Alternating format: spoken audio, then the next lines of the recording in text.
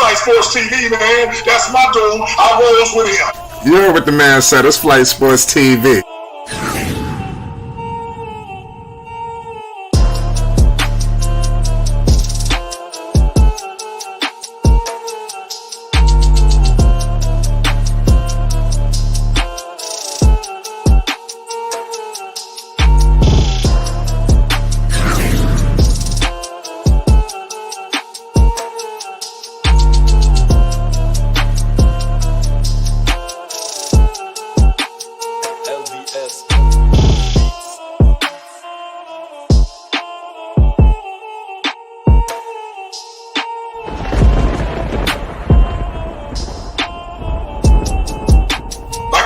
Flight Sports TV, that's where it's at. Flight Sports TV.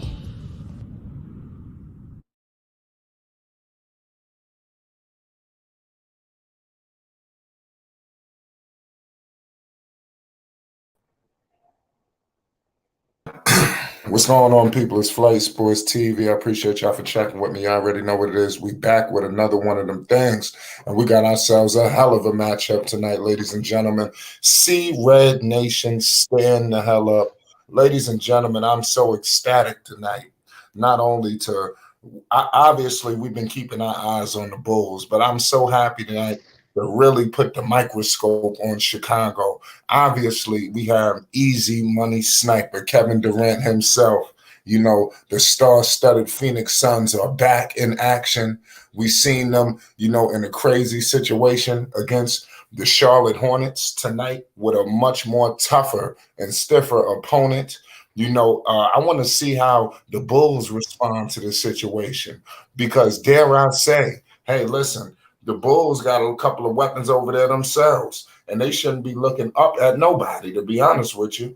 So let's see what happens if these guys could get everything organized and acclimated and really put on a show tonight, because this thing has the capability to be, you know, a true barn burner. You know, when you have the likes of, you know, DeMar DeRozan, you know, he's always looking for a regular season challenge. And you got Kevin Durant, Devin Booker, you know, basically Zach LaVine ain't nothing but a poor man's Devin Booker, you know, and like I said, DeMar DeRozan, he think he Michael Jordan, and that's one of the parts of the problem. You know, we have also Patrick Beverly, you know, on the table, ladies and gentlemen. We all know the interactions that Kevin Durant and Beverly have had in the past.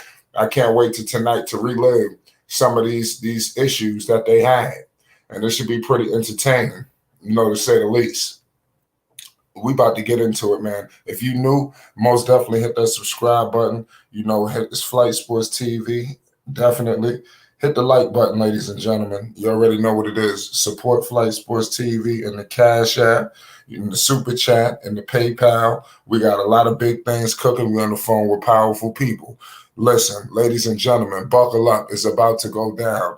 We got all access in the building. Dex, talk to the people. We live. Yes, sir. Shout out to Flight Sports TV, the machine, the voice of the voiceless, the people's champ, the hottest in these streets. Shout out to the panel as it reaches its premium peak. And most definitely, shout out to the chat and all of the cacophonous, madness, courageous, intellectual content, and all of YouTube seeps out of the crack and crevice of Flight Sports TV block. And most definitely, I have to say, shout out to everybody that's rolling up, pulling up, sliding through, hitting the block, bending the corner on Flight Sports TV. Big ups to you. As Flight said, and I'm going to reiterate, hit that like button, hit that subscription button, and most definitely hit the notification bell so you won't miss one iota of an exuberant experience. And we promise you, with the most inner fibers of our being and all the concentration on this blue marble, that you won't feel any form of banal situation or episodes here on Flight Sports TV. We guarantee you excitement. We guarantee you entertainment. Are you entertained? Flight, what you got, Yes, brother?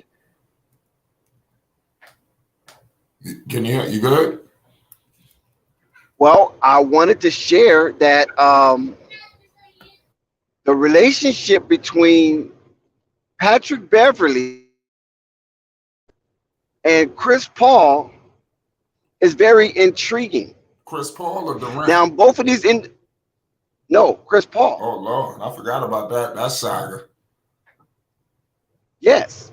And it's very intriguing because there is a viral of dissatisfaction among these two. I'm talking about you can't place a chasm that will be gulfed as a distance of the Earth and the Sun, and that's 93 million miles. These distance is what Patrick Beverly and Chris Paul are standing on polar opposites.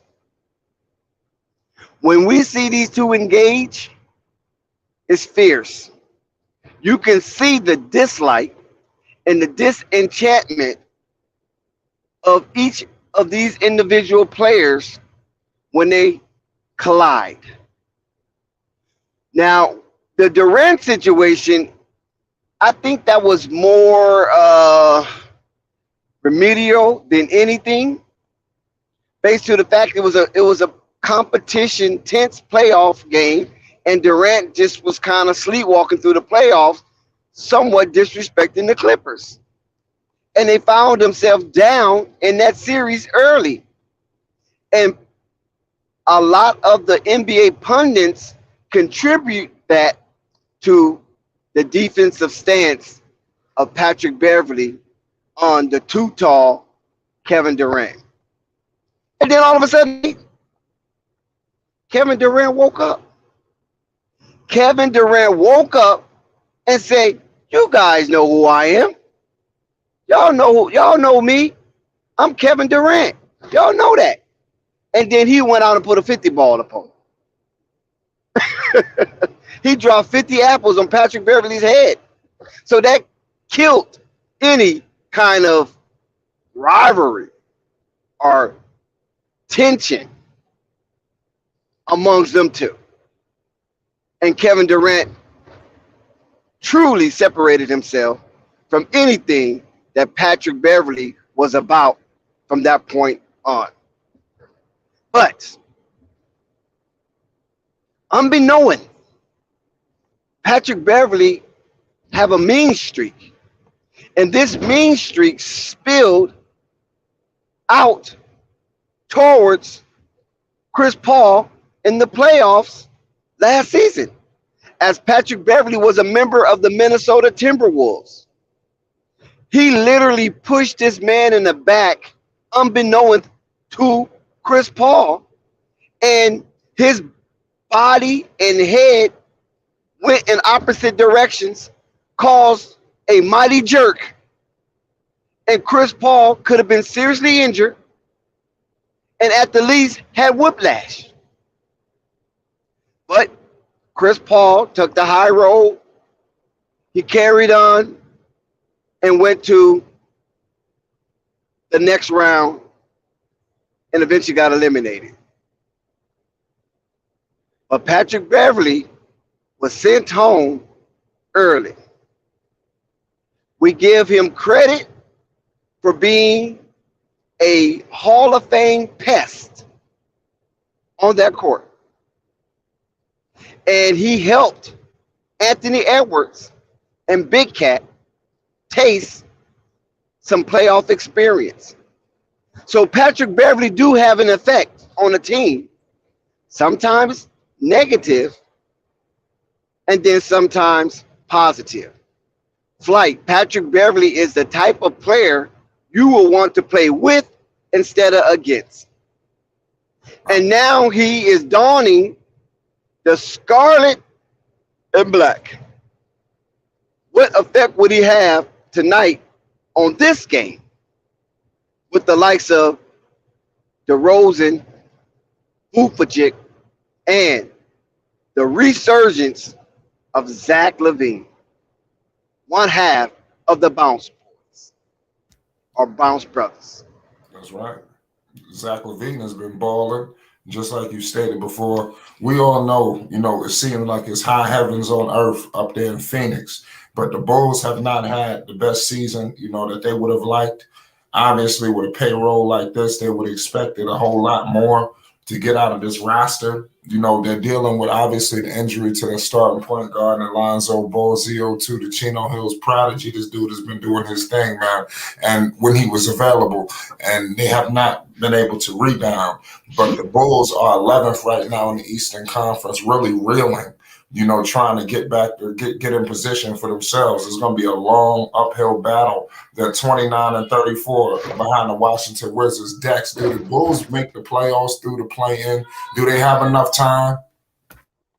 Flight, I'm telling you right now, it's a very ominous situation for the Bulls. I don't think that they are impervious to what is going on. They know they have a difficult task ahead of them. Now, can they be dutiful? Can they be accountable? And can they be responsible for their play night in against other teams that are fighting for or jockeying for playoff slots as well? That is the question. Shakespeare said, what is how do I count the ways? How do we count the ways of the Chicago Bulls and their,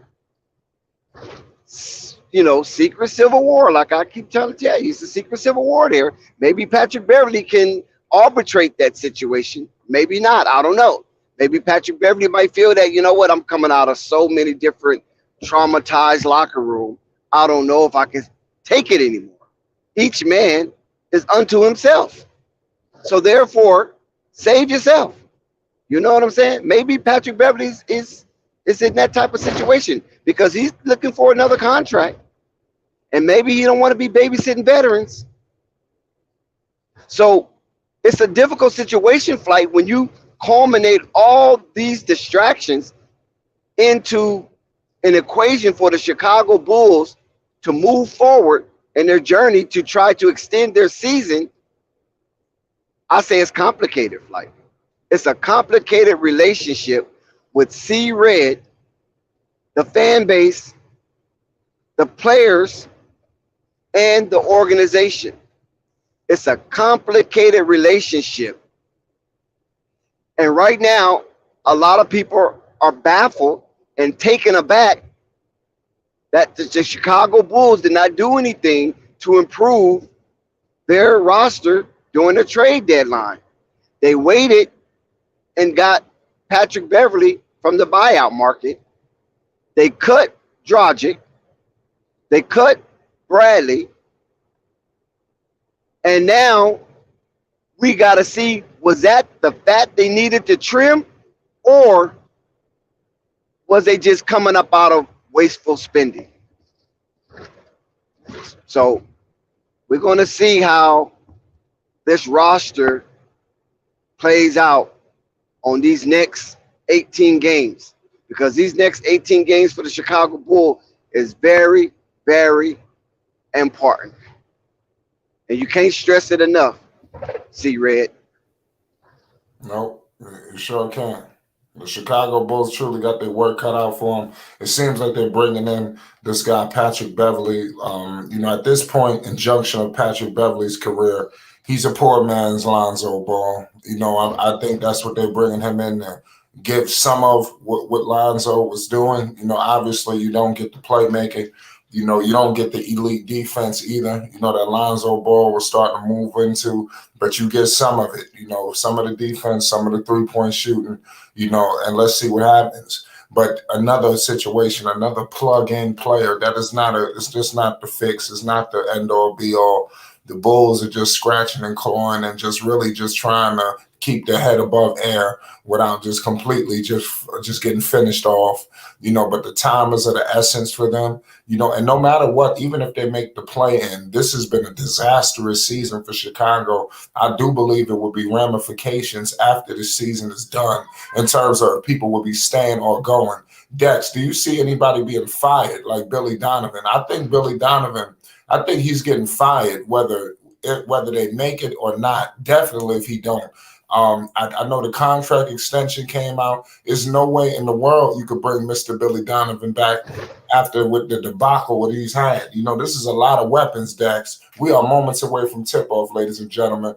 What's the security level for Mr. Billy Donovan approaching the offseason? I think Billy is pretty secure, to be honest with you, because if I put on my GM hat, even though the season was up under expectation because AK and I believe Mark Eversley co-signed that they wanted to get out of the first round.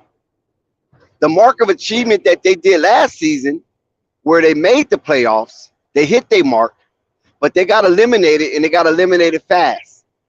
So coming into this season, the expectation for the Chicago Bulls was to get out of the first round.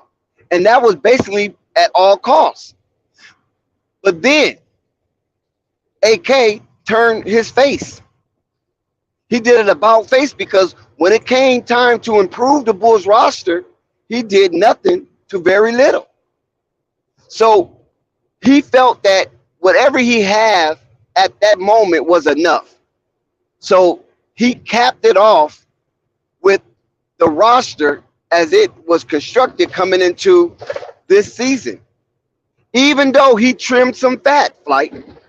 So by him trimming some fat off that roster, Billy Donovan is probably more secure than ever, because this is how they work. This is how these people work in these positions of power, because it's based on ego. If you notice, he didn't do anything with his drafts. When we know that Acme drafts should have been pitched as assets for somebody else to gobble up and to send back some assets for the Bulls. Because if you say, and I'm speaking about AK here, because he's on the record, that you want to get out of the first round at all costs, then you should pursue it financially at all costs. Because just because you put together some talent, that don't mean that talent is going to be thoroughly augmented. That don't mean that talent is going to coalesce into a cohesive unit that's going to be competitive night in and night out and set you at your target goal. And as we've seen far too often, that Chicago Bulls consistency was inconsistent. That was the only thing the Chicago Bulls was consistent at, was inconsistency. So if you want to put out a fire, Flight, put on your fireman hat and your fireman's uniform. You got to remove an element. That's what an fire extinguisher is. A fire extinguisher is to remove or pat down an element that allows the one fire to subside. And if you don't remove the element or one element of the fire, then the flames is going to continue. So if you're going to put out a fire, then you got to remove something. Adding is removing. Less is more when it comes to the Chicago Bulls. So therefore, when they added the off-season acquisitions, they didn't get no production from that, because that's not where the problem lies. Their problem lies is that they're unwilling to fit themselves and a mindset of a defensive master. They had one or two players, and I'll say Ayo DeSumo is a half of that. So you could say 2.5 players that was willing participants to go all out for Scarlet and Black. Everybody else was single digits. They was their own binary code to stat pad to get more money up out of one of the frugal owners in the NBA. That's where the problem lies. And since you didn't remove that element, that's why there's still a fire burning down the United Center. Back to you, Flight. And it has been a disastrous situation at the United Center. We are moments away from tip-off, ladies and gentlemen, right now. We got a lot of big games on tonight. Before tip-off, we obviously got the Charlotte Hornets engaging with the Orlando Magic. They're 46. The score is 46-57. The Hornets find themselves down. Atlanta is up on the Portland Trail Blazers. Boston is starting the stomping spree on the Brooklyn Nets. You got the Knicks and the Miami Heat about to engage. And obviously tonight, in our hell of a game that we have here, we have the Phoenix Suns. I can't wait to see when Kevin Durant actually plays in front of the Phoenix Suns faithful. Kevin Durant has found himself on the road to start off, obviously in the Queen City. Now it's about to go down. Shout out Anthony Alvarado. He got breaking news in here. The Bulls signed Carlos Stanton. Okay, we're going to get into that. Salute to everybody in the chat. Shout out Chuck Morris. Shout out Devastating for You. Shout out Anthony Alvarado. Shout out my man Basil Carpenter Jr. Salute to everybody that's in the building. It's Friday night. The Phoenix Suns starting 5. You have Devin Booker, Chris Paul, DeAndre Ayton, Josh Okogie, and Kevin Durant. Mr. Easy Money Sniper, opening up the floor for the likes of Kevin, opening up the floor for the likes of Devin Booker. These guys are going to be a force to be reckoned with, I'm telling you, with a true, flamethrower. They got flamethrowers, ladies and gentlemen. Can Chris Paul muster up one more last hurrah? And I think you got a championship team on your hands, ladies and gentlemen. I'm here to tell you. But I think Chris Paul is going to be the deciding factor between a nice little playoff run and winning the NBA championship. If Chris Paul could be Chris Paul, they should win the chip a little bit, in a landslide. Right now we got the Chicago Bulls, being introduced in front of the Windy City faithful. Shout out my man Eric B. Salute to everybody that's repping, the Phoenix Suns. Salute to everybody that's repping, everything. What's going on with C-Red Nation? Eric B says Chris Paul is the donut man. I'm not. Let's see what happens. That's cold-blooded. They're attacking. Yes, sir. This game right here can be a pivotal moment for C-Red. Yes. Chicago Bulls # run with us, because they are facing a formidable opponent and the Phoenix Suns. I'm talking about those Cactus Boys, the kids that come out of the desert, Cardiac Boys. They need to win as well, because Phoenix is also jockeying for a better slot in the playoff standings. And so they're not going to sit here and lay down because they're in the nice windy city. So this could be a pivotal moment for the Chicago Bulls season in this game here, facing those boys out there in Cactus Land on that desert floor of Phoenix, Arizona. Yeah. And then obviously you got the Bulls. This is going to be, you got all-stars all over the place. We can't forget about the guys like you. Can't forget about the guys in DeRozan and Zach, even though you got the trio of the desert coming into town, almost overshadowing everybody. Patrick Beverly, this is going to be an entertaining matchup. Beverly is going to do his thing. That's reminded me about the Chris Paul dynamic, because I was just caught up in the dynamic between Patrick Beverly and Kevin Durant, the bad blood. You know, they relived their drama and their saga. They had some playoff beefs, ladies and gentlemen, and that's where the rivalries truly live, in the postseason. Before tip-off, I need to get some picks in the chat and the panel. We're going to start off with my man, Devastating for You. Before tip-off, who the hell is winning this game? Do you got the Bulls or you got the Suns? We are seconds away from tip-off. Durant is going to bring the winning streak in and leave with a win on Madison Street. And I'm in Chicago. Yeah. Oh, man, the Suns, they going the throwback jerseys, too. They're going back to the Barkley days, ladies and gentlemen. Dad, who's winning this game? I need to get some picks, and I need them now. It's Flight Sports TV. Listen, Flight, I think it's going to be closer than most people expect. I don't think the Suns is going to run away with this game. I feel that DeMar DeRozan and Zach LaVine kind of hashed out some of their civil, not sibling, but civil war with the arbitrator of Patrick Beverly in the midst of that, who is very vocal and know what it takes to be in the playoffs. And I think that Chicago Bulls might come out with a victory tonight, Flight. Let's go. We the players are taking the floor right now. It's looking like both teams are rocking some nice jerseys. I'm loving these jerseys from the Phoenix Suns. It's taking it back to the good old days. You know, we keep forgetting Phoenix got some legendary jerseys too. Chris Paul, you know, he doing his pregame rituals. You know, guys adapting each other. Devin Booker. I need to figure out what stream, what broadcast is faster, the Suns or the Bulls. I want to be on point here. I think it's the Bulls. The Bulls a little faster. We're gonna roll with the Bulls. So between Booker and Levine, I should get at least one good Friday night poster dunk. Yeah, listen, I think we're going to get a good Friday night game. And we are underway, and you have the Phoenix Suns controlling tip-off. Chris Paul being heavily guarded by Patrick Beverly already.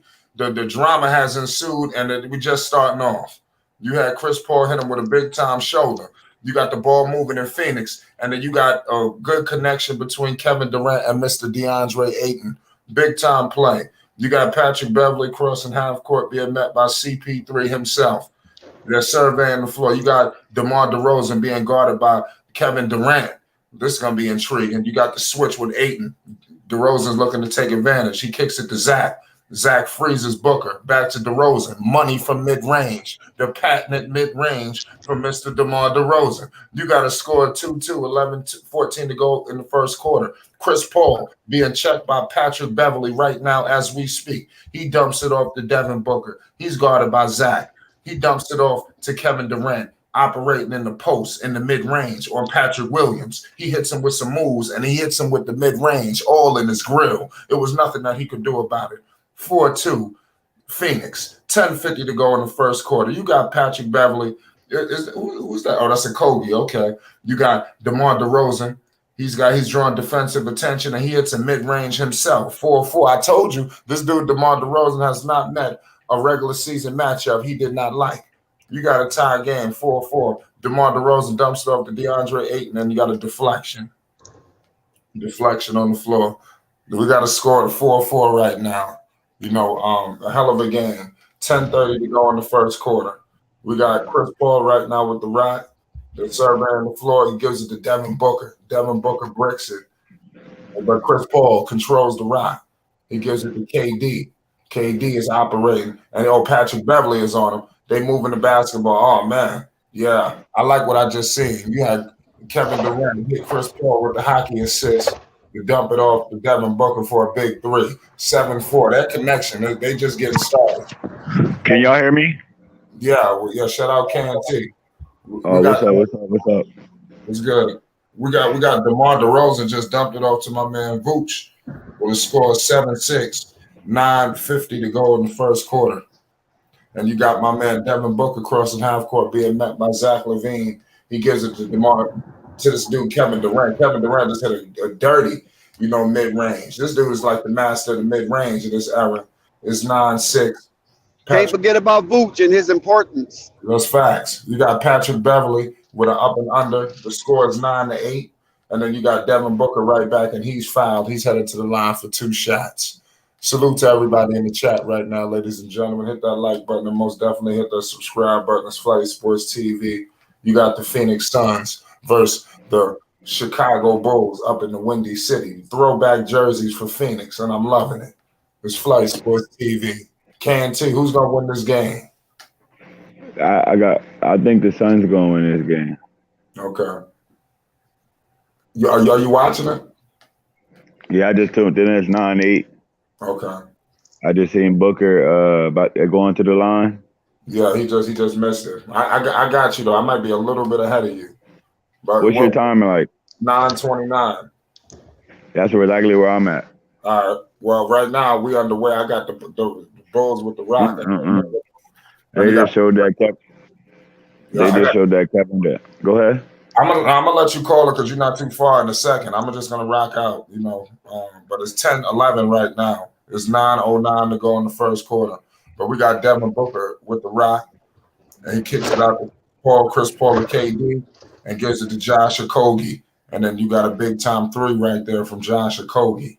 13-11, 8:50 to go in the first quarter. And you have Vooch kicks it out to Zach to Patrick Williams, and Patrick Williams missed it. He couldn't convert. Josh Okogie crossing half court, and he misses it. And he took it to the line for 2 shots. Are y'all Patrick Williams, you got to stand up. You got to stand up, Patrick Williams. Yeah. Are y'all familiar with the kid Josh Okogie? Catching him up the last couple He's like the fella man. He the fella man for Phoenix. Mm-hmm. They do Jay Crowder. Both teams started off hot though. Yeah. They should have kept Jay Crowder. I don't know what that was all about. They had to move him to get Kevin Durant. They couldn't keep him. They had to get rid of him to get Kevin Durant. I know, but I mean, but I think he wasn't going to stay no way, whether they got Kevin Durant or not. What was the issue again with that? He didn't like the owner. Yeah, that's what it was. Oh, So he wasn't playing. That defense was terrible. Transition defense. Stop the ball handler. That's rule number 1. That's facts. This dude Vucevic out here missing layups. See, we cannot allow that. But the basketball's moving for Phoenix. Kevin Durant to Okogie, and he missed the 3-pointer. Okogie's gonna be very important for the sake of the Phoenix Suns if they want to win the championship. That guy's gonna be very important, the off man. And if he's not the right guy, they need to plug in somebody else. Bridges would have been perfect if they could have kept Bridges, but it was DeMar DeRozan just violated Booker. This dude just hit a turnaround, fade, and one. That was just filthy. That was just filthy. Yeah, his mid-range game is so elite. Yeah, that's the master of the mid-range. I remember when, like I said, I grew up with the mid-range. Obviously, Kobe, D Wade. I'm talking about dudes that was really doing this. T-Mac. T-Mac. I mean, I didn't know what was what. I didn't give a damn. It's like this nigga just shoot. It wasn't about the 3-ball. Durant. All down. KD just passed Oscar Robertson as 13th all-time. Well, good for letting me know. I'm watching the game with no volume. I'm just looking at it. I'm doing the same thing. Yeah, I don't really watch it with the volume like that. Sometimes. The Bulls just missed it, and Chris Paul damn near turned the ball over, and they moving the basketball, and you got DeAndre Ayton at the free throw line. You got DeAndre.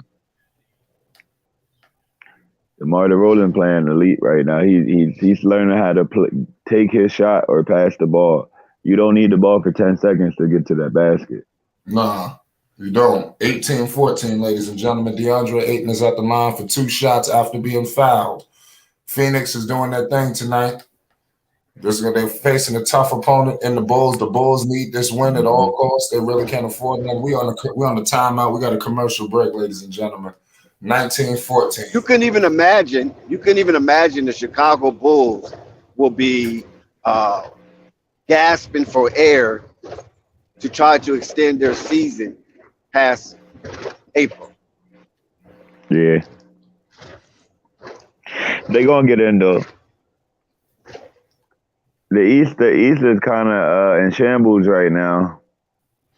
Again, when Kyrie and KD left, now there's Giannis and who else? Jason Tatum. DeRozan, Jason Tatum, like that's you can get to the other than Joel Embiid. and Joel Embiid. Other than them four right there, all them teams are beatable. They can do enough to get to the playoffs. Them 5 then down is really not. We not expecting too much.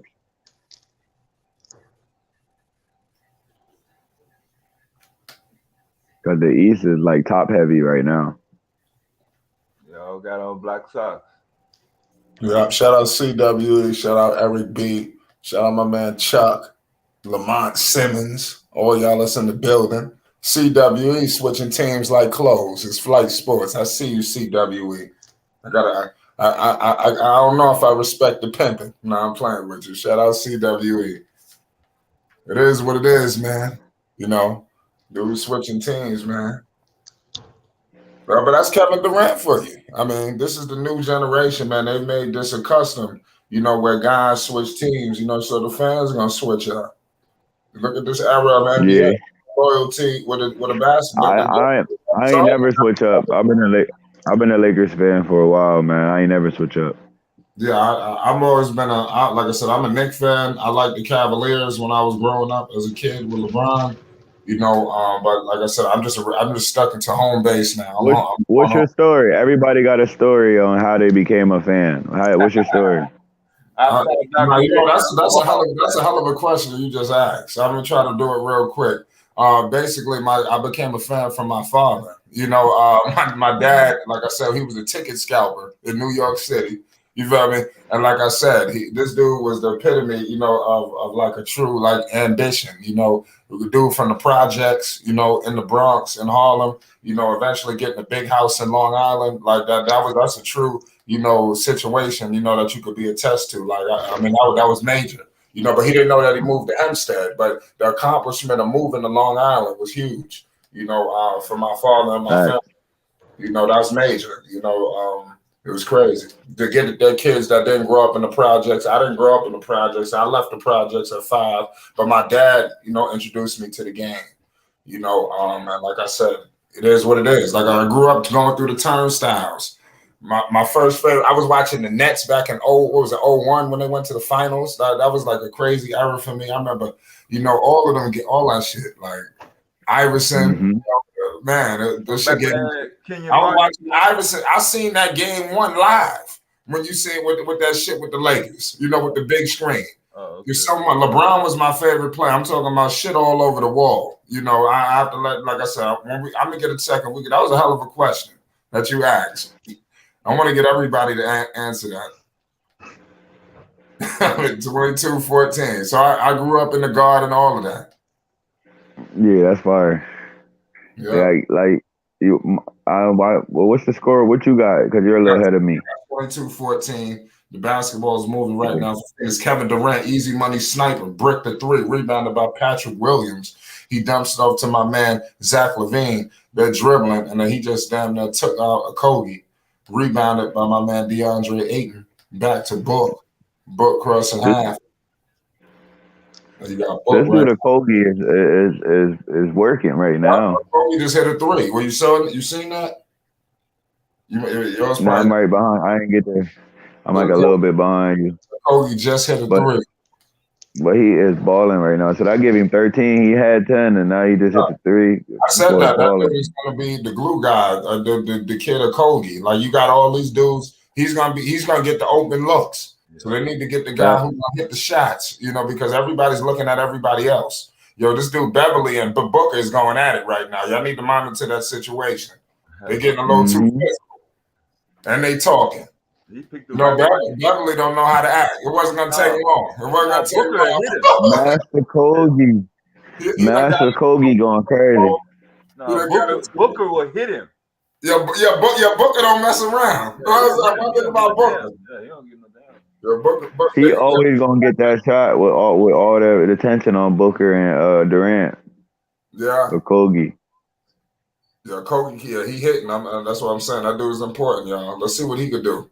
I'm gonna be interested to see what he do to close this season. I want to get more familiar with him.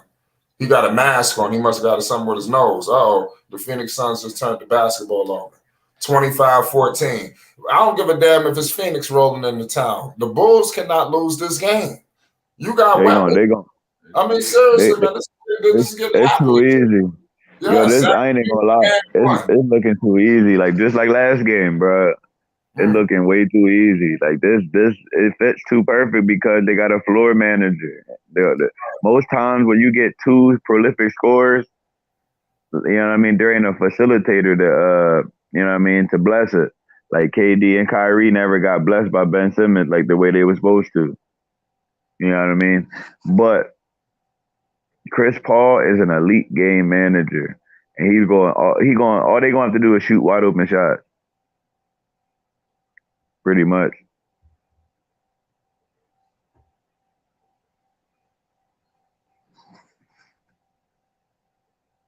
My bad, I had a phone call, but we at the line right now. Yeah. Did you hear me?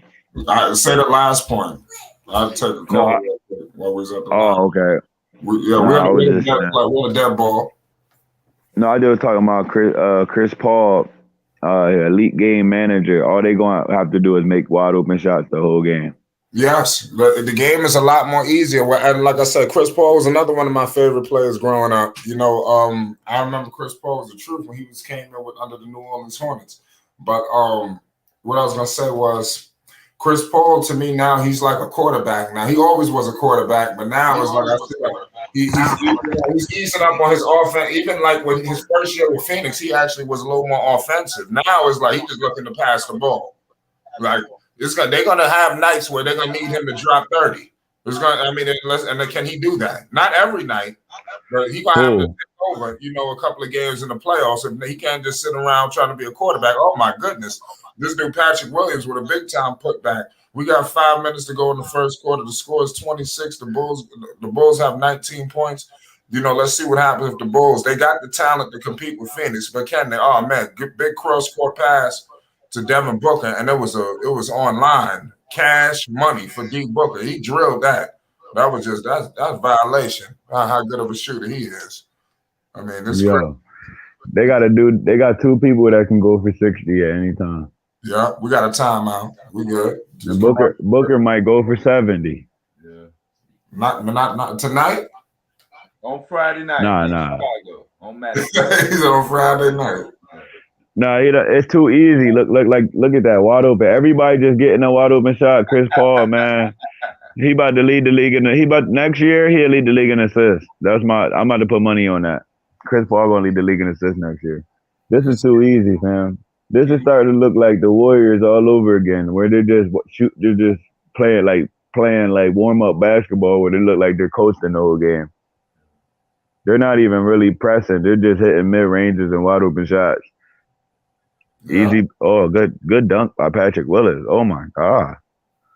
He dunked on him. He banged on Durant. He banged on Durant.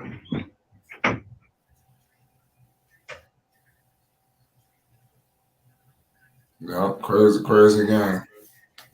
We're in the middle of commercial break, ladies and gentlemen. CWE says those Suns jerseys go hard. Now that's a fact. I'm definitely feeling those Suns jerseys. That's definitely something you will have to cop for yourself. KD's jersey became the #1 top-selling jersey this week. I bet. So a couple of awards came out today. I believe LaMelo won the Kia MVP of the month. If anybody's been living under a rock, LaMelo was the most valuable player in the NBA for last month, and it showed. I mean, it's unfortunate he didn't make the All-Star team, but that was obviously due to things out of his control, you know, and also Mike Brown, you know, coach of the month too as well. He's doing himself a fabulous job too. I think the Coach of the Year award is his to win. I would be shocked if they give it to somebody else. Who else was beating him? I was thinking about that today personally. Like, hold on, Mike Brown. I mean, this dude is the Coach of the Year. I mean, hands down. There's no question. Yeah, they're gonna throw some politics in there though. Wow. You said they're gonna throw some politics. Yeah. Just like this MVP is up for grabs. Who? This MVP. Oh yeah. It's up for grabs like a mug. There's no clear cut battle for second place.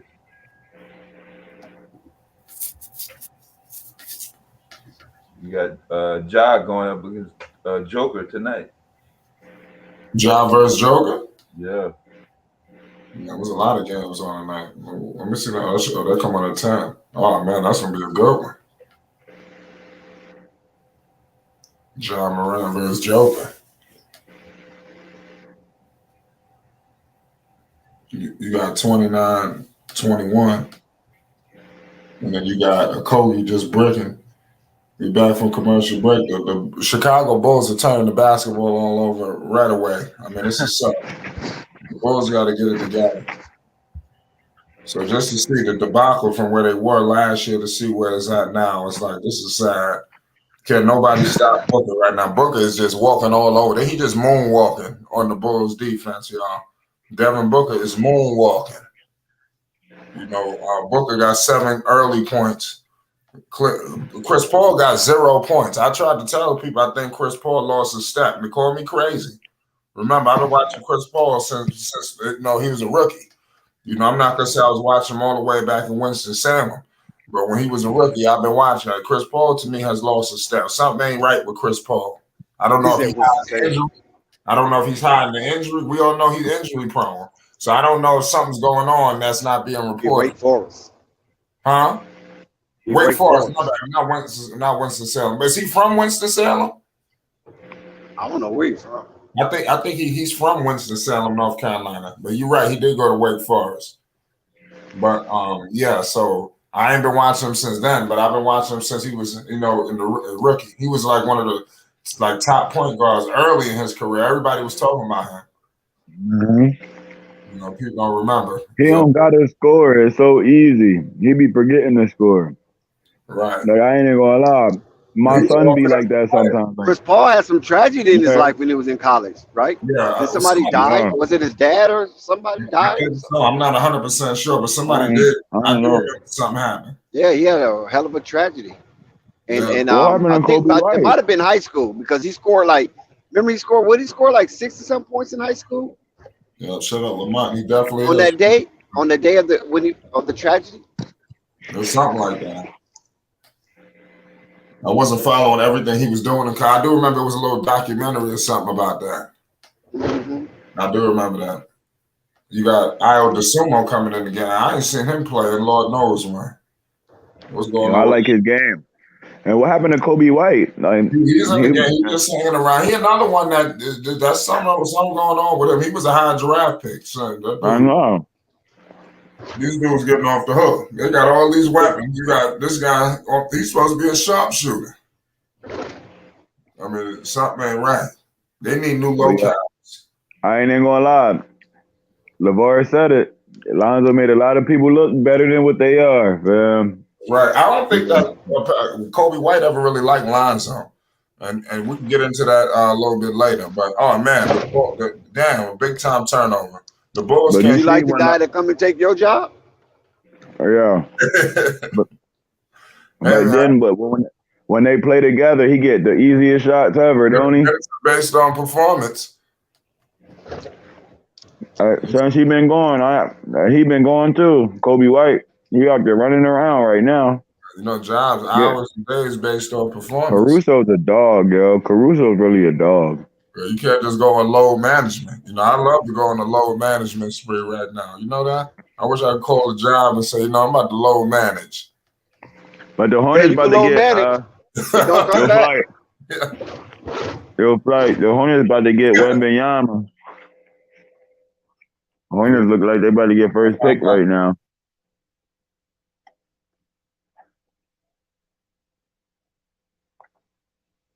Oh my God.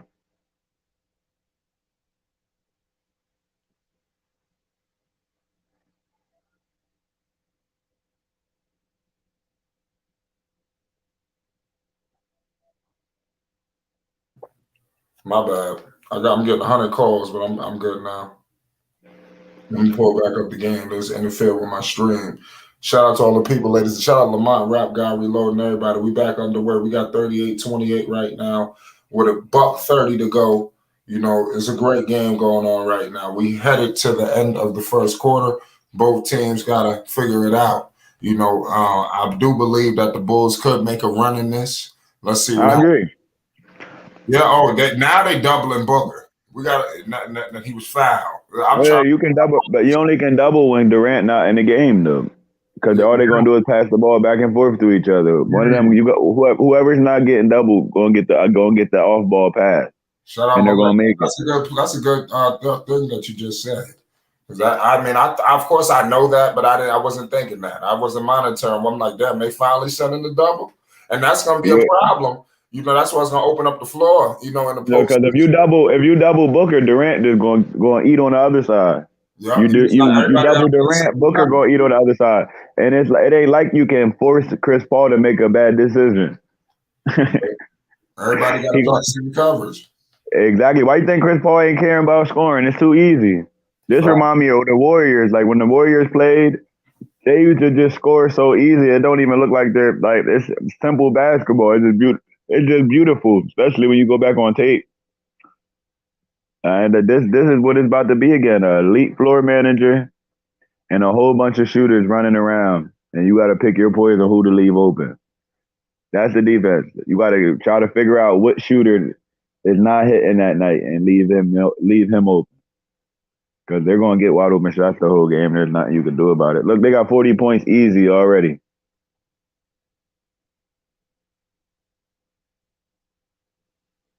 Right, man. Good call, man. CW says wait until KD start going on. Oh, yeah, that's coming. Yeah, right. And that's never a good sign for them to have 40 points in a quarter, especially the opening quarter. No, not at all, Dax. I mean, that's pretty much it's kicking themselves in the foot. What can you do about it? What can you do about it? I mean, it's not even about the Suns. It's the Bulls. It's the Suns, man. They're literally scoring like this practice. Right. I'm seeing Devin Booker just break the defense down. He kicks it out to my man Lee. He missed it. Bender tried to get it. Is that his name? Benford? He never been getting single covered in his life, right? Landale. I've been saying his name wrong, you know, for the past 2 years. Landale. Okay, I thought his name was Bender. Yo, Dex, what do you think about Devin Booker loving it? He never been getting single covered in his life. Now that shit is pretty much all day. Yeah, I mean, he's like shit. He's like sitting on this couch, drinking his Mountain Dew. And like, oh, I got the ball again? Okay, cool. That's what it is. In fact, and it's Chris Paul throwing him the ball in single coverage. He gonna throw him the ball exactly where he want him the ball at every time. It's gonna be a one dribble pull up, or it's gonna be a space for a pull up three, and it's all day. And if that doesn't work, you always got Kevin Durant. Yeah. Just give him the ball with 5 seconds left. He just gonna pull up over the defender. Yep. The score is 40-29 on my end, and I'll decide. That's a lot. That's a travel. I got a travel on mine. They're on pace for 160 points right now. Who, Phoenix? Yep. Nah, that's a lot of buckets. Let's see. That's the pace they on right now. 40 points in the first quarter. If they keep this pace up. Coming in the game, ladies and gentlemen. I want to believe that the Bulls gonna buckle down on defense. I mean, damn. Now, what can you do? I'm trying to figure out. I don't see no weakness in their game. I'm going outside. He missed it. I was about to say this dude Devin Booker tried to violate. Yo, Dex, you got the good lingo, the good lyrics. Tell me what they can do. That's going to stop with the Suns. At the end of the first quarter, ladies and gentlemen, 40-29. Right now, it's looking devastating for the Chicago Bulls. I expected more, and I expected much. Listen, it's a sold-out arena at the United Center. Yeah. And all that C-red, and they're demonstrating a bad brand of basketball in front of their constituents again. Now, don't get it twisted. KD got his fans out there now. Yeah. Fans everywhere. Yeah. KD's an international superstar, fam. And the crazy thing is, KD's like a new controller. You can always just plug it right in. It don't matter what new Xbox you got, it's going to connect right in. Plug it up, turn it on. I'm waiting on this Patrick Beverly effect. Ain't no Patrick Beverly effect. Oh, wait a minute. No Patrick Beverly effect tonight. Nah, hell no. Not on this team. KNT, you shrewd, boy. You shrewd with your compliments. No, I'm just being honest. Yeah. What can you do? You gave Chris Paul, Durant on one side, and Booker on the other side, and a roller as DeAndre Ayton. And a Kobe, because a Kobe had 13 points in the first quarter. Yeah. He gonna get his shots wide open because bro, I'd love to be on that team. I average at least a good 15 every game. Every game, bro. I'm just disrespect. I'm just being honest. When you playing with somebody, that's how it was playing with LeBron back in the day. Like just get to your spot, and you gonna be wide open all day because he draws so much attention. Like Chris Paul. He gonna give you the ball where you're like, damn, like it's this easy. I'm about to get a contract. You start thinking about your contracts when you playing with Chris Paul. You start adding up them numbers. Yo, if I cut to the basket 3 more times when Durant go high, I got that incentive. What? I secure that incentive. Yeah. All I gotta do is listen. All I gotta do is run hard on transition, fam, and run to the corner. I'm gonna shoot 3.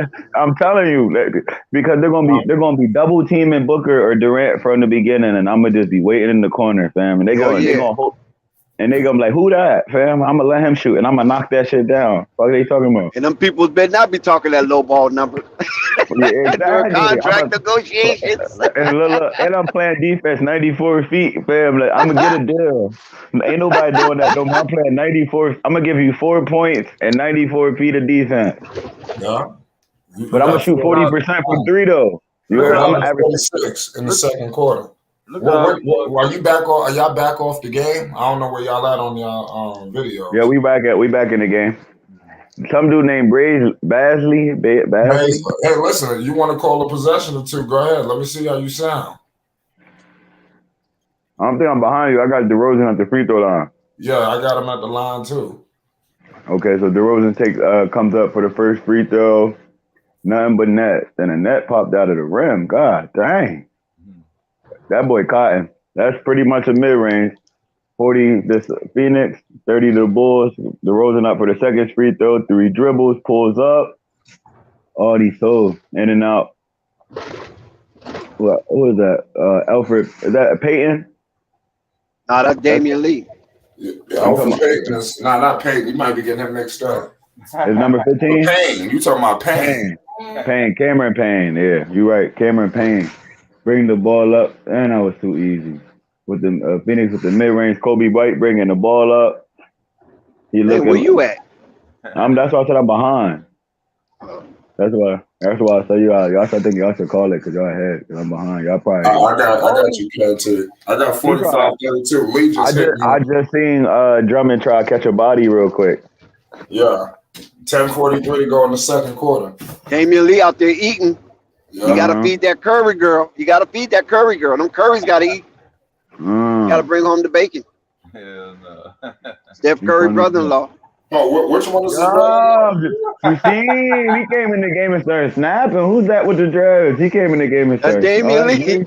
That's Damian. Yeah. He came in the game and started rapping his hood and everything. Damian Lee Curry. Listen. He got her name. She don't got his name. He got her name. Damian Lee Curry. Man. Oh, hell no. Now he had a pocket. Hey, it is what it is. That's violation. You got KD. He moving the basketball. They're moving the ball out here in Phoenix. Cameron Payne all the way to the paint. Up to Landau. Landau was fouled by 45. Oh. Y'all didn't tell me Drummond missed that dunk, man. Yep. Big miss. God damn, man. How the fuck you missed that dunk? I wouldn't even catch that body so bad. The game's on. This game, I mean, they got to hurry up and make a run for it. You got to close this second quarter out strong if you Chicago. You know, the last thing you want to do is roll into halftime, and then it's looking horrible for you, especially with all this goddamn talent. They got silent on the ass. You got to understand something. Think of Charlotte for 1 second. No Melo. They made it a game. And you got the Bulls with this high-ass payroll, all these superstars, and can't compete. Oh, hold on. All those all-stars. All those all-stars. 46-34 right now. Phoenix is just in the driver's seat. They're controlling the whole entire game. The Bulls don't look like they're going to do much. Io shot a 3. He missed it. Well, you got Io shooting 3s. We in trouble. I ain't gonna lie. I got some breaking news for you, Dex. What's that? It's over for the NBA, fam. What happened? It's over. I don't need to see no more.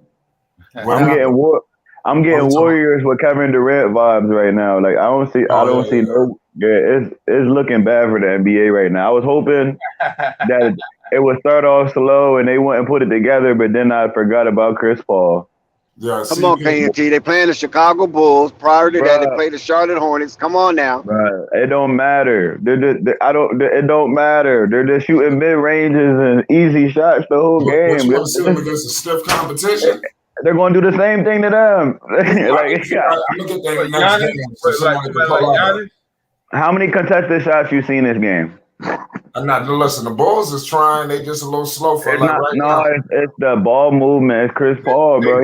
It's like having Aaron Rodgers or Tom Brady. Just run your routes. You're going to get the ball.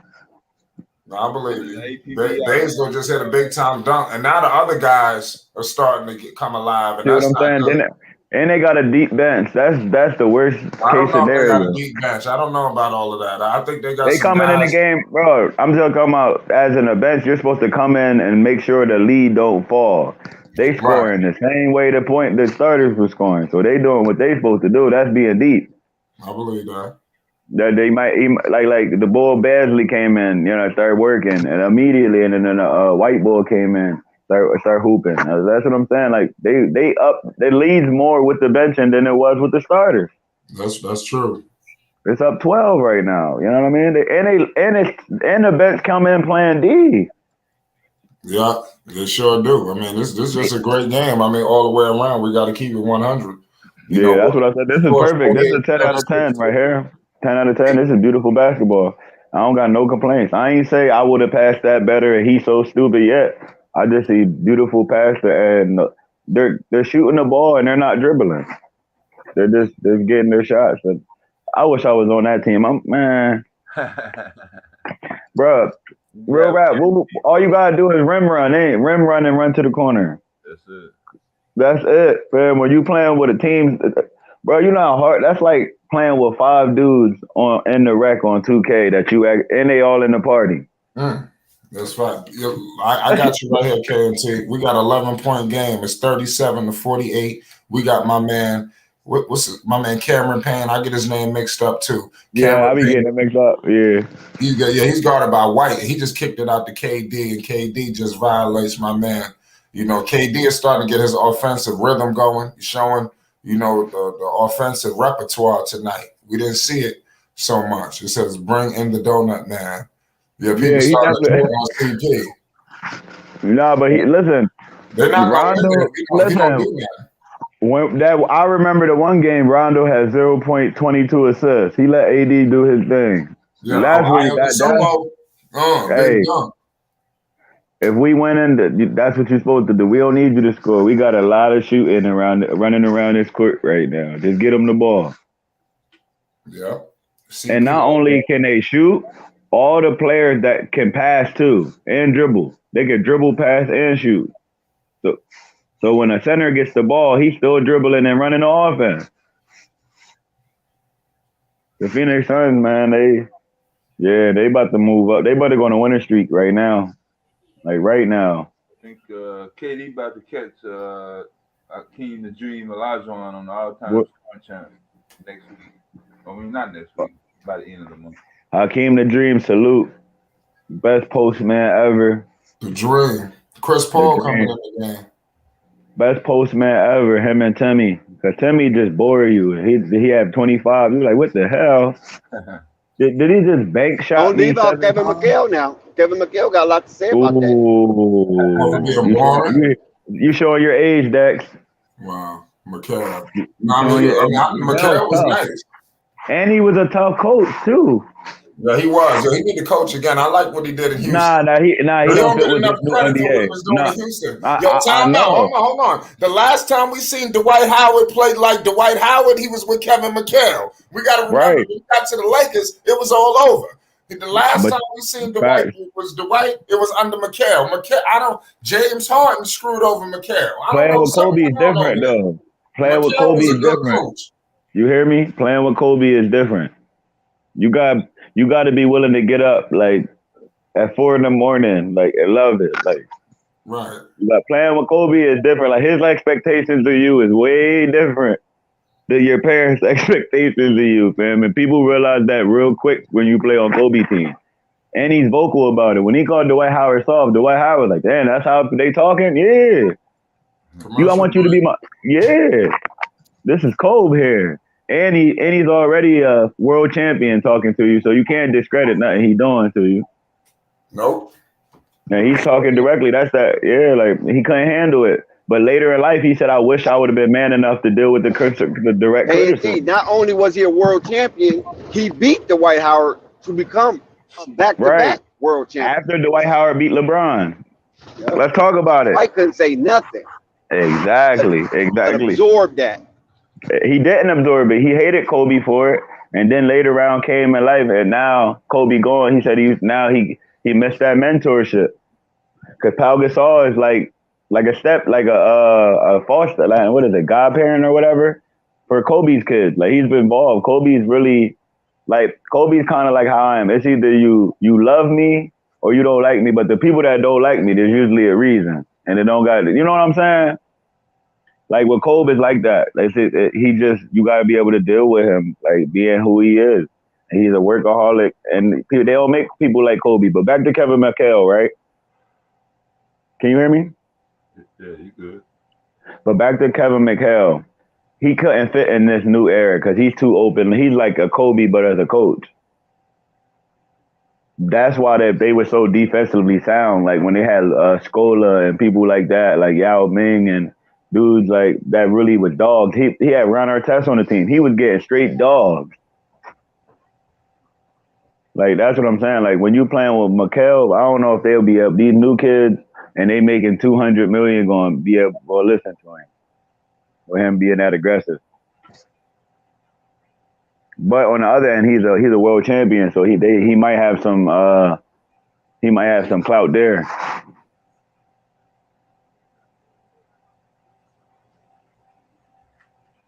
Yep, good call, KNT Radio. Shout out to John C. Salute to CWE, all y'all in the chat. We still on commercial break. They keep showing us. I'm trying to figure out how Cardi B and Offset got into some McDonald's. They show that commercial about 6 or 7 every commercial break. That commercial's popping up. They getting backlash from the McDonald's family already. Yeah, shit crazy, man. They're out here selling. They're out here advertising some bootleg meal from McDonald's. Yo, that's good marketing. Like Travis Scott did it first. There's like, I guess, a meal that you would share. Who the hell's gonna share some fries from McDonald's? No, like it's like a meal. Like it's like a date meal. It's probably 2 fries or something like. The truth, though. But I don't know about all the other shit. The apple bars is crazy. Yeah. They don't hit like they used to though. Wow. Well, I don't know what it was. What is about it being 2 for $1? It just made it taste better. Yo, I ain't gonna front that. These places going up on the price. They used to have a dollar menu when I was coming up, yo. Yo, McDonald's is a 5-star meal there. You go to McDonald's. Crazy. 52-43, Phoenix. We got 6 minutes to go, before halftime. You got Josh Okogie. He comes in and hits a big-time 3. They hitting threes already out there in Phoenix. You see what I'm saying? They got a whole bunch of plug-and-play players. Yes. They're good. Whoever the GM is. 8 threes already, KMT. To the Bulls, too. So the Bulls are just determined to make this a doozy in the second half if they don't step up. It's looking like the Bulls are just holding on before they just get strung out. It could happen in any second. Yo, it looked like practice, right? Right. It really do. Like what teams look like practice. That's just them brother execute it perfectly, fam. It just you don't see nobody yelling, arguing at the ref. You just see them putting up buckets, and they're going to consistently score. That's how I play on 2K. If you consistently score and play you guys defense, act like there's not a second half of basketball. bro, I don't. Bro, the second half gonna be the same thing, bro. I don't see. What do? What are you going to double team Booker so Durant can get hot, and then double team Durant so Booker can get hot? And don't forget, Chris Paul can shoot from mid range too. Well, we got to see if Chris Paul can do anything. I need to see something. I'm telling you, something ain't right. He don't have. Yeah, I feel you. That's like they call it a donut man. He ain't never have 0 points. He at least get his 10 points, 12 assists. Bull got 18 points in the first half because he getting wide open shots because they got to double team somebody. Bull getting wide open shots. He got 18 points in the first half. He better drop 30 tonight as an off man, just off of the attention just off of the gravitational pull of Durant and Booker, bro.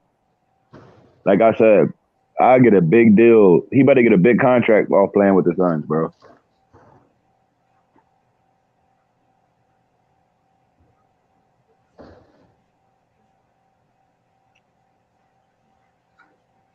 My bad. We got some red snapper done rolled in the crib. Ain't nothing wrong with that. I'm talking about good Lord. That boy brought in the red snapper. That boy fast. This shit good as fuck. Oh, you got the whole fish over there. Yeah. Some Jamaican shit. Man. Yeah, I had that happen to me when I was in Puerto Rico, man. Funny story. But I don't want to go too far off the game. I ordered a fish sandwich at this Spanish restaurant. I opened the bread. The fish looking back at me. Dropped the whole meal. I see the eyeballs. I don't mess with the eyeballs. Yo, I dropped the whole meal though. I was so mad, bro. That was an expensive meal too. Yeah, that shit get a little pricey. We got Kevin Durant. We got less than 5 minutes before halftime. The halftime show is popping off, ladies and gentlemen. We got 59-48, DeAndre Ayton with the Hakeem Olajuwon, and we had the commercial break. You know, a crazy situation. Shout out my man Nico Savage. Shout out Nico in the chat. I see all y'all in the building. For some reason, we always get to Klay Thompson. I've been trying to warn y'all the Warriors getting the chip. Number 5 and fully healthy. Nah. It's over for the Warriors too, fam. This the championship team right here. I don't need to see no more. They're not gonna beat Phoenix. It's so crazy. Warriors. Phoenix. They're not gonna beat Phoenix because I think that Chris Paul. You mean the Warriors? Durant and Booker is gonna cancel out Curry. You know, if they on their game. And what? Draymond, I don't think nobody concerned about Draymond. You know, it's just really him and Klay. You got Klay on one leg. I mean, so you got a lot of things working in the Phoenix Suns' favor. I think they're gonna be a little too much and overwhelm them. But look out and they got Ayton. That's the difference, right there. And they got Ayton. But yo, that's good. Yo, that's gonna be a beautiful series of basketball. The Suns and the Warriors. Yeah. That shit gonna be beautiful basketball. That's gonna be. I'm gonna make my son watch them clips, because especially with the Phoenix Suns, I'm about to get some game tape, give them to my son. This is getting the way they moving the ball is just beautiful. Like no complaints from me. 10 out of 10. And if they play like this the whole season, they can go on a 10 to 15 game winning streak. Enough already, K&T Sun Valley. Enough. Oh my God. Listen, I never seen the Suns playing like this. You and Bedside gonna sit in the tree for crying out loud. Yeah, listen, I might go get a D-Book jersey, the blue one. I might go have to get a D-Book jersey. Them boys, I'm locked in. This is my championship pick right here. You heard? Because unless LeBron come back. If LeBron come back, I'm rocking with the Lakers. Because we gonna get into the playoffs. CWE is going nuts in the chat, and K&T is going nuts on the panel. But he's seeing what I'm seeing. He's seeing a team with no weaknesses. You barely see that in NBA now. We see the Mavericks. all this scoring, no defense. We see the Bulls. They no facilitation. A whole bunch of clock ball stoppers. Even the Celtics, they're undersized and they're unexperienced. We watching No, Celtics veterans. has experience. That's not true. Nah, experience, championship experience, like winning championships. Like it's a different experience Well, when the you Suns win the don't. championship. The The Suns Suns got don't the have it rare. except for K. Yes, that's what I'm saying. Except for They got KD. that experience, and then but Chris Paul is just 1,000 years old though. So He's one of them people, that makes man. up. That makes up for it, Yeah, right? he's just a high IQ player. Like that, like even with the Suns, like with And Chris Paul the out here Celtics. like Methuselah. Yo, he out there, bro. He's a high frequency being, and that's what I say about LeBron, Alonzo, and even LaMelo. They're high frequency and high IQ players. Like that, like I said, when you're a high IQ player, they got a whole team of them. Like do you see how they just come in the game and start scoring? Like No, God dang, the Suns look they come juicy in. balls. They looking amazing, bro. Like this is what you're supposed to look like when you're ready to go to the playoffs. I'm a scorer exactly how I want. Look at that. One dribble pull up.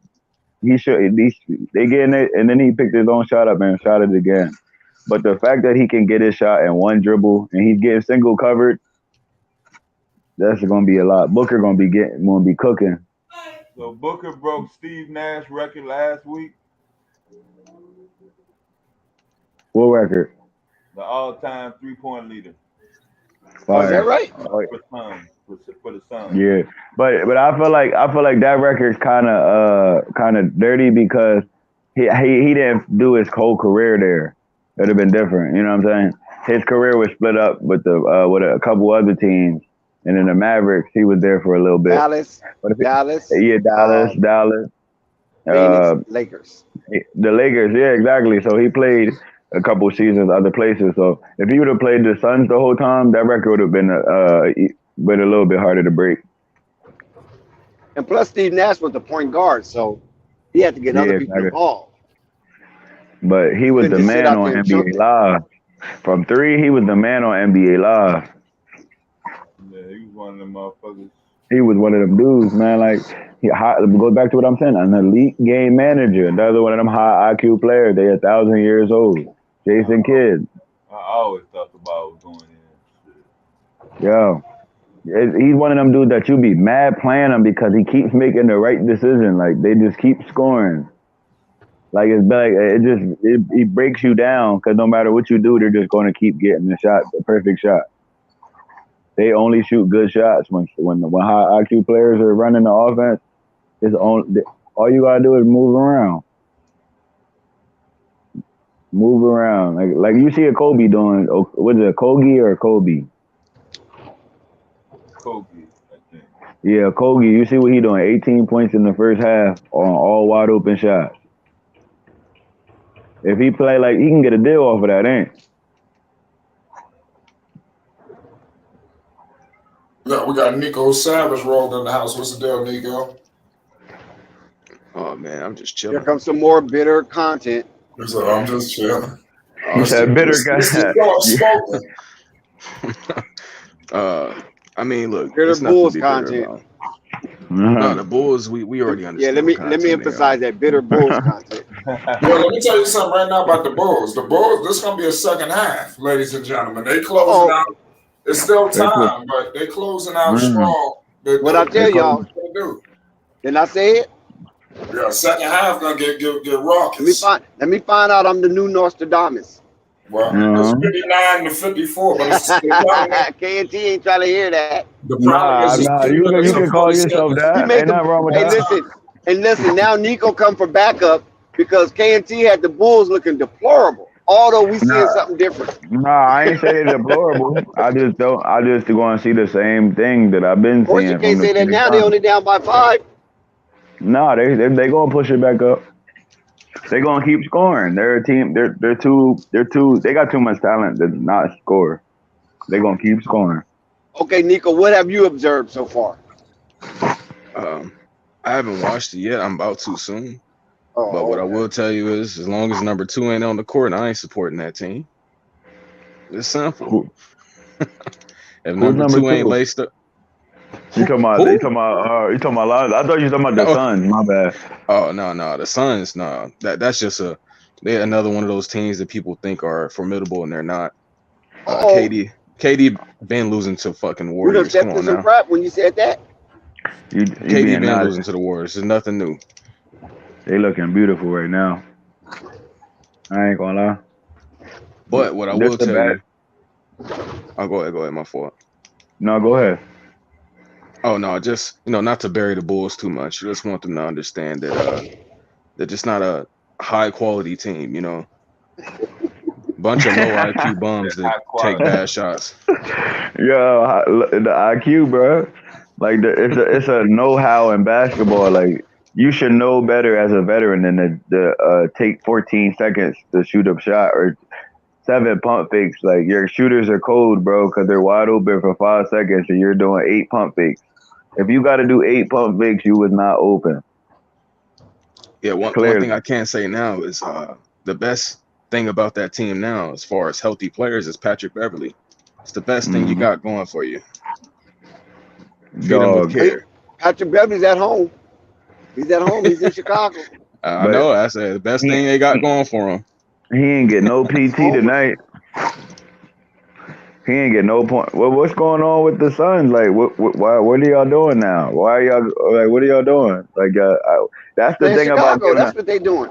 No, that's the thing. When you give somebody a compliment too early, they start doing everything. They start doing the opposite of everything you complimented them for. They start playing ISO ball. Runs, Not even about run. Not even about run. Just the style of basketball. You can miss shots in the flow of the game like you've been doing. There's no reason you should ever take contested shots with that much talent on the team. 2-point ball game, fellas. Ladies and gentlemen, we got a 2-point ball game. Caruso's a dog, bro. Make it a 1-point ball game. The Phoenix Suns is in the lead by the slimmest of margins. They locked up in this. They had 20 points in the second quarter, bro. Good D. They had 40 in the first, 20 in the second so far. Good recovery on the defensive end. But what happened like to the ball movement? Like what's going on? They only took 6 shots this quarter, but they made 4 of them. So it's not that they're getting locked up. They're just not shooting. Like what are they doing? They're not moving the ball. Good call. You know what? I do have a question. What's the question? Why do people think that KD just solidifies a championship when he's not really that much of a winner himself? Ask CWE, ask K&T, because they just slobbering over KD right now. Not KD. It's the way that the team is built. The team look good. That's a fight. That's a budget Warriors. Nah, hell no. Not with Kevin Durant, Booker. Kevin Durant been getting his ass whooped by that team for years. It's nothing new. It's a different breed right now. I can't wait for him to line up against the Warriors in the Western Conference Finals and they get swept in 5 games. Ooh, Nico. Hell no, not with Chris Paul there. You bugging. You was bugging. Shit. What Chris Paul supposed to mean? Nah, you don't understand. That's a whole other dynamic. I'm on the record and said Chris Paul has lost his step. Listen, I'm gonna keep it a buck though. He can't even get past Luka. Come on now. Who ain't gonna get past Luka? Hey, he took the words right out of my mouth. I start to say that. Hey, remember when he made the 3 to cut the lead to 34? Yeah, that's funny as shit. Nah, for real. There's no impact in the playoffs unless it's against the Clippers. Nah, you bugging. If Chris Paul wouldn't have got hurt with the Rockets, they would have won that series. I keep saying that, but he's just not enough. Trust me. But he's not enough. Why you think? Oh my God. Yeah, I'm finna cut the game on. I need to see what we're talking about. The Bulls then took the lead. 20 points in the second quarter. Yeah. Wow. That was terrible. I'm not surprised. I just knew the Bulls was going to show some type of pride in the midst of the Red Sea. Now they start playing ISO ball, playing like the Bulls. They got Chance the Rapper hyping. They got Chance the Rapper lit, man. Yeah. Well, you know you're gonna be there Friday. You don't want no problems. Good. Oh, was you gotta tough. tell me about that step back from Levine. God damn. I was just about to get there. I just seen that. Oh my God, Levine. Yeah, that step back. But let's explain how elite it was. No, bro, you dribble the ball. You guys with get your ready to right. bring Unstoppable. Y'all keep talking like this. Yo. Unstoppable is guaranteed to show up. Yo, Levine, he walked up with the left hand and then only used the right hand to tap the ball into a step back three. Oh my God. What you think, bro? Wait, no, I'm a little bit behind. Bro, when you see that step back three, how he switched, it was just so smooth. It went from 4 dribbles with the left to 1 dribble into the right step back pull up. Oh my God. Right now, they still come out of this little dark happy birthday moment, whatever this is. Oh, that's what it was. I thought my screen went out. Yo. No, I sent happy birthday to some people. Wait till you see that step back. That drum was tough. I got Levine got a little bag with him though. Levine got a little bag. I'm waiting for the real team to play tonight though.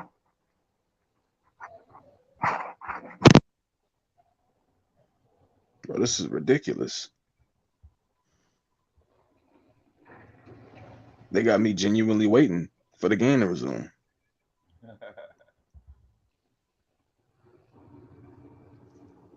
Mine's blacked out as well. Bro, is this halftime? Like, what am I looking at? Yeah, it is.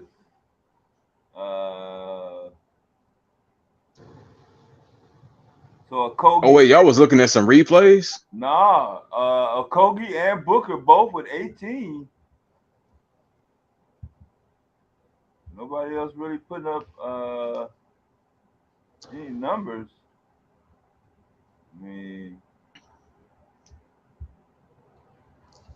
I want them to do whatever works as far as get KD the ball, allow all KD fans to see the pressure on KD. He performed most of the time, but not all the time. Well, let's just say most of the time with a good team. Let's keep it specifically there. He performs when he got a lot of guys willing to put up the same performances he can. But I will say this, Dex. I know you was happy to see Klay Thompson with 11 boards. Because I know he didn't believe Klay me. been balling though. No, Klay been balling. I went and looked at him when we had that little discussion. I went and looked at his stats, and that's why I was quiet. I ain't brought him up no more. I said, well, I've been trying to tell you. I said, Nico won that one. Look, I was just like, trying to let him know, been man. doing much better than I thought without Steph Curry. Yeah, out here whooping ass. Yeah, I gotta give you that one. I had to let that one go. You know what I'm saying? I know when to let go. No, I appreciate that. It's just you're more on the intelligence side. I just need a lot of our young heads who are brainwashed, start opening their eyes a little bit. Yeah, to be honest with you, I was kind of ignorant to the fact because I hadn't been watching no Golden State basketball. I glanced at the box scores, and I'm mostly looking for Jordan Poole. You know what I mean? Yeah. And the reason why I look for Jordan Poole to see if he really recovered from that trauma shock. I mean, he did last night. I'll say last night was his coming out game. He had a couple solid performances this year, but that was that was nice. And I was like, man, Draymond messed his career up. Nah, that punch definitely it's like how like it's not like he like a professional fighter. Like they always have some sort of respect for what they can do to you, but on the basketball court, once somebody didn't seen you go to sleep, how can they really have like a a fear about you? He can't even argue with the refs no more. Yeah, it's like it's taken You away. didn't do that with Draymond. Yeah. Why you arguing with me? You didn't do that with Draymond. Yeah, it's always gonna be that situation. Like he gonna have to prove it. Like he gonna have to do something drastic just to get some So level of Draymond, come respect. get him before I give him a tech. That's that. Trust me, that's gonna be part of the trash talk in the playoffs too. Yep. You Oh. got to overcome that. So Coffee says Chicago's very own Patrick Beverly is the difference in the Bulls' aggressive basketball and leading the Suns at halftime. Shout out to Coffee. That's one of his trainees. That's one of the Coffee trainees, Patrick Beverly. As I just mentioned, Patrick Beverly is the best thing y'all got going for right now. Patrick, like, let him play as much as he can and allow him to, because he's a guy that's unselfish. You definitely need someone unselfish at the PG for this team to work.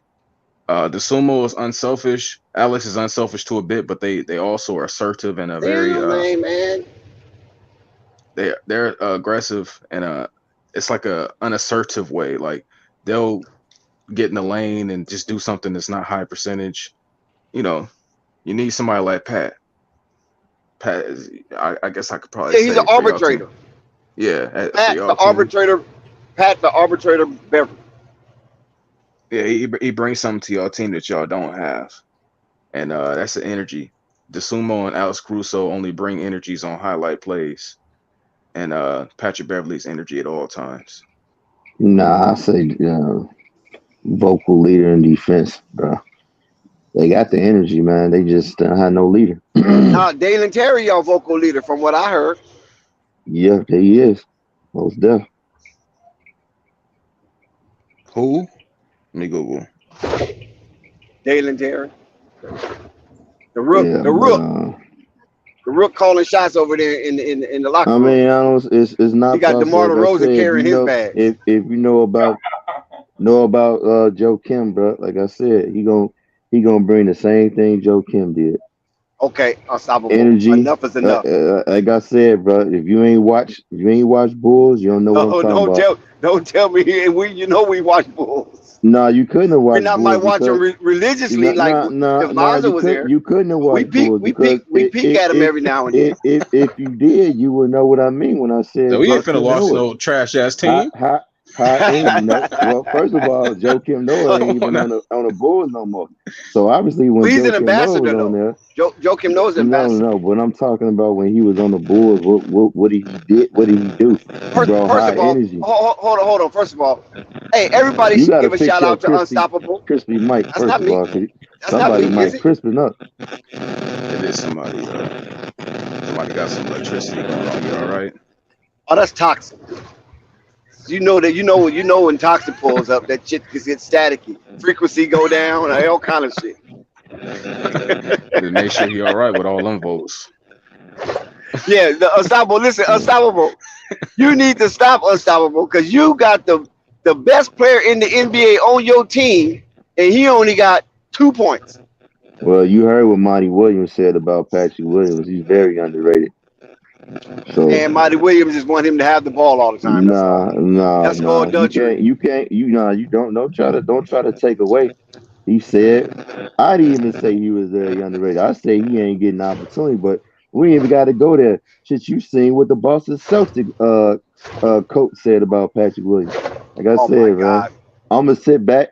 Well, he's on the scouting report, bro. It's not. Oh my God! If he wasn't something to be worried about, he's a starter. He got to be on the scouting report. Did you hear hoop jargon yesterday talk about the scouting report? No, I didn't. 1 through 5, brother. 1 through 15. But what I'm saying is, if he was somebody not to worry about, they wouldn't even worry about that dude, man. Listen, I'm done with you, Unstoppable, because you're not making no sense right now. Toxic. Okay, Unstoppable is on the panel.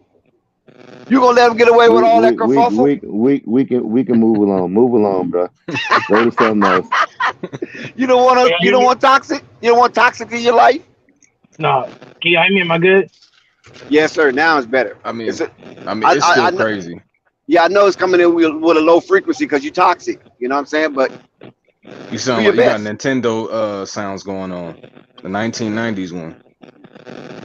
I don't know. Not Nintendo. Atari. That's Atari sound. I'm talking about the Space Invaders version. Yeah, 4-bit sounds going on.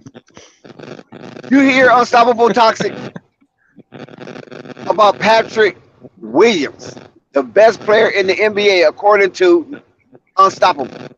No, that's according to you, bro. You didn't hear me say that. Yeah, you did. Seriously. Oh no, I said you don't didn't do hear me say that. that. Don't. No, I said you didn't hear me Unstoppable, say that.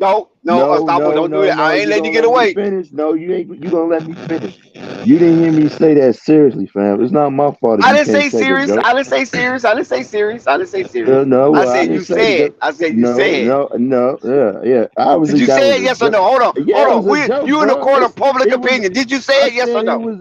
Of course, Okay bro. then. But if Your you took Honor. me, You heard it, Your but Honor. if you took me Jury, seriously about, can we render a if you verdict? took me seriously about that, that's your fault, bro. I Everybody didn't know say. Patrick And listen, Williams ain't I no, didn't and say not better hi. no. Not, but you making it seem like I said that he was, fam. No, But yes or say no? Did you everything. say it? No, That's all I want to know. Did you I say it? I didn't. mean, No, I didn't. No. Wait a minute. You gonna commit perjury on the stand? Yeah, I am, bro. Just Oh like my you. God, Unstoppable. You gonna half-ass I'm tell gonna the truth. sentence you. I'm Listen, gonna sentence you to hard if you labor. gonna half-ass tell the truth, I'm gonna half-ass tell it with you. No, that's not how I'm well, that telling the was a truth. If full I said, lie. It is. if I Yeah, it said, is, did bro. you say it? You said yeah. Now you said no. No. But I You said done it perjured joking. yourself. I said it jokingly, bro. Listen, Everybody we're knew not that. questioning your intent. That's not No, what we but you questioning. leaving that part out though, man. If I'm That ain't somebody what I'm new, looking for, though. I'm not no, looking that for I your know intent. that's not what You you said looking it or for. not? I know what I'm you looking looking for for. empirical But fact. what I'm saying is, if I'm somebody new or whatnot, and I come in and I hear that, they gonna be like, yo, this motherfucker crazy. Say everything. That's all right. That's what they're gonna say to Unstoppable. So that's why he's trying to. Everybody know, bro. Like, come on, man. That's I your say that closing jokingly, statement. bro. He's not better than Giannis, bro. Like, if you really thought I was Is dead that your ass serious, closing statement? I'm talking about for the mofo that's listening, that got that crackling mic that thought I was serious. If you really That's thought I was toxic. serious, That's toxic, Mike. that You I know, know toxic that bring low is. energy, low I know frequency. it is. I know it He's a is. low frequency guy. And you Sound really like some thought I was contra serious going on. about Patrick Williams being better than Giannis, bro. You need your head checked. Well, you the one said it. I'm just I repeating This is what said you it ghouls and said jokingly, goblins right bro. now. I said it verbatim. jokingly. I said it jokingly, bro. Listen, I'm not asking for your intent. I I'm just know asking what if you you're said not it or asking not. for. I know what you want, bro. I'm not gonna give you what you want, though. Object. I'm gonna give you Object, what I Your want. Honor. I'm gonna give you Object, Your what I Honor. want. I'm gonna give you what I want. He's leading the witness. If you can't detect sarcasm, then I can't help you, brother. Bro, what's Listen, happening to your mic? I'm not. That's I know toxic. that's not what you That's what I'm want. I saying. told These you. Mega Man sounds are crazy. I'm not gonna give you what you want. I'm gonna give you what I want. Toxic. You need to go out and come back in. Go out and come back in. Hey, like I said, man, you heard what Monty said about Patrick. It sounds like a laptop got poured water on it. Yeah, he needs to. Oh, Toxic is out. Hold on. Toxic is out. That's somebody else. It sound like it sounds like some clippers that's been used for 40 years. It sounds Nah, not. Oh yeah, like Eric, you talking? It's a bull. Yeah, okay. Yeah, I muted. That's not me. That just sound like one of the cords got to shorten it.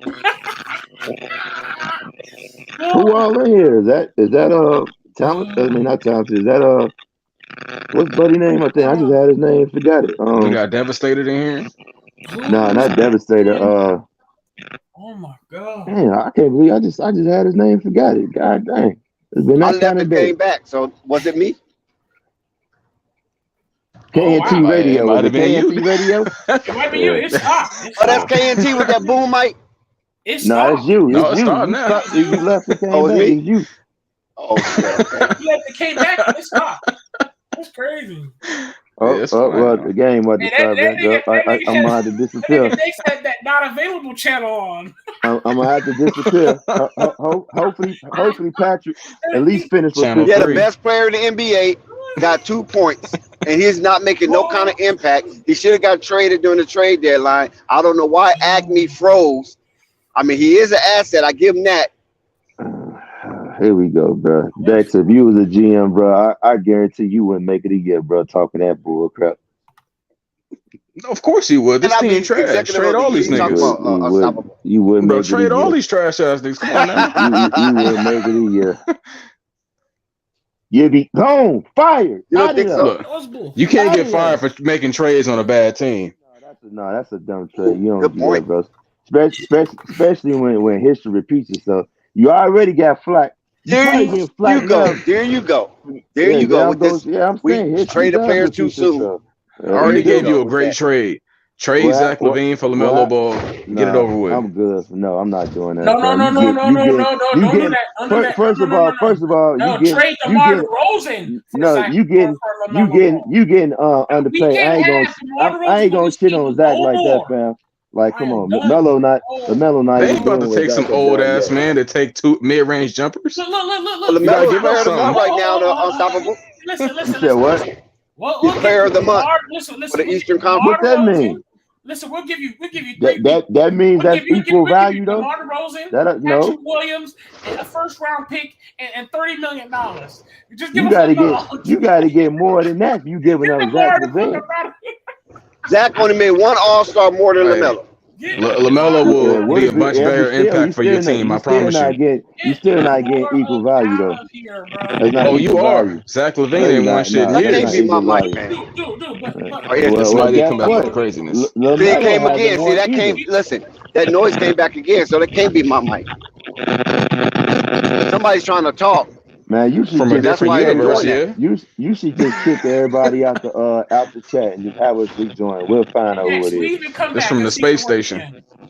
again. Next, leave and come back. See if it works again. Oh. See, it's him. It stopped. So. Hell on now. Listen, I got breaking news, bro. I need to talk. What happened? Listen, I'm working on this video right now as we speak. Michael Jordan has found his way on the Hornets bench, live and front center. Now, when the last time we seen Michael Jordan? Michael Jordan sitting on the Hornets 10 bench, years. live and in color with his 10 years. Wow. Yeah, we hear you, Toxic. Wow, Flight. So he wait till LaMelo get all broke up, and then he want to come to the bench. So he out there pumping his fist for Gordon Hayward. Play. He about to play. That's why. He want to chill with Gordon Hayward. He want to chill with Gordy. He about to play, man. He about to lace him up. Let me make Man, Michael. Now this could be a good thing. Either Michael Jordan. Michael Jordan. Hold on. Let me talk to Nico real quick. Nico. Yeah, you got to check Nico about that comment he made. The Knicks is blowing the heat out. Hey, one sec, fellas. Nico off that loud pack. I want to answer Nico real quick. Not that loud pack. I get it. Zach LaVine has been disappointing so far.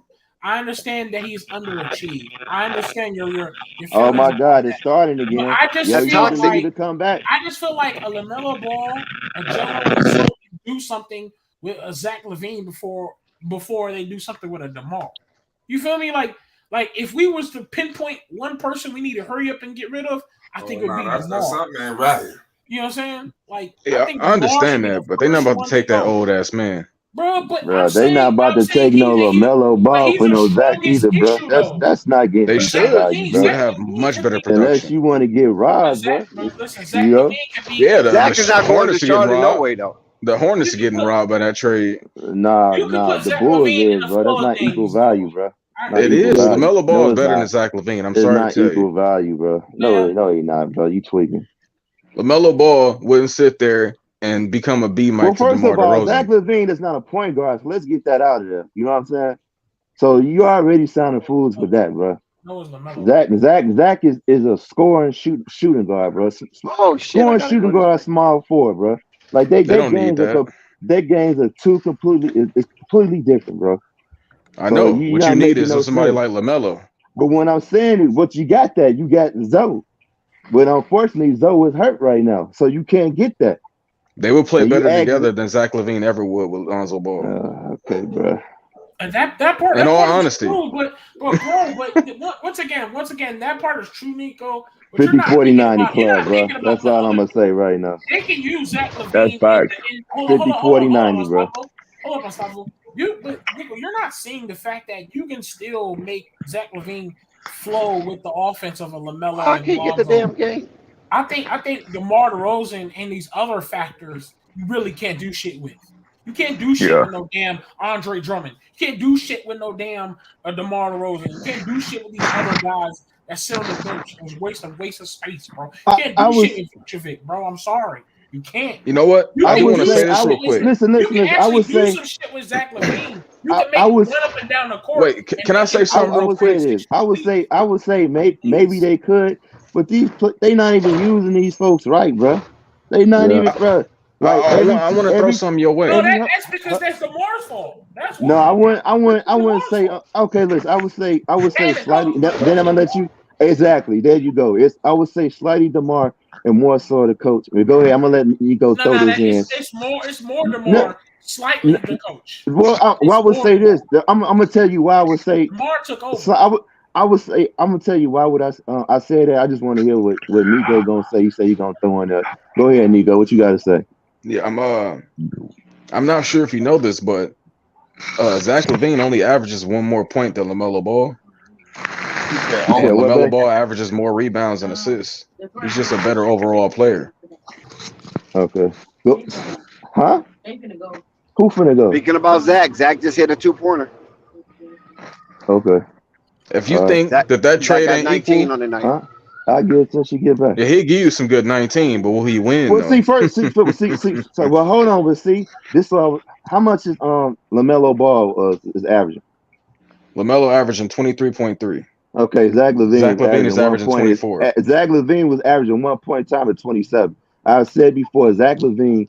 This is the worst I have ever seen Zach LaVine play ever. Anybody that watches this team or a Zach LaVine fan at all would know this, man. I expect him to. I'm hoping because he looked like he's slowly, like I'm saying, getting back. We will see the Zach LaVine that they paid $215 million for. No,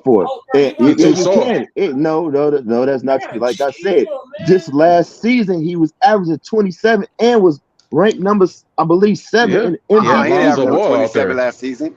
Zach did average 27 last season. It wasn't 27. You sure? What was it? No, I think it was like 25. Okay. Even if it 25, 26, 27, it don't matter. Zach LaVine was averaging. No, everybody looks good when you play with Lonzo. Let me finish. That's the damn job of a point guard, fam. The point guard supposed to get your best players, not your best players, the whole damn team involved. That's what makes Zoe a true point guard, bro. That's his job to do, bro. But back to what I want to say about this, what you were saying earlier, Ray. Why I say more so too, the coach. I think the coach get most of the blame because if you look at every team that Chicago usually play against, bro, they get outshot, bro. Chicago's not shooting threes like that. They in the middle. Yeah, they're not shooting threes, but they're not good at shooting threes. That's why they don't do it. But I'm gonna convince them real soon how much better LaMelo is than Zach. You can't convince me that, bro. He was. Who's on the roster that's knocking I got down like that besides Lonzo or Zach? Patrick Williams. He get back to a game. I'm gonna tell you. Hold on. I'm gonna tell you what. I'm gonna tell you. Listen. He's the best 3-point shooter now. Who's the best 3-point shooter on the team? Lonzo. Patrick Williams. Lonzo. No, Patrick Williams, man. Patrick Williams. Well, he said on the team. But he's not. Lonzo not playing. You know what I meant, bro. You know what I meant. If you're gonna say on the team, then guess what? If you're gonna say on, let me ask you this: what is Zoe? What is his average from the 3-point line? What is he? What is percentage? Excuse me, not average. What is percentage? I think like 42, 42, 43. Okay, 40. Okay, I thought it was 40. Okay then, but okay then Zoe. I mean not Zoe. Patrick Williams. If you're gonna do it that way, Patrick Williams would be the second best 3-point shooter. But what I'm saying is, Patrick Williams is the best 3-point shooter right now. Maybe. It is. No, I'm saying he needs now. To shoot more though. He's 40. He's 40%. I know that he's 40% behind the 3-point line. But what I'm saying is this: Zach at that 3-point line. No. I feel you. But what I'm saying is, we can even go to Zach. Do you see Zach being used right for the three? Do you see him being set up for screens? Do you see him being utilized? That he's 40% behind the 3-point line. Zach, hold on. Let me finish. Let me finish, dog. Zach LaVine is 40% behind the line, catch and shoot. Do you see him being set up for that? No, I wouldn't say that's DeMar's job because DeMar is not the damn point guard. And it's the coach job. Well, you need to It's stop the acting coach like job. you can. I hear what you're But saying. it's the coach job. Hold on, let me say this right quick, Ray. Hold on, let me say this. It's the coach job to tell DeMar, yo, get off that bullshit. And if he not gonna get off of it, bench his ass like you bent Zach. When Zach, hold on, let me say that. Hold on, let me just say this. Yeah, there you go, unstoppable. Yeah, exactly. DeMar That's too much what of a he real needs. nigga to be unstoppable. I agree. Hold on, Ray. Ray, hold on, just say this. Hold on, let me say this. Let me finish. Hold on, no, let me get my thought out. Let me get my thoughts. I had the floor. I haven't got to finish. I totally agree, but it's the okay. We're not going to linger on this forever because we're going back to play by play. We don't move on. It's the coach job to bench DeMar. Bench him like you bench Zach when Zach LaVine had that terrible ass game, and you benched him and Zach LaVine didn't like it. Bench DeMar. When he do that shit, bench his ass. Go ahead, Ray. You got it. I agree. Let him catch the splendors. Tell me who I ain't too much of a real nigga for that. Tell me who on that But he loved DeMar though. He loved DeMar. He loved them brown eyes of DeMar. He's hypnotized by them eyes. Thank you, Dex. There is not a single soul. Look into my eyes, Billy. But that doesn't matter. I'm the best player since Michael Jordan, Billy. There is not a single that doesn't matter. That doesn't matter. It does matter. It's the reason why. Hold on. It's the reason why DeMar DeRozan has took over this entire that team turnaround jumper by Devin Booker. DeMar. That is the reason why DeMar DeRozan. Why did he bend Zach? Do what he does and not Zach ain't no alpha boy. He is the reason. Why did he bend Zach? He ain't afraid of that old light skinned ass dude. Hold on. You say what you had to say, Unstoppable. Billy probably like what? DeMar has done everything possible that you would hate, and he is not getting no type of issues for it. The only person has an issue on it right now is Zach LaVine, and we have small reports that Zach LaVine is not fucking with DeMar. But there's nobody that has the ball sacks to even dare step up to DeMar. I know y'all said what was the guy? Be careful how you say ball sacks. Y'all know what I mean. Come on, let's not get long. Come on, bro. There's nobody walking up to DeMar other than Zach. And Zach ain't really even trying to talk to him. Zach like, yo, can I get the fuck up out of here? Keep it 100. You think Billy Donovan's going to actually take out the strawberry flavored bubblegum out of his teeth and say some shit to DeMar? No, he ain't. Facts. Because he just took it over. I mean, what? Because DeMar has took it over, they have to adjust on the way he wants it being played on the field. I mean, we've seen this before, though, bro. It's not surprising. We've seen this. Hold up, bro. When in the free agency, when they was getting these people, when they got Lonzo, they got Caruso, all these guys who can run up and down the court and go fast paced and all this stuff. They immediately, when they signed DeMar, do you guys realize we trying to do a play-by-play? Y'all gonna really be this selfish? Nico came on this channel and said, "He got the floor. Don't say y'all." I don't want to have to pull rank, but you need to land this plane and get over it. He got the floor. Like, you got to respect it. He got the floor. Let him say his argument. Go ahead, bro. You got the floor, bro. I'm not tripping. Like, it's 70% DeMar. Right now, the score is 83-78 right now. Go ahead. DeMar and 30% coaching. Simple. I wouldn't say DeMar just hit a shot. I forgot he carrying his team. I can't do the play-by-play, fellas. So if you're waiting on me, I can't do it. Well, let him do it. We'll talk, Ray. We'll talk commercial break. Let him do the play. No, I can't do it. That's what I'm telling you. I can't do it. That's the only reason why you guys are talking like you can for so long, because I can't do play-by-play no way. So Booker's gonna get 40. He gonna have to. You got 29 with 5 minutes left in the third. Oh, DeMar? Oh yeah, 40. Oh, Booker. Oh, I don't know, man. I mean, KD a bystander. He gonna have to. Yeah. Because you got KD over there. Yeah, we can hear you. Oh, okay, cool. But Devin Booker is going right back to what I was saying. This is the ball movement that I was saying. Right back to why didn't you throw the ball to the corner? You're bad decision. The Bulls are only down by 5. I know, but they're going. Yeah. Look at KD trying to get carried to a win. Caruso. So Patrick Beverly goes out. Ayo comes in and Kobe comes in. 407. 407. The white dude at the free throw line. Lindell. Okay. Jock Lindell. I said that earlier, and I don't feel bad no more. I didn't know his name. I didn't know his name either. Ever since KD came over, that's when I started watching the Suns again. I'm watching here and there just because they pass the ball I've been around. fucking with them a long time. Exactly. That's what I'm saying. I like the way they playing basketball. I ain't gonna lie. Still a budget Warriors. Keep it within. You sound you botting Dex. You botting Dex. Robot. That's the new word. You botting. Yeah, I just sound like he was going through a tunnel. That was the first person that said that. Usually they're like, yo, you sounding like a robot right now. He said you botting. I'm looking at this right now. Who was botting? You botting. Cameron Payne just hit a 3. I am. You said I'm botting? 78. I mean, now you cool now. Yeah. Now you good now. You good now. You just turned into. No, I was saying that. I said the Bulls is within arm's reach, and as long as you within arm's reach, you can throw a haymaker and they can knock out the Suns. Now it's up to the Suns to try to stretch out this league. You can't. Like, if the Bulls stay close, they have a chance. Man, white boy just went crazy. But if they keep doing stupid stuff like that, bro, shoot, we talking about this the Suns, bro. KD up, Booker can get hot. Yo, white boy is so tough. I ain't gonna lie. He's a dog. Number 11's a dog. Who you talking about? Lindell? Yeah, he's a dog. Yeah, he's a dog. Yeah, Lindell's one. He's a dog. He got a block on one and an offensive rebound, and then for the kick out and the 3 on the other end. Come on. And he just controlled the jump. See what I'm saying? So it's 88-78. Shot. 3 minutes and 15 seconds left to go in the third quarter.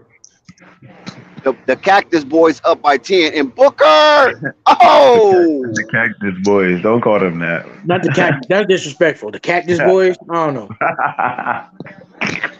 I just picture mad dudes with big buckles. Right. With big right. That's what you got in Phoenix. Have you ever been to Phoenix? I don't know. I heard it's lit though. It's the oasis in the desert. That's what they consider Phoenix. And the oasis lit in for the real. desert. 100 degrees. Come on, Dex. The Cactus Boys. I thought you were thinking San Antonio. San Antonio's more like the Cactus Boys. That's more Nah, Phoenix. San Antonio's not a desert. San Antonio's not a desert. Totally better than what I made. San Antonio's a valley. No, I mean, but you know, Phoenix is a desert. It's a literal desert. Trust me. You can see heat coming from the ground. I've been to San Antonio. There's Cactuses and valleys too, Dex. I'm confused. No, but San Antonio is a valley, though. That's a valley. Right, there's cactuses and valleys too. Good ball movement. Yeah, the Bulls can't hit a dart right now. They can't even throw darts right now. Even when they open, they pass up shots. Patrick Beverly got subbed out. I know, but it's the effect of what he does when they're on the court, and when he's not on the court, they're. And Patrick Beverly, he got to buy minutes. Because. All right, but whenever he's in there, they just somehow miraculously. You got 5 minutes. Toxic, you believe in a Patrick Beverly effect? I don't believe so. No, I don't believe what the Bulls team do. I agree with that. No, I agree with the ball stopper. Like I'm gonna break down what Marquez is trying to say. When you got a ball don't stopper, break it down for me. You can't cut me off. Can you let me finish? Oh, go ahead. That's a cool way of cutting you off, huh? Don't worry, shut up. I'm gonna break it down for you. Right. You want to understand what he was trying to say to you. No. I made it pretty simple. Don't try to make it more condensed than what it is. It's very simple. The Patrick Beverly effect. They've won the last 2 games while he's been playing. And now when you take him out of games, in certain moments, they start to fall off. Because it's Patrick Beverly. The Patrick Beverly effect. Right. And I still, now that kind of leads me to my point of what I was about to say. What about the ball stopper? Wait, hold on. Let me explain what KNT is trying to say right now. Thank you, Dex. That's right there. No, listen to this though. What I'm saying is this: when you got a point guard that's a ball stopper, he doesn't get to the second level of defense, and there's not a lot of 3-pointers, and you can set your defense up, and it's easier to shut the other team down. Bruh. So when Patrick Beverly's in the game, that's what they're doing. But when he's not in the game, they're getting to the second level every time, and they can't guard a fly. Or let's make it more simple. They're doing good because Patrick Beverly is calling them out, like Thunder said. Yep. Hey, hold on. Let me explain what Toxic T is trying to explain. See, No, Ray. Hold on. Let me explain what Ray's trying to say, what Toxic T was trying to say. Right. And K and T didn't say. And Nico refused to say. Hey, Ray, sometimes being simplistic words. Hey, I'm just You don't need all that word salad for nothing. Sometimes being simplistic words. You know what? It all goes back to when Unstoppable said, I want to explain what he was trying to do. Yeah. And if Flight was here, I'm going to say what Flight would have said. Right. Let me convolute his point to make it more KNT, look what you started, KNT. Now let me explain what the chat been saying to y'all as well, because they have to be explained. Okay? And you know what? And those who just viewing, I'm gonna tell you what they really want to say if they was in the chat or on the panel. Right. See, we have a total of 25 likes. Let me explain the likes. See, the likes is because the likes is how we get monetized. Nah, man. KNT, you done started a snowball effect. But the Bulls, let me explain. They went the whole way down the gutter. They was, if you ain't stopping, they kept going for another 20 minutes. Let me explain to you, KNT. I want to explain for KNT why the Bulls are trash. I told you. Yeah, go ahead. Go ahead, because me and Nico been waiting for this. Me and Nico been waiting for this. The Bulls are trash. Nico, these fools ain't giving Zach no fucking calls, bro. I'm gonna tell you why they're trash. Zach LaVine takes pretty boy jump shots and is selfish. DeMar DeRozan thinks he's a big dog, but he's not. Billy Donovan can't coach worth the nothing. And your best point guard on the floor right now is Patrick Beverly. God bless you. Oh my God, look at Toxic. I'm just saying, Toxic, how much filth is gonna come out your mouth against the Bulls? Hey, listen. Just the same reason why the Celtics are losing to the Nets by 15 with Mikal Bridges on the team. Celtics are down. Let me jump with Toxic T on this one. Listen. Who's Toxic T? Who is that? I just want to give us. I don't know who that is. I don't know who that is. Okay, I got it. That's his alter ego. Hey, hold on. Toxic T. I just want to back up Toxic T. I want to apologize to all Bulls fans. I understand. If you ever liked Zoe, you better love him now. Your team is shit. You always really been shit, really. They're like cow manure on a hot summer day in Texas. Lonzo came in and cleaned things up a little bit. There was a number one seed last year. Always been trash. I understand. But that was only for a quarter of the season. Fans, we apologize. Yeah, they were a top 4 seed last year. That ain't gonna happen this year. You won't make the playoffs this year. We'll see what you do next. Y'all filthy. Yeah, we won't make the playoffs. What? I think his mic went out. Yeah. His phone got too hot. That's that Biden phone. Thank God he about to say President Biden was giving out phones too. You see BBB giving out free phones. You got the BBB. You seen that yet? The BBB free phones. Yeah, he said he got the Biden phone. I was waiting to hear the Obama. That was clever. He said Biden giving out phones too. The said overheating. Yo, it said chill, fam. He said you try and stream and answer a phone on the Obama phone, chill.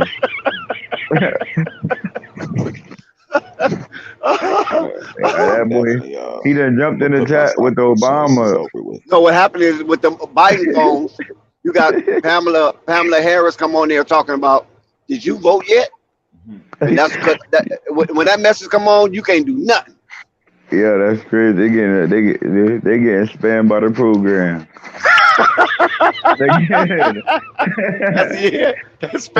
That spam come across that message. You can't do nothing with that phone until they finish. Then you got access back. That sounds like a jail call. Yeah. They treating it like a jail call. This call is being recorded, right? All in the middle of your conversation. Yeah. Please leave your name for verification. Yeah. This call is coming from the correctional institution. Yeah. Like, okay, I already accepted the call. I know where it's coming from. I ain't gonna lie. But back to the game though. This white boy is so elite at knowing his role. I'm just sitting here watching him do exactly what he's supposed to be doing. He might not be getting the points, but he's playing. I think you need to be a little more politically correct instead of saying white boy, Caucasoid. Yeah, this amazing player from the Caucasus Mountains. What about if a white guy on here talking about this black boy just dunked the ball? Man, this is Lindell, nice. bro. Black His dude, like if name he is trying to, you Lindell, can't bro. Lindell. But if he was trying to explain who I was, he'd be like, yo, Hey, this great the player black from kid the on the native team. jungles. Oh, he tried to dunk on Lindell. How you That's miss two racist, dunks Nico. back to back? He tried No, to but dunk if on a you're explaining, Caucasoid. let's just say I was the only black kid on the team, and he'd be like, "Yo, the black kid, you know which one I'm talking about." Oh yeah. Bro, that's racist. No, it ain't. I'm the only black kid on the team. You know the one black kid with the high tops and the afro and the fade on the You side. probably just got to One say black it. kid with the glasses, with the crew Yeah. cut, with the glasses. Lindell Bridges balling still got right like now. 40 points though. Still, Who? I don't trust none of these Michael teams Bridges. though. The Suns Why is Michael suck. Bridges out here looking like Michael Jordan? The Suns suck and the Bulls suck. He got him a new team. And the Oh, Celtics- look who's talking. The flipper has come out. Hey, the Yeah. number Come one. out in full Hey, this fledged. flipper's number one, so respect it. The number The one Celtics flipper. out here. This flipper's number one, so respect it. Nah, Zach Levine finna give you 30, man. He finna give you 30 points tonight, bro. Yeah, he gonna give you 30 and lose. Well, they only Patrick down Beverly by. Well, they He was got down by 6. technical with his warm up on. They're down by 9. How Patrick Beverly get a technical with his warm up on? Hey, there's only so much Zach can do, bro. Patrick And Beverly can't DeMar. afford to get a technical because he don't score. Unstoppable. Why do you do How you that? gonna make that up? How Patrick Beverly gonna make that technical? He's a Bulls fan. He got bro. 2 He points, has to 1 do that. rebound, and 1 tech. Toxic T. He's a Bulls fan. He has to. He has calling to him He's believe. a toxic Bulls T. fan, but He has to that's believe. insane, He's a Ray. Bulls fan. He has to believe. Ray, that's insane. That's like blind allegiance. That's Even asinine. though he knows this team is utterly garbage and done. He has Cameron to believe Payne. it for my boy. Who else is good on this The team? Bulls are besides down these by two? 7, man. You guys act like the Bulls getting blowed out. They're down by 7. It's logic. Like outside of DeMar and Zach, who else putting up numbers? There's only so Your much guy, these Patrick two can do. Williams. Exactly. Your guy, Patrick Williams. Garbage. Oh my God, good move, Zach Levine. Unstoppable. Don't pop gonna a blood respond to vessel. that. I'm not Unstoppable. even. Right, I'm not unstoppable. even. Your guy, Patrick I'm not Williams. even gonna respond to that. Patrick Williams. Zach. Y'all talking about Zach? You get Patrick Williams? Kobe Martin. 3. Kobe White. Sorry, Kobe White. Oh my God, let's go, Lindell. He's averaging 10 Another points this year. offensive rebound. That boy is working. Kobe White. He doing good. Vucevic. Kobe, you're okay. You're trolling, Toxic T. You're trolling. No, Vucevic. Vucevic is your guy. You're trolling. I'm not trolling. Look at the math. Hey, Ray. Just you gotta ignore, bro. Vucevic. Just ignore, bro. I mean, Like, Vucevic you see, I'm not even. You see, I'm not even responding, Ray. Just ignore it, bro. Just Hey, Ray, ignore it. Vucevic. You got Vucevic. Why can't Vucevic put up numbers? Who ankles did Booker break on that last move? Bulls are down by 9. Play on your team. Oh my Yeah. God. Yeah, you're trolling. That was tough, right? Oh. Vucevic is the Devin third Booker. best player on your team. I can't wait to tell you why LaMelo is so much better than Zach Levine. I've been waiting for you to I tell think me for a LaMelo's better than moment, Zach bro. Levine too, in my opinion. So I'm taking LaMelo on my team. I'll trade you the first. He gonna bring in more money. You know what? We are on commercial break. I will say this. Zach giving you 25 as a primary shooting guard with a decent point guard. Imagine what LaMelo would give you as a shooting guard. LaMelo ain't no natural point guard. He's natural at it mentally because he's a great passer and he understands the game very well. But By necessity. imagine By LaMelo- necessity. Yes, imagine LaMelo at the shooting guard with a point guard that could set him up. Holy shit, will he shit on everything Zach Levine has ever done in the league? Well, I cannot wait can't for say that. that until we see it. I'm just letting you know. I'm but preparing. still, I'm he's just better. saying, He's I better than gotta Zach see it. Levine right now. But you said it was a mismatch. That's why I had to tell you that. No, It's not I a said mismatch. He's a point guard right now. He's playing PG, fam. That is very true. Zach Levine is the shooting guard. He's a shooting guard, fam. Those are facts. That's not opinion. Well, you said you said it was a mismatch as trade value. No, LaMelo Ball is bro. That's not equal trade value, fam. What It you is. talking about? No, it's Well, I not. mean, it isn't because the Hornets will be getting ripped off. Okay. Facts. But So is it equal trade value or it's not? It is. it's not, but not in the way that you want know it. who the damn. Just shut up, Marquez. Don't just No, it's confusing, but I didn't break it down. It's a great trade-off. Yeah, you got your It's own a great mind, bro. trade-off. Dude, you got your own mind, bro. Use your own mind. Hey, Damn. Ray. I'm Hey, Ray. just It's a great I'm trade-off. just sick of this. Wait, the Warriors on a back-to-back today? Let me get my jersey. One mic. You heard him, Ray. Dude, he just wanted Ray, dude. Ray, it's a perfect trade-off, Ray. Everybody have them voted on their own self. this fool don't have his own mind. Sorry. Who's getting to the foul line more? No, we gonna cook his argument soon That's right, too. Jack. Play that music. We gonna cook his argument soon Play that too. music. The music.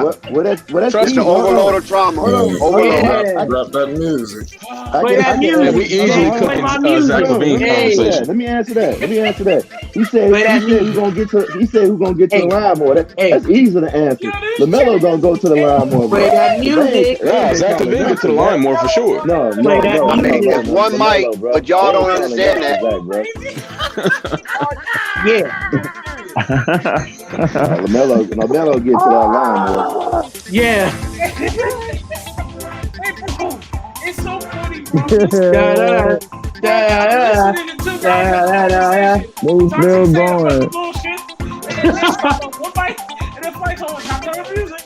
Drop that music. I mean, this might be the all-time record in trauma.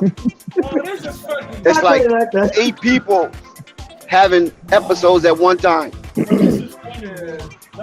Wow, that's a highly controversial topic. Maybe somebody needs to drop a video on that. LaMelo clears Levine, or Levine clears LaMelo. It's not even close. Well, drop a video then, Nico, and put the stats up against each other. Let it go viral.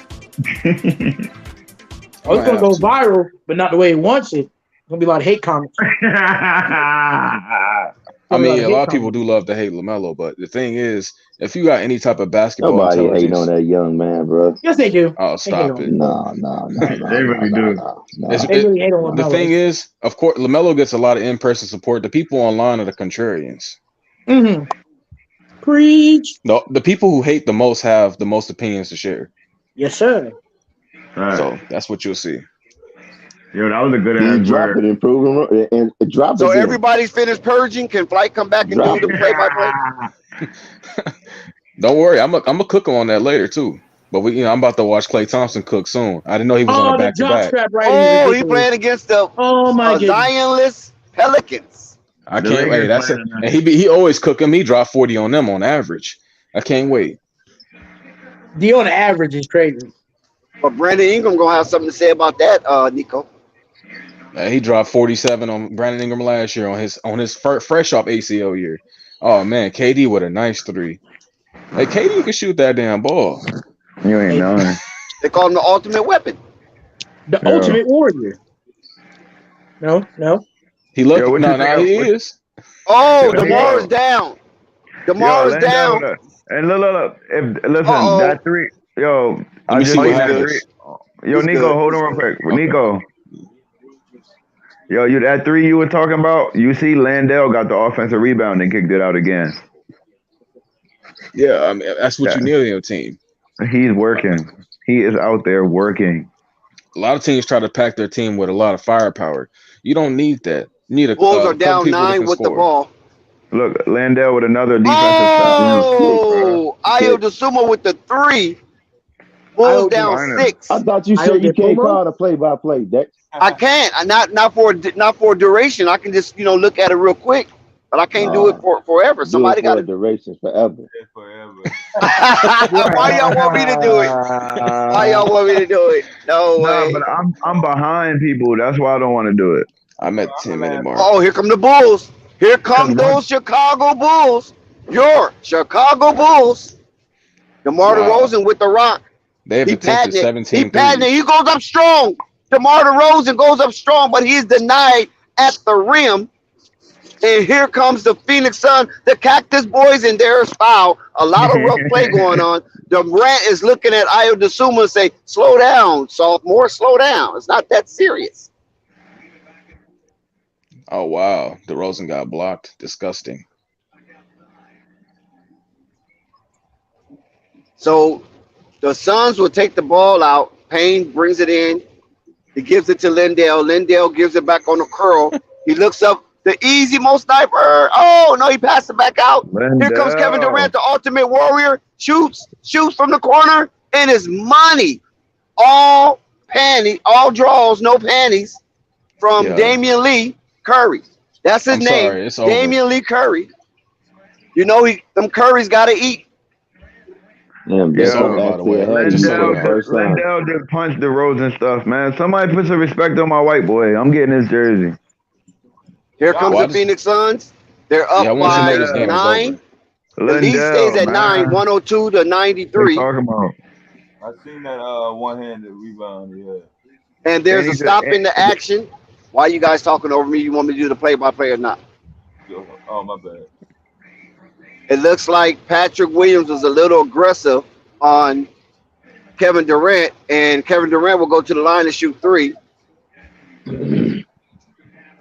The best basketball player in the NBA this year, Patrick Williams, did another low-level IQ play. You don't foul a 3-point shooter.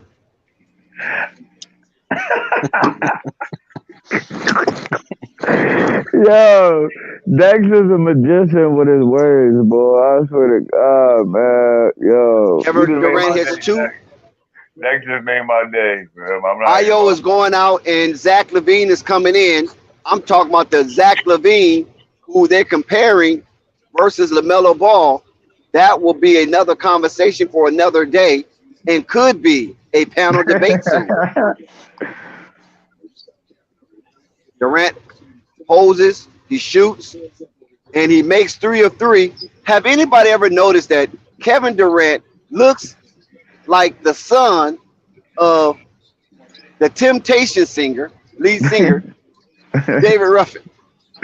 Yeah, he a little light at the top. You saying that drum naked? Somebody need a blood test Kevin Durant and see if his father's name is David Ruffin. Or a Planter's peanut. It's fucked up, man. You got hate in your blood, Nico. Oh, a strip. No, they call it back. So Bulls have been denied of a fast break. Drummond. If it ain't Clay, is it a foul? Oh, kickball. It was a kickball, so Drummond will not get that open court layup, and they will reset, and will be a 14-second shot clock. Oh, they gave it 15 seconds. No, just go ahead, 14. Here comes Chris Paul, the maestro himself. He have other decisions. He kicks it out. Oh, my God. He missed it. And here comes the Bulls down by 10, 105 to 95. And Kobe White with the juke. Kobe White with the drive. He kicks it back out. Kobe White turns the ball over. Oh, my God. All that to be denied on the turnover. And the Phoenix Suns is relying on the three-point shot, but the basket looked like it has a lid on it. Lindell, oh my God, the Caucasoid. My God, he is killing Vooch. That's he down there joint. He's white on white crime. Commercial break. Yo, I like What's up with this guy, Lindell? I like him Lindell, a lot. the Caucasoid. He down there hooping. I never even heard of this dude. What's up with DeAndre Ayton? Did he get hurt? He don't gotta be in white boy chewing in there. He can relax. The Chicago Bulls have no answer for Lindell. Not at all. He down there grabbing one-hand rebounds and kicking it out the shooters. That's all you gotta do. That's like he playing like he at the park. I know. Ain't no. Vooch has to step up. Vooch has to take accountability and really go out and get into this guy's chest, because Lindell is playing too free, too confident, and too loose. He's not even stressing. They want to resign. He trying to get on a team for the whole season or something, or he trying to get another. Is he a 10? Wait a minute, is he a 10-day contract? Listen, he playing like one right I now. know the Bulls ain't let no 10-day contract to come in there and put a doozy on him. But not in their home arena, but it's their home arena. They can't let that happen. Now, if it was in Phoenix, if it was in the desert, okay, that's the problem. I can excuse that. Listen, but not at the United Center. Not tonight. Not now. Yo, Dex, you know what the worst part about it is? When you didn't let it happen and you got your butt whooped. That's what's going on right here. Like the Bulls taking it from him. He's like, oh, you don't got no chance but to respect it. Borden grabbed 7 offensive rebounds in the last 2 quarters. He's making his name for himself in the United Center, and he doesn't wear a Chicago Bulls uniform. And the crazy thing is, we're talking about him, and he only made like 1 or 2 buckets because he's doing the dirty work. Yes, I'm telling you, Booch, KNT, need to put an order of cease and desist on Lindell, and I'm talking about immediately. Yo, he went from white boy to Lindell. He moving up in the world, man. He ain't Caucasoid no more. He Lindell. That's what he looking like, the Caucasoid, Megatron, the robot transformer. That's what he looking like, Caucasoid. Good like, gracious. He got all his Power Ranger things and turned into the Caucasoid. Yeah. I mean, come on, Booch. Right Booch got to make a stand. What's his number? You got to say no more. It's halftime. Who got the numbers right now? I don't have his numbers. It's halftime? No, it's not halftime. It's just a commercial break. Commercial break. Oh, okay. I'm bugging. Commercial break. Damn, bro, you far behind. You talking about? No. I thought I was fucked up, boy. So here we go. We're off a break, and we're in the 4th quarter to be exact. 7 minutes and 15 seconds left. 107-95. Bulls down by 12. They got approximately 7 minutes to dip into this league, and DeMar DeRozan starts the campaign of the comeback. 107-97. Chicago down by double digits. They got to make a serious run to get this lead and get this deficit down to respectability and make a charge. You don't see that? KD got the easiest 20 points I've seen, 7 for 10 shooting. Easy money. Now the Bulls can take it to a single-digit lead, and it's a foul. So we got an opportunity from the aggression of Zach LaVine.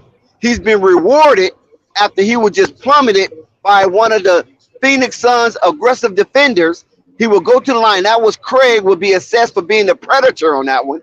So Zach LaVine will go to the Stimmy line to try to cap off and bring this to a single-digit lead. And he missed the front end of 2. My God, Zach, you got to make these free throws. Here comes Devin Booker. Oh, my God. Here come the Cookie Monster. Hey, yo. Zach LaVine with 26 points on the night. Can we make it 27? And yes, he makes it 27. So it's a single-digit lead. They down by 9. Bulls have a lot of work because now, guess what? A nightmare has came back on the court, Devin Booker. Yeah, he's definitely cooking. So you got Devin Booker and KD out there at the same time. So can the Bulls make a comeback and send the Cactus Boys home with the L? And here go to start. A turnover. Here come Alex. They get it out. Shoot, 3-pointer. No, it doesn't go.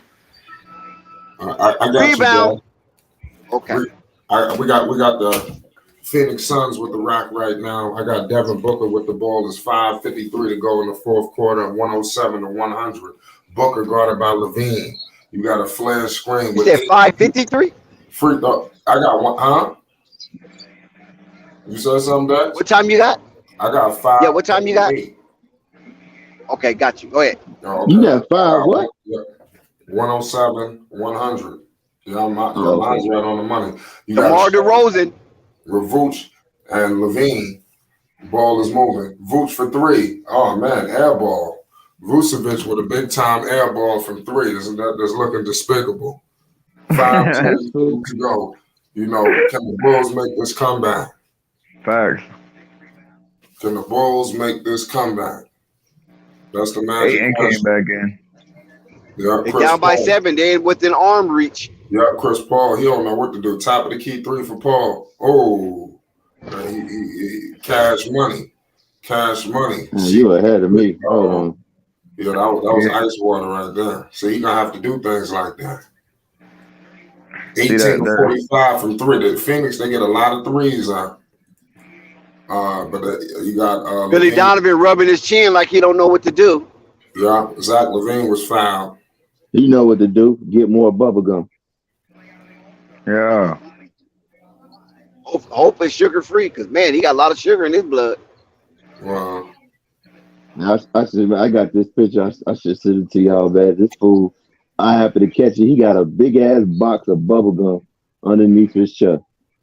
He must got dry mouth. When I seen that, I just started cracking up laughing, bro. Yeah, we got a 10-point game.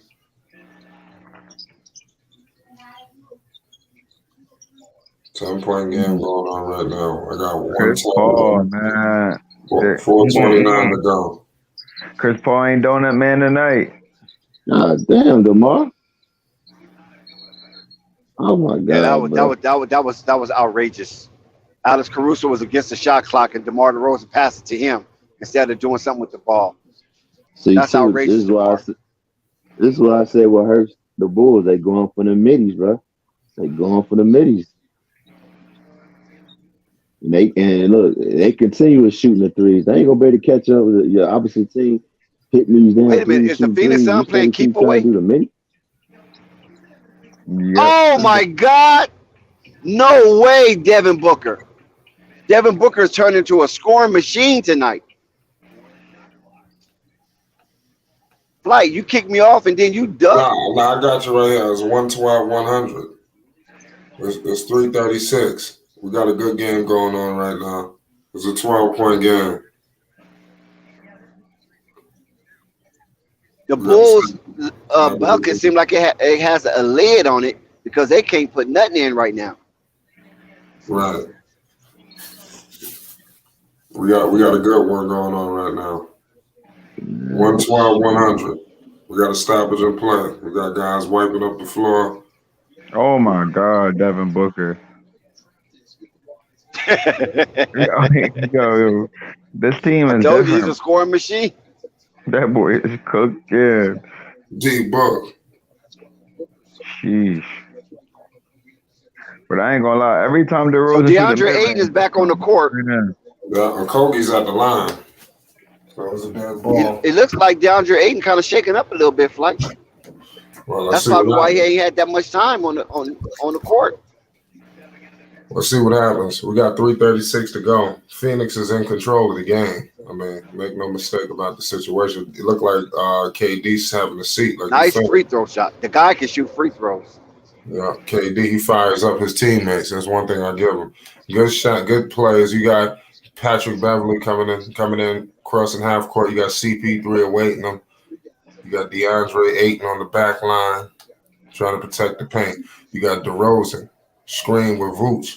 He's operating on Booker. He fakes it to Zach LaVine. Missed.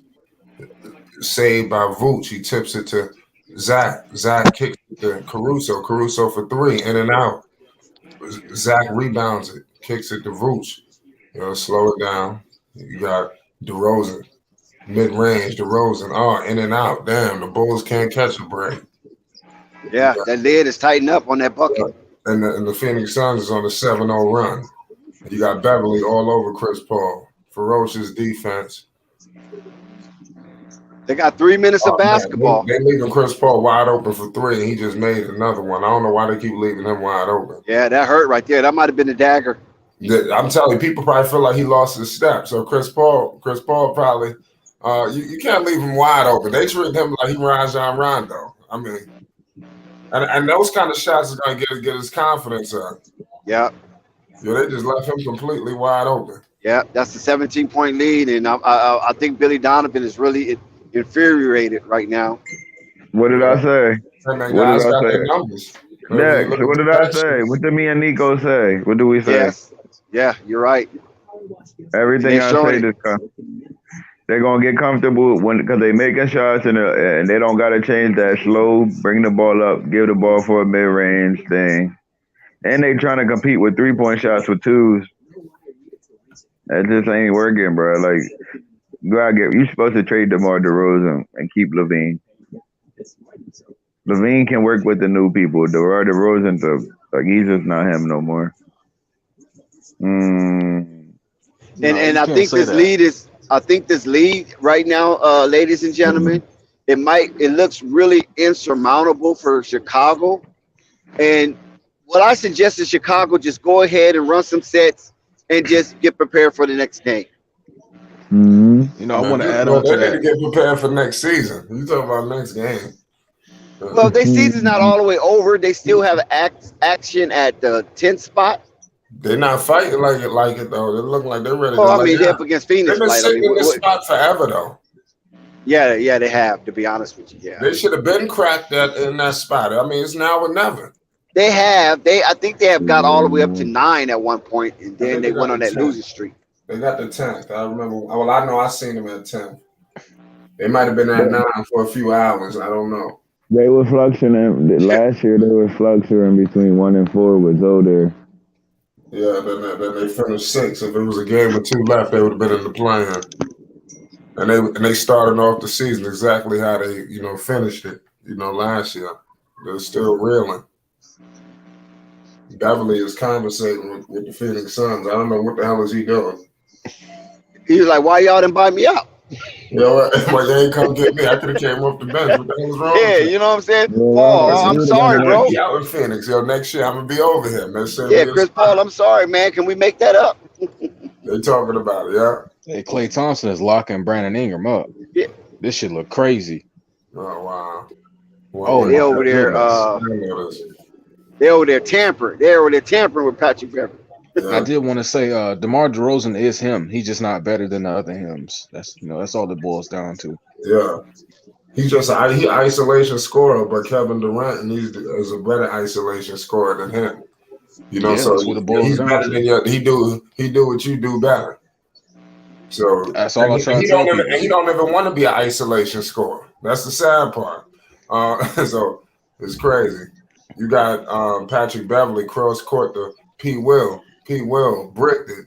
Oh man, the Bulls can't catch a break, but they get one with Vooch. Vooch with a big tip and pause 117-102. Oh, yeah, that was crazy right there. No, wow. Chris Paul. I was trying to take a nap and that opened my eyes. Yeah, Chris Paul cross half court, and then he kicked it out to D-Book. You got Beverly on Devin Booker. Back to CP3. He's gonna go for a heat check. He was thinking about it. He give it to Kogi. Oh man, game over, right? The Phoenix got snipers. The next season they're gonna have more shooters. Watch. 120-102. Yeah, Phoenix might win the chip. I can see them going. They're gonna beat Golden State. They got too many weapons. That's what I was saying. Listen, I think you guys are getting a little ahead of yourself. You can't. That's gonna be a showdown. You can't use the Bulls as a barometer right now because the Bulls are playing piss poor basketball. Wow. I ain't gonna lie to you guys. Took a shot at Casamigos. This Klay Thompson game finna get amazing. Oh my God! Here come Devin Booker. Look at this here. Phoenix just will not let up. Phoenix is relentless. I told you what did I tell you? They gonna keep scoring. The only reason they slowed down because they start playing that ISO ball. They started slowing down. Just keep the ball flowing, and you're gonna beat every team. Yeah, it was 150. 150. You got way too many. Well, like what I said earlier, you got way too many weapons to be getting double teamed anyway. Why Zach LaVine just get a tech? Dang, them boys got shooters, boy. What's up, They shot. What's up? It's good, Rico. What up, yeah? What is looking like? Someone give me I got you. I got the update for you right now. It's 120-102. Chris Paul with the top of the key 3 again. He makes another. Yeah, I'm telling you, they're gonna fire. That's what I said. That's everything you could have thought of. Listen, I may have made a mistake. I tell you what, these kind of games, what they're doing, they completely disrespect Chris Paul. So I think he's How you realizing got no plate? My plate's sitting wide right open. next to me. All right, that's what he about to do. He about to just start hitting threes and stuff like that. This is the kind of game that'll get him going offensively. So I'm starting to see like this might be a spark for him. But I mean, I don't know. Let's see what happens. You know what, Flight? What I see? They're gonna beat Golden State. This is what I see, Flight. This is honestly what I see. Monty Williams have a great scheme inserting Kevin Durant and let Kevin Durant. Somebody got to mute their mic. Inserting Kevin Durant, right? And then having Kevin Durant and Booker. And then you got Jacob doing all of the dirty work. And then Chris Paul can be the anchor because he's fresh. Right. And this is why Chris Paul can hit these threes because he's fresh. He ain't put out no energy. Yo, Jax. He don't be doing shit. Oh shit! What up, Nico? Yo, Jax. I saw a stat that said that KD was actually one of the best like pick and roll ball handlers in the NBA. So you're onto something. They're definitely staggering him for that reason. For damn sure. Because Chris Paul's not the only pick and roll guy on the team anymore. Like, he's underrated, but KD is a hell of a passer. Yep. Now I didn't know that stat with KD, but just by observation, you could see this looked like their game plan night in and night out, especially going into the playoffs, because we already know Chris Paul always tire out, become fatigued towards the ending of the games, and then they just end up losing. Now he can be fresh. You know what I found weird, Dex? That I'm actually happy Chris Paul is playing this way now. He actually has the tools to play this way now where he's not the primary scorer. But it kind of sucks that his entire time on the Clippers, technically, if you want to be like 100% honest about it, Chris Paul was that team's best scorer. So, like, he was kind of forced to do it all. Exactly, do it all. But that's not his true natural game. CP3 is not a 25-point per game player, but he was by far their best scorer on the Clippers. So it's kind of like he had to, but he ain't it's not a comfort. It's not a comfort for him. Yeah. So KNT could be spot on with this Phoenix Suns because I'm starting to see that this is by design. It ain't that just Chris Paul just is a step behind, like Flight was saying earlier. It could be by design, Flight, to reserve his energy, right? Because his stamina needs to be checked, especially towards the end of games, and that's where he wanes away and wither away and disappear. Klay Thompson feeling good tonight. He going for a 40 ball. What's the check-in? What's the check-in over there, Nico? The Pelicans are up 17-8, but I see that he stopped being passive and he starts scoring. Wait, Nico. You said that the Pelicans is up 17-8. Guys, they've been down every game that they didn't play. They come back 20 points every game. And Klay Thompson's headed for 40 and they ain't got 10 points yet? Got 8. Yes. They've been coming back every game. Like they let you punch them in the mouth first quarter. You give them your best shot, and they destroy you. So they like to play rope-a-dope. Yeah, that's how it goes, man. That's why I say don't believe this. Like everybody talking about all these other championship contenders, don't believe it, man. This is not the team to be played with. They've showed you that for 10 years now, almost 10 years. I'm gonna be 100% honest with y'all. I don't write off a Warriors loss until halfway through the third quarter. Because I'm tired of them being down 15 at halftime, and out of nowhere they rip off like a 40-20 third. Like, I'm good, bro. I'm hold off. So I understand, Nico. I got you. Yeah, like I can never rule this team out for a win until it's completely over. It's got to be insurmountable. But if they got time on the clock, it's over. And especially if their shooter's feeling good.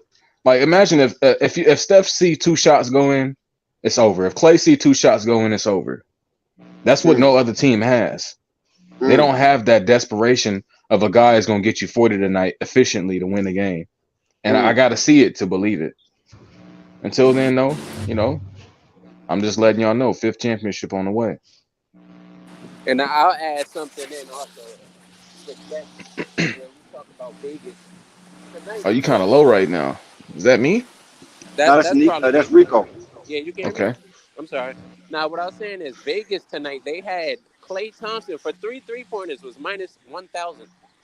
So they looking at this boy to have at least 25, 30. So, they might know something we don't. So y'all got to watch out for that. Did you lay Yeah. anything, Rico? Nah, dog. In order to hit on Klay threes, you had to bet like 6 or 5 plus threes. How much Yeah. you have to? How much chalk you have to lay down? The only time it pays out, Dex, is if you go to 5 plus threes for Klay. That's a Oh, little iffy okay. for me, you know. Yeah, that's a Oh lot of no, threes though. Five. he's gonna hit that Yeah, today. exactly. Pelicans are one of those teams that he just does well against.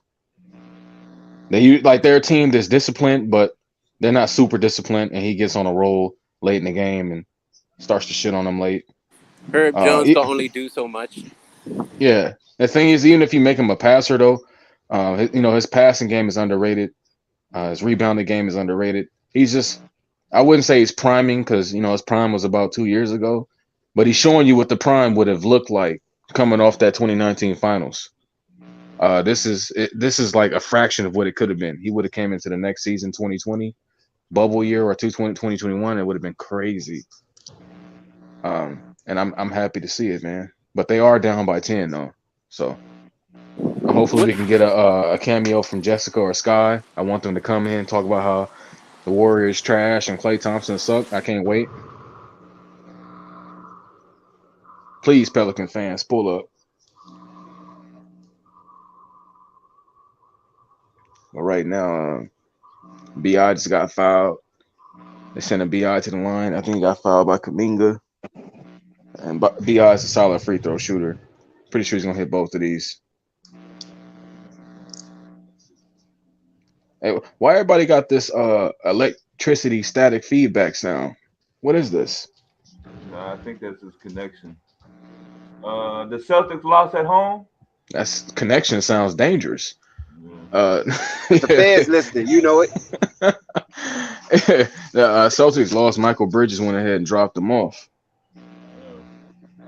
So the Heat finna take the Knicks to the wire.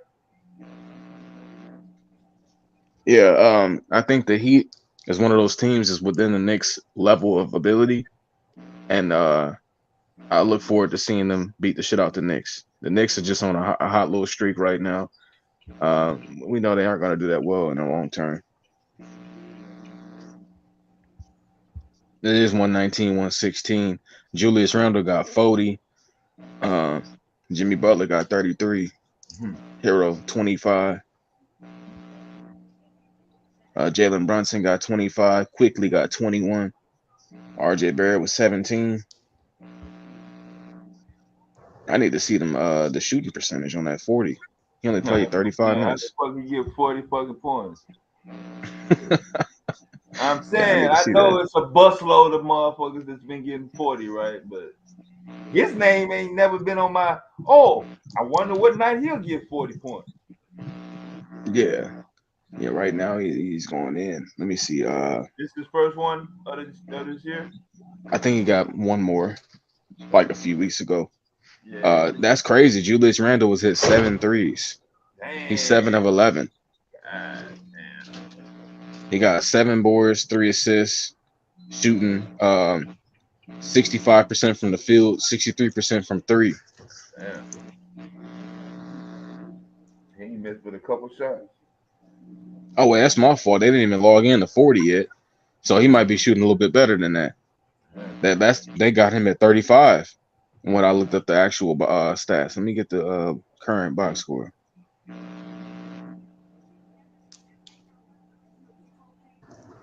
Let's see, Heat versus the Knicks.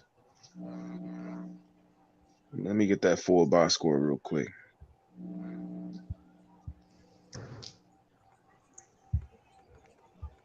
Yeah, March 3rd. Then we in March already. Insane. All right, here we go. It's loading real quick. All right, he's 15 of 24 from the field, 7 of 12 from 3. So he missed one more 3. But other than that, it's a great game. He's having a great game. Yeah. And right now, we still got, well, it's commercial right now, but the Pelicans are leading the Warriors by 10 points. It should be a good game, but I definitely see the Warriors turning it on. They just allow you to, they allow you to show what you got. And a lot of the times, most teams' best game is in the first, second quarter, and then they try to maintain it. But once the Warriors turn up their game, it's hard for you to maintain that. This in San Francisco. Yeah, it's another home game, which is crazy. There was just like the fourth straight home game. Oh, right. That's why they're on the win streak. I'm gonna keep it real with you. If this was away, I wouldn't be talking about Clay like this. They must have gone on the East Coast road trip. Yeah, let me see real quick. Bring up the Warriors schedule because that's ridiculous. Okay, they play the Lakers next on March 5th in LA.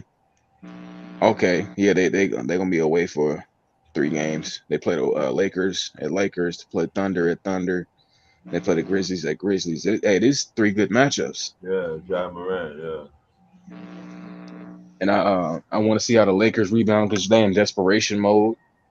Damn, I forgot Lakers play tonight too. Come on now, let me start playing. Yeah, it's Friday night, man. They finna come on now against the Timberwolves. I got the Lakers winning that. I got Anthony Davis. In Los Angeles? Yeah, it's in Los Angeles. Trying to see if D'Lo playing. Shit, Edwards gave you 36 the other night. Let me see. Okay, we got oh man, yeah. Russell is still out. But we got Schroeder and we got Davis. Damn, he just got fucking on the team. How he get hurt already? Yeah. He had an ankle injury against what was that game he played? It was somebody he played. I forgot the first game they came back. That's when it was literally it was literally the first game he was available. He got hurt. Damn, Forgot who they played. But he stepped on somebody's ankle. I remember the injury. I don't remember the team.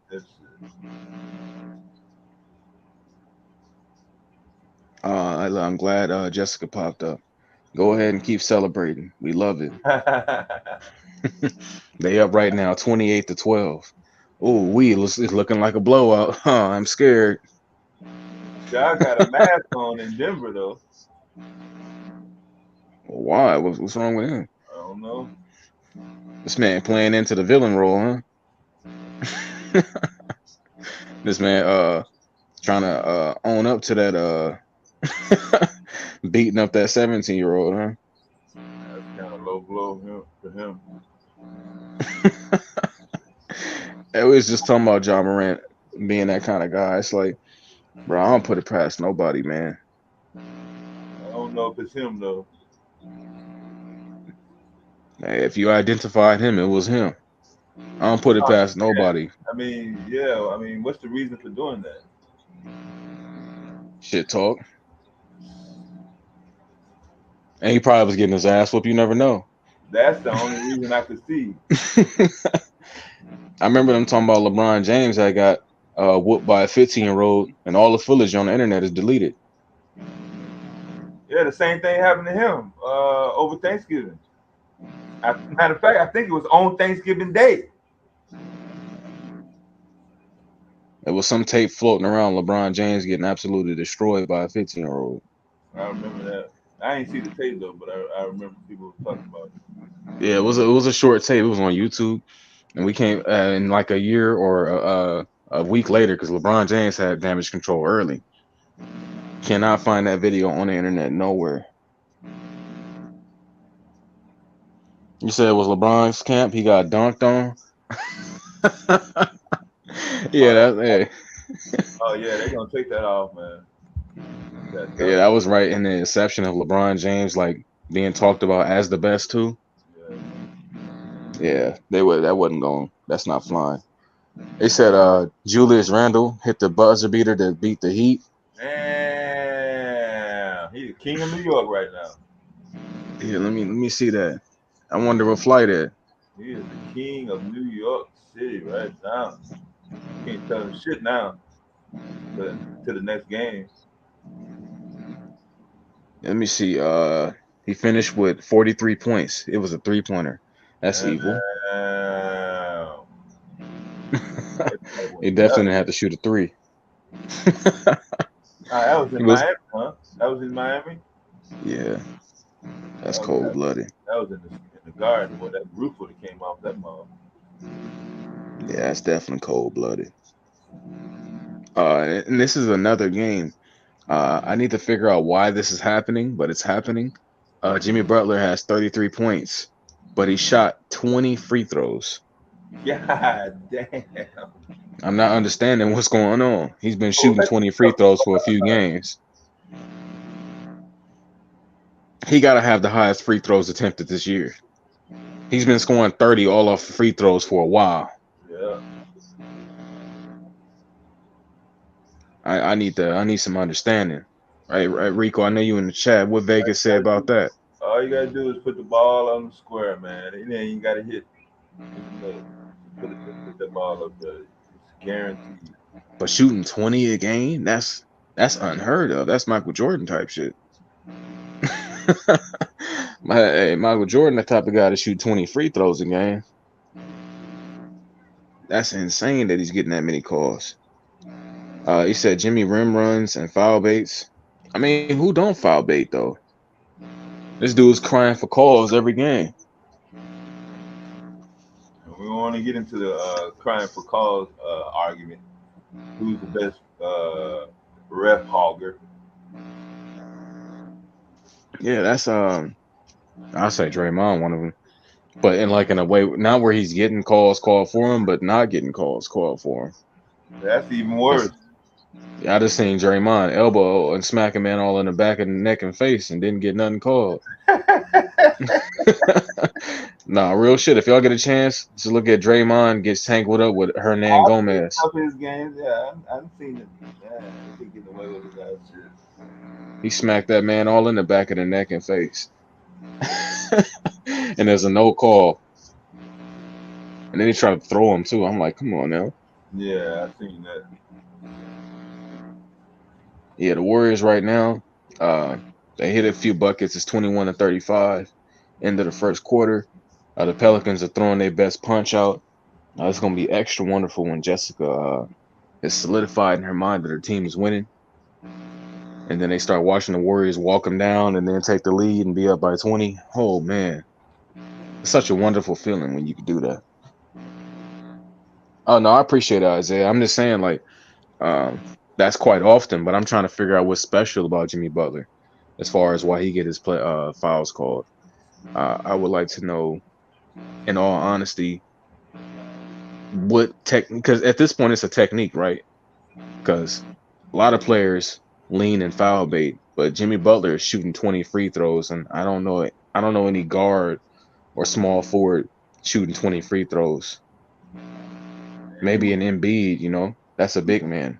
He went to the Gary Payton school of driving and getting the benefit of the damn doubt.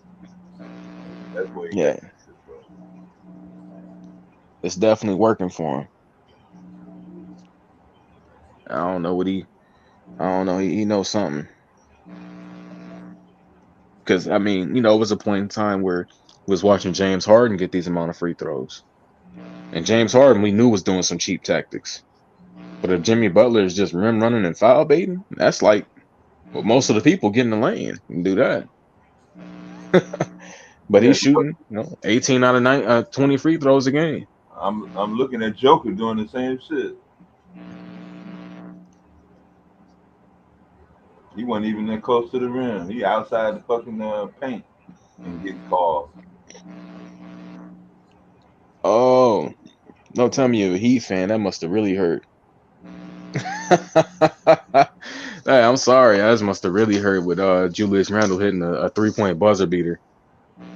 Not even. I don't know if it's a buzzer beater, but just a dagger, if you will, because he's not a good shooter.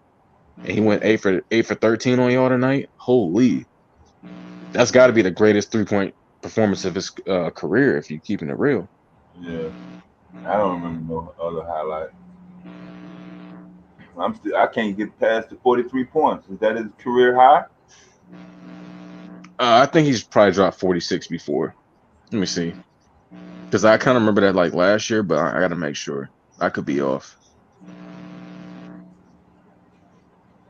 Oh, yeah, there's 46. Yeah. Over the Sacramento Kings. Yeah, I remember that. I had to make sure, though. Oh, man. Jermichael Green just tried to shit on, who was number 11? Damn, I don't know who that is for the Pelicans. I'm sorry. I'm gonna have to look at their roster, but he just tried to dunk on that little boy. That was nasty. Just to even attempt that is crazy. With a two-hander at that? Come on now. Who's attempting two-hand posterizers these days? I ain't seen that since the early 2000s. But right now, Pelicans turn the ball over. They get the ball in. Jordan Poole got the ball. Bringing the ball up the court. Draymond setting the screen. Poole with a spin move. Thread the needle pass. Find Anthony Lamb open. Bucket. 24-35. They're walking the Pelicans down slowly but surely. CJ McCollum with some fancy handles. Pull up mid-range. Miss. Jermichael Green with the board. Got the ball to Draymond Green. Draymond Green pushing the ball in transition. Draws a foul as he just kicks his leg up in the air strangely. I don't know how that happened. Oh, Lord. He always got some weird, like, karate-ass movement. You don't get called for it. The funniest thing about him, he cracks me up when he get ready to shoot a three. When he set shot, I was like, man, it looks like it's taking him a lot of energy to do that. No, his three-pointers is definitely strenuous. It's not a fluid motion. I mean, it is for him, but for anybody else, that'd be crazy. I would have been worked on the three ball in the NBA this long. That's what I'm saying. You got the best player in history on the planet on your fucking team, dude. Like, yo, man, teach me how to shoot. I think he was doing it early in his career, and I don't know, maybe something happened. 2015, 2016. Draymond Green got 3 fouls already. 10 minutes left in the second quarter. I mean, Draymond is just doing too much. I don't know what it is, but he beefing with Hernan Gomez. I don't get it. That's what made him famous. Yeah, I'm watching him right now. I don't know why he's just doing some antics with Hernan Gomez. I don't think Hernan Gomez is the guy you want to beef with. Not in a way of like where he's formidable in any way, but my fault. I just now seen Rico was backstage. Or am I late? At 7:29. But yeah, they got Anthony Lamb pushing in transition. Anthony Lamb really be playing basketball like he's not an extra. Yeah. I've been seeing some of his games actually. He's putting in some solid minutes. Yeah, this guy Jermichael Green with a nice two-hand dunk, and he's definitely dunking like an old man. 2 hands for safety though. Jordan Poole with some good defense. Jordan Poole pushing in transition. Jordan Poole to behind the back. The hezzy finds Jermichael Green. Spot up. Bucket. Jermichael Green came out to play today. He must have been a Pelican at one point in his life. What happened? The Warriors have now cut it down to an 8-point game. It is 37-29.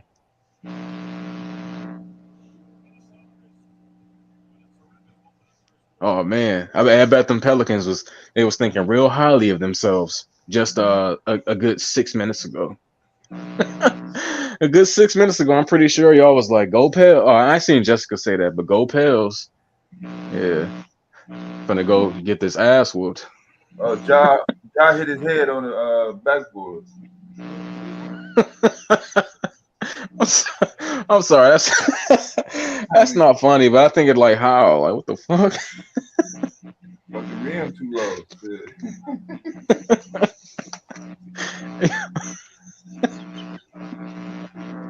I gotta get some footage, man. It's funnier in my head right now.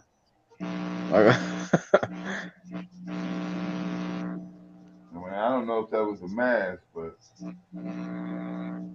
Let me see. I know somebody gonna have that trending on Twitter or something. I need to see.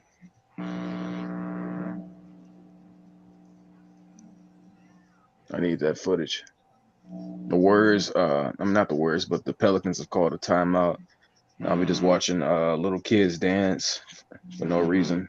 I think the Warriors the only team in the league that got fucking children dancing. Nah, I went to Bulls Magic in '94, right when Michael left. And all types of motherfuckers coming out, spinning the plates, fucking unicycles, all that. That's crazy. I'd rather see the little performances of dudes stacking up chairs and shit. Oh yeah, that too. That was the first year of the new stadium. Yeah, for sure. Yeah.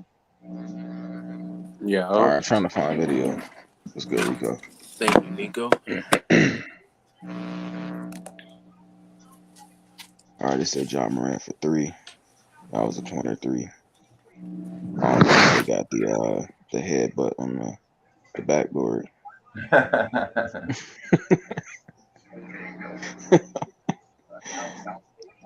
I ain't seen nobody talk about it. It's just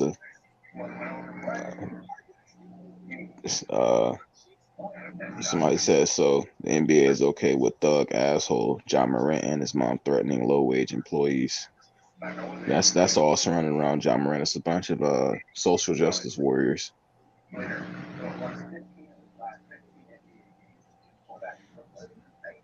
But here we go. The Pelicans game has resumed. Well, let's say the Warriors game. They ain't at home. The Pelicans had a good run going on, but the Warriors have figured them out. They're not a good team. Jermichael Green is playing some of his best basketball all season. Bro, let me find out Jermichael Green was a Pelican at one point in his career. He was. I think last year. Yeah, he playing a little too hard against the Pelicans. He busting them up. Don't tell me that. Let me see. TOT. What's TOT? Total? Oh, let me see. Golden State, Denver, Clippers, Memphis. But I don't know what TOT mean. Like 2018, 2019 said TOT. Maybe he played for 2 teams. Who knows? Yeah, total. That's what I mean. He played for two teams that year.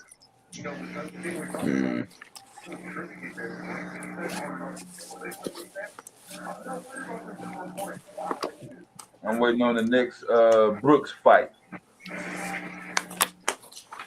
The what fight? Devin Brooks from the Grizzlies. I think he got the most technicals this year.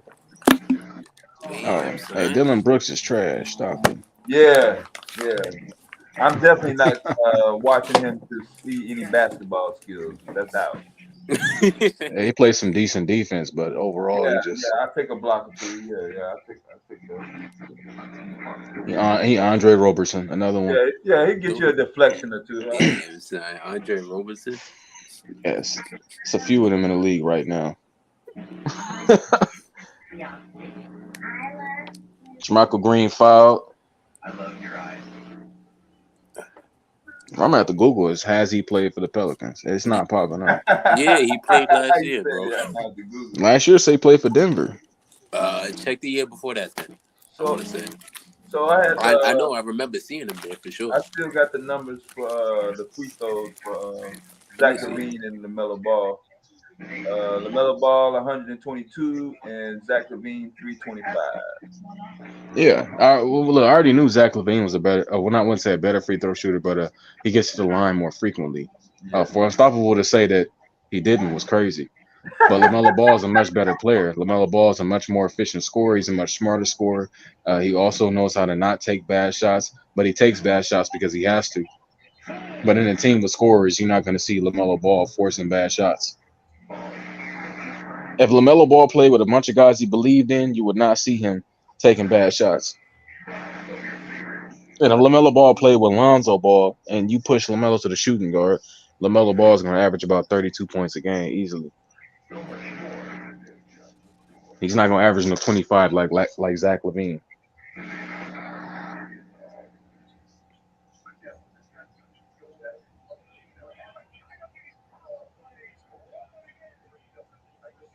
Well, Thunder, the thing is, right? If you just boil it down to the numbers, LaMelo Ball is not more efficient than Zach LaVine is. But I go off the mentality. I understand that LaMelo Ball has a more efficient mentality. Like this is right now, you're seeing Zach LaVine play the best Zach LaVine basketball. You're not watching LaMelo play the best LaMelo basketball, and it's not far off still. Zach LaVine don't get much better than this. Only way he gets better is DeMar DeRozan not being there, and you break his 20 shots down in, so an extra 6 for Zach LaVine, or extra 10. But you're not gonna see him assist the ball more. He's not gonna rebound the ball more. He's not gonna play better defense. He's just a low-level player. The Pelicans hit a 3. They're up right now, 40-33. Steve Kerr calls a timeout. I believe they're about to get Klay Thompson back in the game, and it is now a 7-point game. The Pelicans thought they were about to run away with this, but welcome back to ass whooping land. It's on the way. And Nico, so you saying the best Zach LaVine is a temp seed? That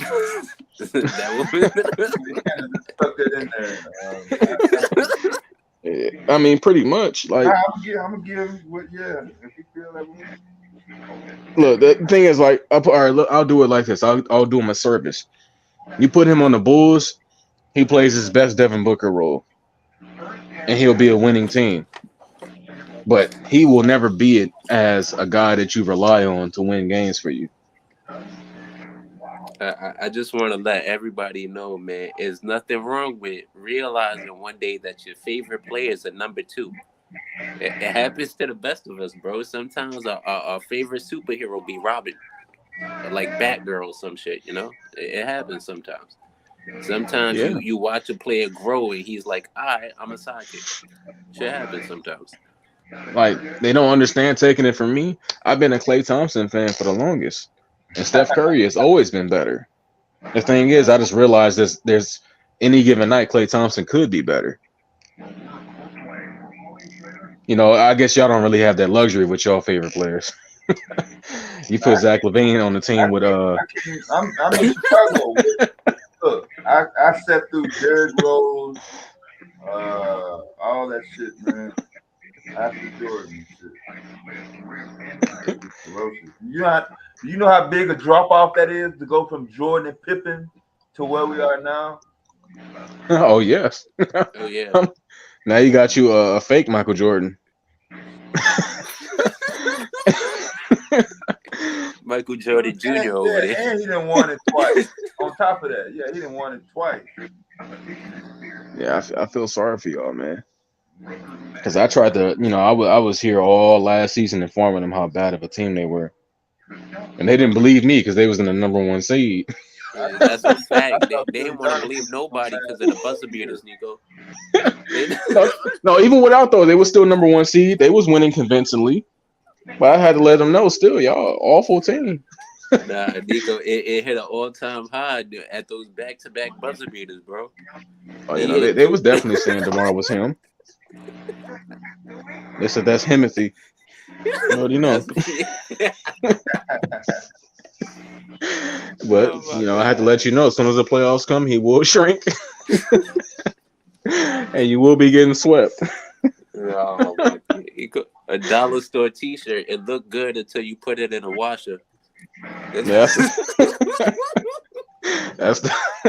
DeMar DeRozan for you. And even Zach LaVine had to fake the injury to not take all the hit for it. He been playing injured all season, and come to the playoffs, he can't play no more. Mulatto Vince Carter is wild. Hey, that's about all he really is, though, if you keep it real. Yeah, I'm doing that. I'd rather have Zach LaVine as nothing but a dunker, and he can get a healthy Lonzo.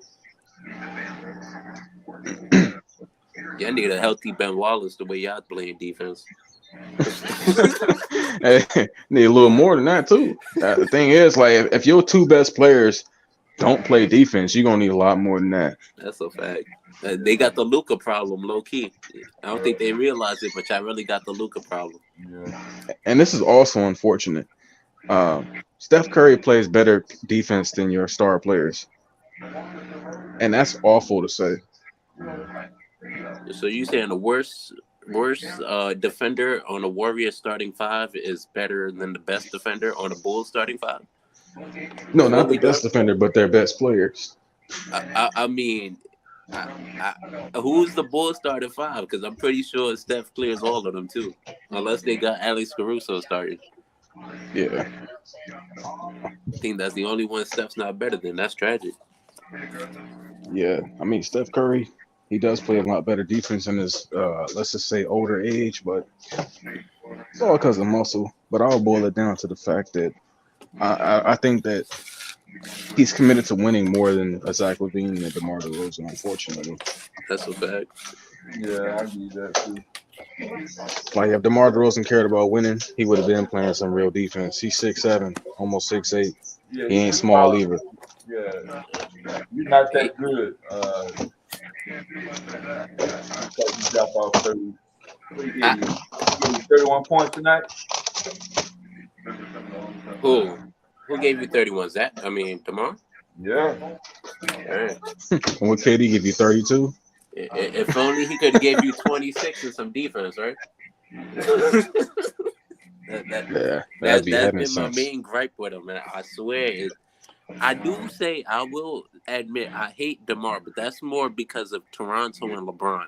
That's more my hate for LeBron that I hate DeMar. What I don't like is athletic wings who play no defense, and it just irritates me. But I don't want to keep on bringing it up now because he's already like 32. It's late. It's too late to start playing defense today. I'll be right back. I need y'all to carry. Go the ahead. Warriors are coming back, by the way. Yeah. Excuse Nico while he go find his Klay Thompson jersey. Let me set this up. So bro, how the Bulls game went tonight for you? How you like watching it? I didn't like it. I didn't get not one high flying dunk from Booker or Levine.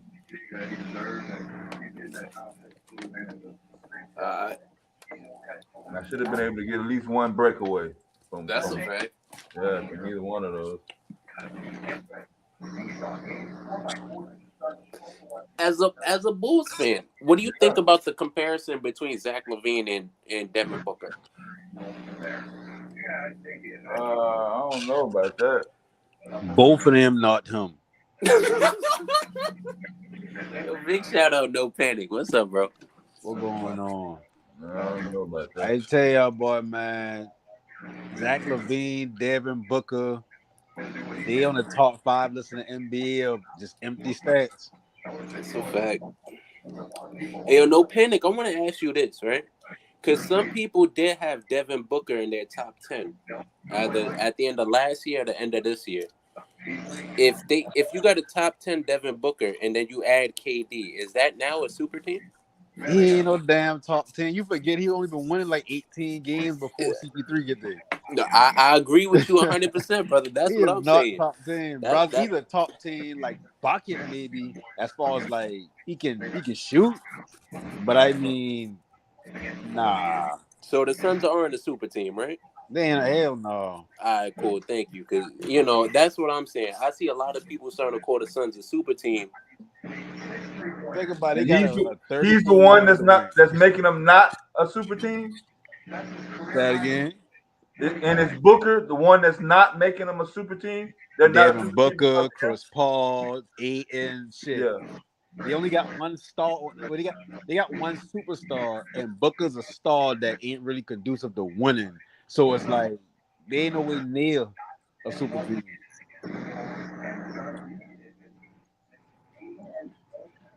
Devin Booker dropped 70 points, and that boosts his career up to be like top 10 or one of these. No, stop that. the closest we got to a super team right now, believe it or not, and this will sound crazy as fuck. In the West, the Lakers. At least they got 2 top 10, 15-ish players and shit. D-Lo can hoop. Them stats are worse than the Sun stats.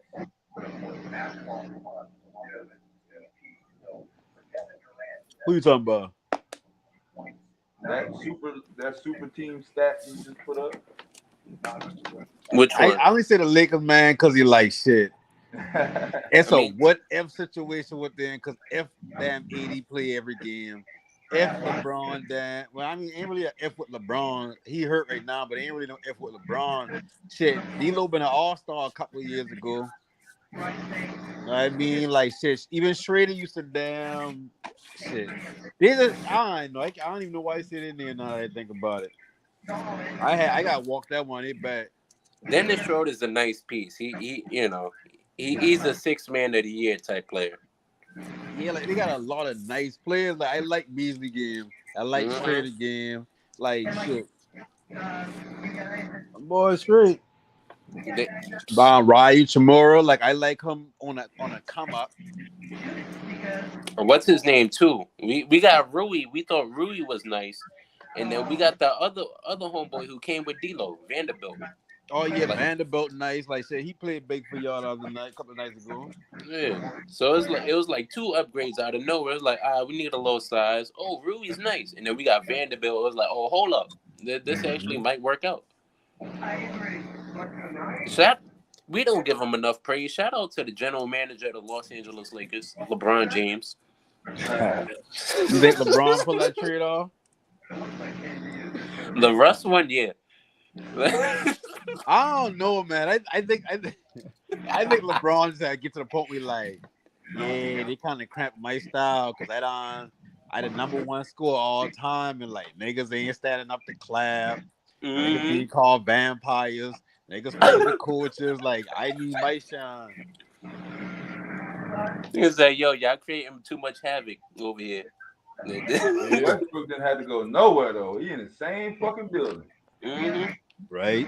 They just sent him to the principal's office. That's it. Know, right? Pretty much. I wonder if they got separate lockers. Yeah, it's down the hall. They're not that pressed. You got it. But the thing about it is, you think Lakers gonna keep all them players next year, knowing they gotta pay? Hell no. Who got to get they paid? going big fish hunting? I think that's what the end of the season is for. We're gonna try out players to see, who gonna make the roster next year, but we're not gonna say it. You know what I mean? I mean, they still got to sign D-Lo back in it. I think he's the last year's contract. If I'm mistaken. I got to check all of that. I'll be honest with you. But I know Rui Hachimura. I know they gotta pay him. You don't trade for him and they don't pay him. Yeah. But that all depends on how much they asking for. We might do signing trades too. Right. But see, I feel the Lakers, they need to do more than just signing trades, because unless they getting some actual help back, yeah, I don't know. It's like, do you kind of continue to develop a young talent, knowing LeBron kind of on his last year or two, or do you just go out there and try to win his last year? Because when Bronny cut in the league, he gone. Like Bronny ain't about to waste a whole season with the Lakers again, and they ain't go play with Bronny. Like he won't play with Bronny from the beginning. He want him to succeed by any means. Yeah, but here's what I say. I don't think the way the Lakers are built, we don't have any young prospects where we could just, start from the bottom up. We don't even have that many draft picks, You got Austin Reeves, baby, and Max Christie. Don't Man, do that. Hey, them the players be long time players on the team. They be vets at one point. That's all that His name, they gonna be Mark Madsen. Austin Reeves is going to be like Nick Collison from OKC. Right. I said Nick Collins. Just players on the team that damn got fanfare. Mm-hmm. Yeah, Mark Madsen type player. I said Tyrone Maxey. Remember Mark Madsen used to play for the Lakers? Remember when that championship be doing that goofy ass dance on stage? Y'all take an L with that chip. Y'all might have won the chip, but that been the L right there. Just off the parade. Listen, Rap God, Lakers not winning next season either. Why you got to do that, Rap God? You know, why can't we be hopeful like the other 29 NBA teams? Yeah. Hey, listen, at the end of the day, y'all got Kyrie coming. If everything falls into place, Kyrie coming. That's a fact. And y'all and Mavericks probably the only two teams that can easily give up that money to him. Y'all ain't gonna care about that extra shit because y'all know the talent, and LeBron feel like he can. Oh, you'll work with me. I got him. I'll handle him. Yep. Hey, y'all remember that interview when them boy been asking Kyrie about LeBron being the father figure? Yo, I saw the shit. Bro, I saw that like when it happened, and it's been ingrained in my mind since that day, right? But now it's nice to see all the YouTube shorts just bringing this shit back up because all of these I'm sorry, LeBron fans, but a lot of y'all be calling us crazy when we talk about the media and the bullshit they do.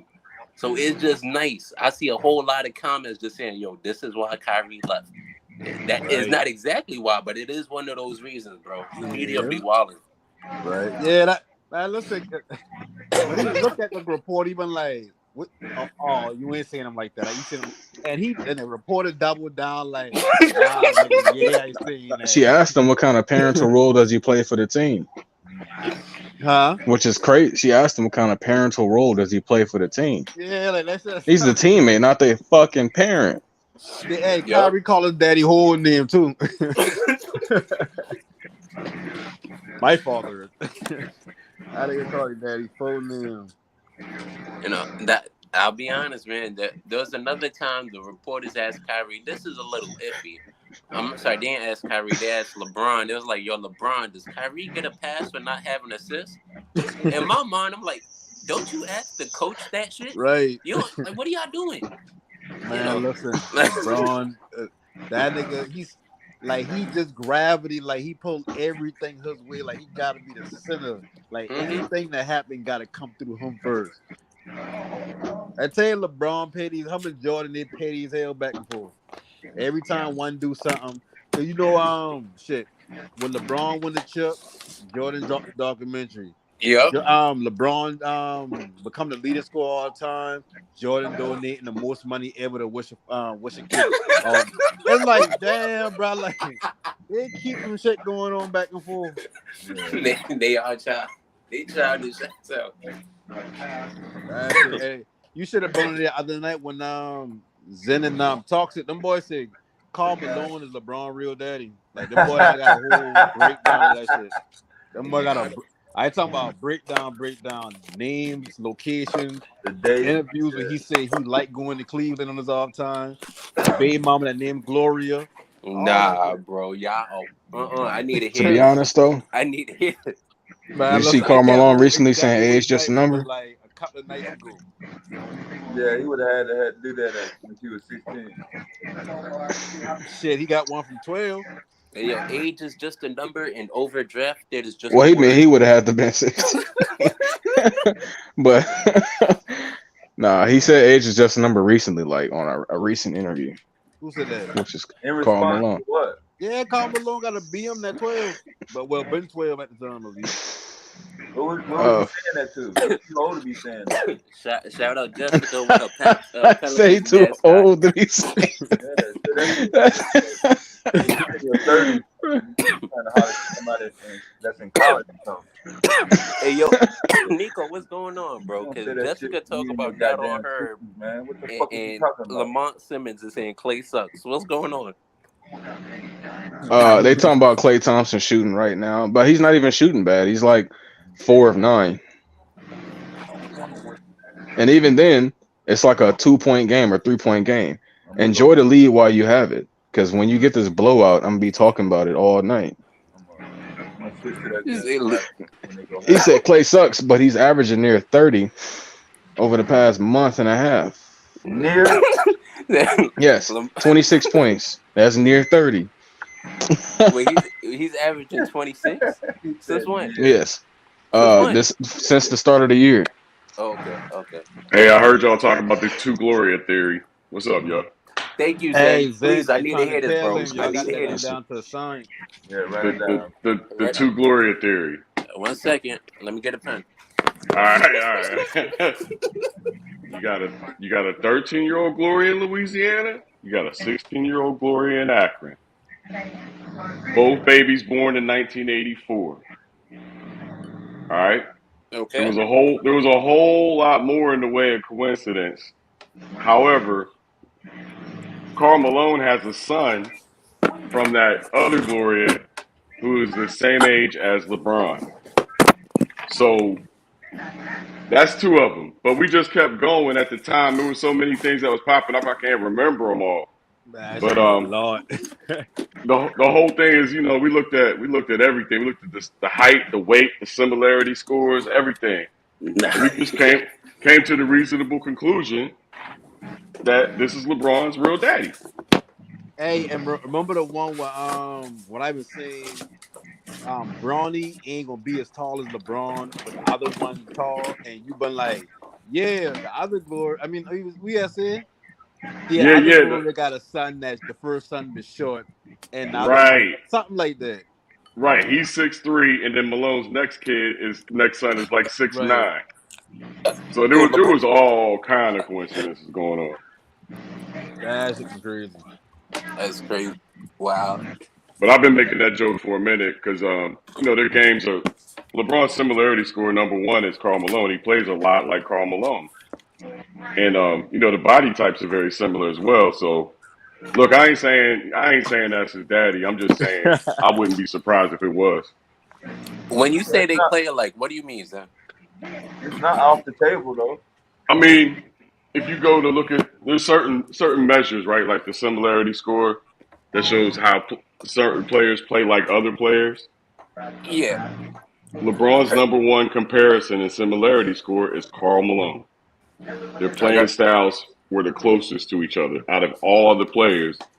His daddy got the closest playing style to him is Hey, that listen, is and that like a throughout the NBA career stat, or is that like an NBA throughout draft? the career. That's interesting. I gotta look into that. Thank you. I'm Yeah, gonna his, tell you where to go. similarity that I Go yeah. see. Karl Malone was a dunker, go man. Coming go up. to 538.com and search for LeBron James on 538.com. That'll pull up all his stuff there, and you'll see the similarity scores. Who he plays most like. But Zen, You know the Got it. but similarity Zen, I see in that 538.com. Zen, you missed Yeah, the biggest, because the most Karl You know damning what? Malone evidence Hey, of all. LeBron's brother looked just like him. Hold that my on, man y'all. Quiz. Zen, you missed the most Yeah. damning evidence of all. It's clear What's as that, Quiz? crystal. The What's that, Quiz? hairline. The Oh hairline, yeah, bro. yeah. We The forgot about the hairline, hairline. bro. Come on. The Come on. body Yeah. type, the Unfortunately, you get hair hairline. from moms. Nah, he got that Karl Malone hairline. Yeah, he does. We wanted to see a side by side on that. I don't think we got to that, but yeah, I need a side by side on the hairlines. Hard to do, yeah. They But got Karl LeBron Malone was a brother. dunker, man. He wasn't no shooter or mid range, whatever that is. And I'm talking about LeBron can't coming shoot up. either. no, yeah, Karl Malone used to shoot them jumpers, the little mid range at the Yeah, post, yeah, big LeBron time. can't LeBron shoot got a. those and mid LeBron got range. a little fade away from the Yeah, post too. I'm sorry to tell LeBron's you, shooting LeBron. percentage outside of 3 feet is like 30%, 30%. maybe. Yeah.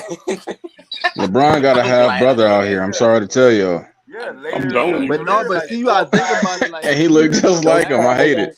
Karl When you Malone say genetics, bro. similarities, it ain't really so much the success of LeBron jumper. It's just a similarity of that's what he liked to shoot from outside of in the paint.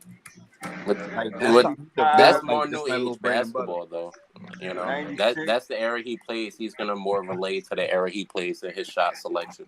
what's necessary and what's provided in his scouting reports.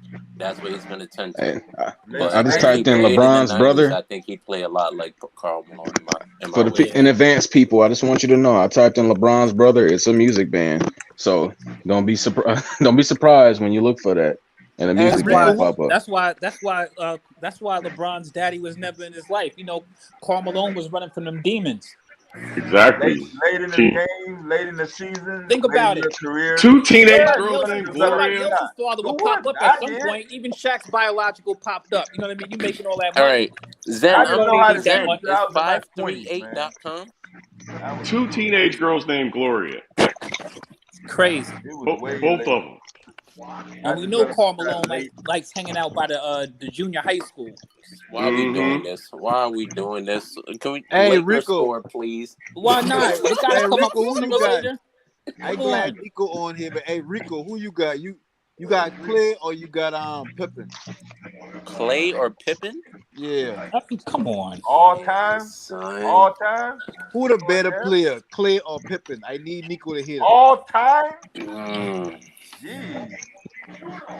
I just seen. Damn, come I just on, seen bro. the breakaway. Just tell them the truth, Rico. You know Clay better. On Ewing in the 95 playoffs. Hey, we had a bunch of good hear me out. comparisons to Hear me out. Hear me out. Hear me out. Hear me out. I'm not. I know the Pippen you're thinking about. Prime Pippen, when he's fully engaged and in the game, he's one of the greatest defenders I've ever seen. And he can also facilitate better than most. And he's a decent scorer where he's good. He's not decent. He's a good scorer. Decent. Yeah, he's a good scorer. In his prime, he was giving them 20 in the 90s. So he'd probably be a 25 in today's game. He lead the team by himself to playoffs. He gave you a breakaway down the middle without on Ewing and the foul in the playoffs. Look, everything I just said about Scottie Pippen, I could definitely say about Klay Thompson, but I do not have to worry about the if he's fully engaged part. Klay Thompson in the playoffs, he is like brain-wise, there is nothing else that he has to worry about except grabbing another trophy and possibly throwing it in the bin. That's the only thing he really has to worry about. Pippen is over here literally risking championships, talking about injuries and all types of shit. Intangibles and what I think of Pippen as a player, in the locker room, I'm taking Klay. So I'll say they're close enough as players, talents-wise, where intangibly I'm going to take Klay Thompson. I'll be honest. You think Klay can be a number one option on a championship team? No, niggas giving you 17 points, bro. Can you but he can lead a team to the playoffs as a number one. Yes, he can. Hey, so real quick, as a number one, he can lead a team to the playoffs. Yes, I'll say that. Real quick. I think so. Real quick. Klay Thompson's a fucking monster. If Ray Allen could, I'll say Klay Thompson. Hey, listen, that in the comparison, Ray Allen and Klay. But hold on. Ray Allen is nowhere near the defender Klay Thompson is. Before you do that, Pippen gave But Ray Allen been the one. That's what I'm saying. Hold on. He wasn't successful. Look at the year Ray Allen before he went to Boston. Look how many games they won. You think you believe that Klay can take a team to the playoffs as the man on the team, so I see why. Yes, but I look at Ray Allen as you can't compare him to a Robin type player like that. Even though Ray Allen get to the point where he been not even a Robin, he probably been a damn. He was the Batgirl or whatever like that. Hey, but my man was trying to say something. We been saying. Go ahead, bro. Yeah, Pippen gave you 10-time all defensive first team every year. It's highway robbery that Klay Thompson has none. I'm not even gonna go there, bro. Don't do that. He only got one. Don't do that. He has one. He has one. That's highway robbery. They've been giving him to Paul George, and you know that nigga barely played defense. And I'll say this, another Paul one. George could have played defense at one point. Him and Drew Holiday barely got any, which is horrible. But Klay barely got none, bro. That's they've been giving him to Andre Roberson and shit. And Marcus Smart. Get the fuck. But you know what hurt Clay? The fact that Clay known as a splash brother, you don't automatically jump the defense My unless phone you. about to die. I gotta look for a charger. My bad. And at the same time, like they always equate defense for the Warriors going down to Draymond. Like Draymond being the anchor to that defense. But we all No, know Clay could Jordan. have played defense now like that. I ain't No, questioning Jordan. that. Jordan gave Clay's a good time. defender. Clay's Yeah, an elite shooting guard defender. 3 yeah, and D guy. yeah. He's an elite Most At defender. of least he your was. He top was an elite scores. defender. I Yeah, he wouldn't say he was. is now. Yeah, most of your Stop top it. You seen the scores. way he put the fucking clamps on the Trailblazers? Stop Listen, it. I guarantee you No, Clay I can't didn't do what watch he that did with nonsense, to be honest with you. Cause he had playing Kyrie. He been playing Kyrie kind of good in them finals, but he Better ain't than been good to anybody where he been ever. stopping them. He just been good to where it's like, oh well, he ain't getting broke down like everybody else as much. That's the best defense you will ever see on Kyrie Irving, other than the one Kobe Bryant I play mean, you he see. gave out 40, but he ain't been like Kyrie had to kind of work for that 40 compared to a lot of other players at that time. He probably could have get the 40 a little more easier. But If Cleveland played anybody else in them finals, Kyrie is getting 50 and 60 again. Boston just played Kyrie last year in the playoffs, and he had When 200-point Kyrie, games. right? When last Kyrie year get was 50 and different. 60 No, a Last game? year we're Come was talking on, about man. 2016 Kyrie. Stop it. Stop it, man. Stop the exaggerations. He ain't never been a 50-point player or a 40-point player. This is rare for What? Kyrie. If you want No, to see Kyrie been You points, better dropping watch 40 them in the playoffs and 2016 run. finals. He but I'm dropped saying That 40 was two, 7 three times years last ago. year. if you That's what we're want to see talking about. points, We don't care about That was modern day 7 Kyrie. And years Kyrie just ago. dropped 40 last night, so why we hating? Yeah, Yeah, and but mind you that's now, a like rare when thing for Kyrie He dropped dropped Kyrie. back 60 down last last year in season. the first game, he dropped 50. It's a rare thing for Kyrie to go He over dropped 40. 11 last It's a year in the rare thing for playoffs. anybody to Twice. drop 50. Mm, 11. maybe I'm spoiled by Damian Lillard in I'm that bugging. regard. I'm used to Yeah, That's so throwing we the facts. got ball. it's easy so to we get got spoiled Luca. by those We got good players on bad teams that can drop 100 points because that's all they can really do on a team without, And Kyrie has dropped 40 plus, 30 plus games. That's insane.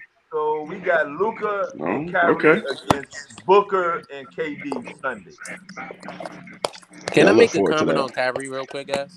No, if it's gonna be negative, we ain't trying to hear it. Negative. It's actually positive. I'm not gonna Oh, lie. go ahead. Because I noticed this watching a lot of Kobe tape. Kyrie is like one of the only players in the NBA where he doesn't really need a dribble to just shoot over you. He'll legit. Look.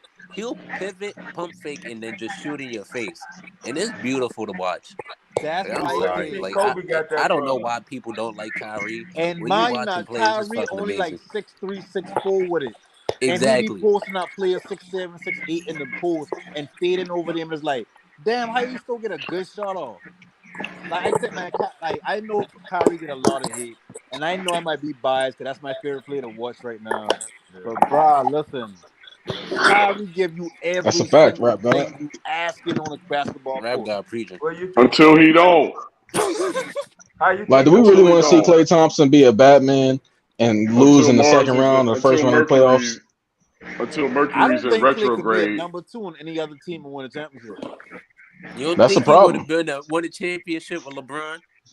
Don't Say do that Easily. that. again. Please don't do that. I think if you take Kyrie off that 2016 Cavs team and replace it with Hey, Clay, I don't think I'm the switching to Cavs win a You're I'm championship. switching to bugging. the Warriors game now. You are bugging. They Hey would Nico. smoke the I Yes, don't, Warriors. man. appreciate Like that. Yo, you gotta Yes, think Nico. I about You're do. how they was getting bugging. their Oh buckets in that no. game. When Klay Thompson shoots, I'm expecting it to go in. When I If see Klay it, Thompson played with LeBron James, he would be the greatest shooter of If he all get a time. catch and shoot, Don't do that. expect it to go in. He would be okay. the greatest I shooter of all even Clay time on if he can't even played on the with Clay fast LeBron break. James. I'm Clay got sorry. 3 different I skill don't want sets to on the see court. no clankers Running around or screens, short catching, shooting, and he got like that I've little been 2 seeing dribble the pull up. last couple of days. Well, I do want to say this. Klay Thompson's been shooting 46% from the three since January 1st, too. It's God damn. amazing. I mean, but we can't expect that from him. That's The cap. All you problem niggas said he is was trash and washed. no, no, no. You know I That don't ain't think he expected was from trash or nobody. nothing like that. Don't You nobody ain't expect I nobody just don't expected see to him do as 46% that from type of what? 46%. player. The Yeah, fuck? that's Hey, Like I unusual. said, I'll take Ray Allen over him if you talking about why? better basketball player. Oh That's my a god. You false. know what? Ray Allen. I'm looking him up right now. I'm gonna tell you how many games he won the year he joined Boston. All right. And that You nigga tag averages me. like 17 for a career, or maybe Who that? 15. I Ray mean, but Allen. see, you can't. We had this conversation. at a certain point, the points of per game for teams went up. He may have dropped only 17 points a game, but that was like 17 of 90. Clay dropping 25 of 140. Damn near. Well, 114, I think we Hey looked up. yo, That's one hey season. yo, When we gonna bro. stop that? No, that Wait up. wasn't like No the panic. No points per panic. No game panic. went Wait up up. for 1 all second. teams over the years. Ray Allen, right? Ray Allen in 2005, 2006. He played, I think, like 70 something games, bro, and they won 35 games. That's a fact. Who you playing for? He was playing for the Supersonics. Oh, I mean, Supersonics? the Sonics. I'm sorry. Yeah, he I played. mean, but what about Milwaukee? Yo, when we talk about Rainbow, he was 30. He was in his prime. He was an all star. What's your argument? What is your argument? What are you Clay picking? Thompson's a better player than Ray I'm Allen. I'm just sorry to saying, tell you don't y'all. think Klay That's what Thompson it could is. win 35 games as a number one option? So Like, you get the saying fuck, bro. you're saying that And that's a good one. That's a good one. you're saying that Ray Allen put up more threes than Klay Thompson? No, Clay put up more threes and hit more threes. Yeah, they're in a I don't 3-point understand shooting this. era. If Klay Thompson's a better 3-point shooter, he's a better shot taker and better shot maker, and he plays better defense. Why would he not be better? He scores more points. He plays better defense. He moves the ball when he has to. He You rebounds know the why? ball. You know what? And I tell you this the other night. This why I Because don't. Ray This Allen why I was in a can't dunk put. contest, Nico. What don't you get? This Yeah, why I you're can't right. put Because he was Clay Coney to. Island Jesus. I can't compare We just forget. Clay We to forget a Clay number dunked one. on multiple people in his career too. Like when you First asking, game off of what you Achilles injury. asking Ray Allen to do on the basketball court for a team, you're not asking Clay to do that. You are. He's doing No, it. you Clay, ain't. No, but Steph no, Curry has he not ain't. played all month. What do you mean? He's been winning. I, Well, that's not all March. It's early what his March. record been since Steph going down? I need to look that up. I got to tell you, Nico, their career numbers are very close. Very, very close. Both of them shooting Yeah. 45% for a career. Yeah, and like Yeah. Ray Allen ain't but no scrub or nothing. But you're trying to say that, like he No, ain't he's been not a nowhere scrub. He's near. just not He better ain't than been Klay way Thompson. better. This is a great debate. Yeah. It really is. The thing is, Klay Thompson just has to have the longevity. He got to play to about 40. How The about this same though, way Nico? did. Per It was per 100 Are you saying to per get to the 100. same level as Ray Allen? How about it's this though, Nico? stats wise. Yeah, Per what's up? Because per 100 possessions, Ray Allen has an offensive over defense rating of +6. Klay Thompson is +0. So Ray Allen defensively was better than Klay Thompson over the course of their career. yeah, I'm looking at Well, he got carried a lot over the end of his career. And offensively. I'm looking at You don't dunks. think Clay getting carried now with the Golden Ray State Allen Warriors is his leaving from entire the career? dotted line. Who's carrying him? Jordan Poole? No, maybe not this season. I talking about as long as they've been. Clay has, and I carry probably the wrong words. Let me take that out of there. He has not been asked to do the same thing as a lot of number twos in this league. Well, What do you how is he not? mean? He's averaging What 20 are plus number twos points. asked to do, and what is Clay asked to do? And they ain't really a knock to him because they run a motion offense, right? So it's Yeah. like he playing within the offensive system. So I give him that. That's the only reason why I take that carry word out of it, because it's like, well, it ain't really his fault. But at the same time, his skill set that I look in at, even with the Warriors, outside of just playing in that system, like when I see Clay with the ball at the top of the key and he about to just make a move, it's like I know he's thinking about shooting a three. I know making a move to the basket ain't part of And Klay I know Clay Thompson he been ain't thinking played knifing a about, lot. like, okay, Clay's I played a look at little bit more than T-Mac, right? half I of look what at Ray T-Mac, played. I look at Kobe, I look at even Vince Carter to a certain extent on some of the teams he went on. I look at LeBron, to a lesser extent, LeBron game more Klay so Thompson for like when 3, Ray Force bucket. involved. I look at all the number ones I ever watching basketball, whether he been the one superstar I league hope you see that or the two devastating. superstar league. I do not see Clay in that You realm. expect that shit to go in. I'm sorry. Yeah, right. From when he got the space, but number ones don't get that type of space, and when they do, it's like shit. You can't really guard him because you don't really know Bro, Klay what he's Thompson will gonna shoot do. in your face. Pause. I mean, yeah, he can shoot, but that's all you name him. Like sometimes he go cold. What happened when the rest of the team, like Clay ain't one of them players that get the rest of the team involved? We've never seen that from him. That's cap. He's been doing it the entire month. I can't. How much assistant? Well, I can't even use assist could be misleading. But yes, Klay Thompson moves the ball around. Klay Thompson's not a selfish player. That's why I like Klay Thompson. I wouldn't like. Go ahead. He has the think ball. you're He passes the expecting ball. Klay Thompson to play someone like Scottie Pippen. He just doesn't play that way.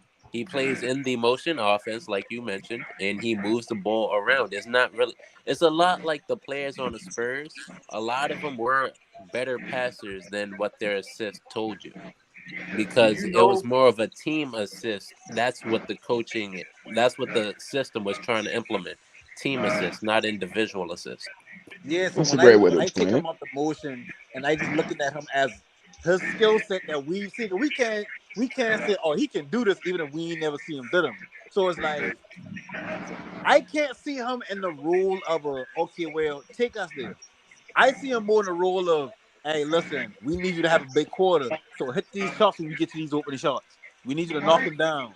That's the kind of score I see him as, where, okay, we're going to get you in the best position to get a shot that's a lot better than you Klay having to go get Thompson your own just shot. pump faked in the dude's face and then shot it. Of course. Yeah, and that's why he's saying, but it's like he ain't bringing, like, okay, I ain't saying he got to bring the ball up court and Hey, you know do he on all the fire things right he now, do. right? It's only gonna get worse from here. And Hey, yo, look how how's he getting his buckets? He do what he want to. It's Klay Thompson. He's relocating. He's giving. Klay Thompson does what you ask. And that he's giving. He has the ball. He's giving it to other people. He runs around and he catches it again and he shoots it. Oh, that's deep. But that's what I Cash. Oh my God! I told you he on fire right now. That's why look these I guys. told you on fires right now.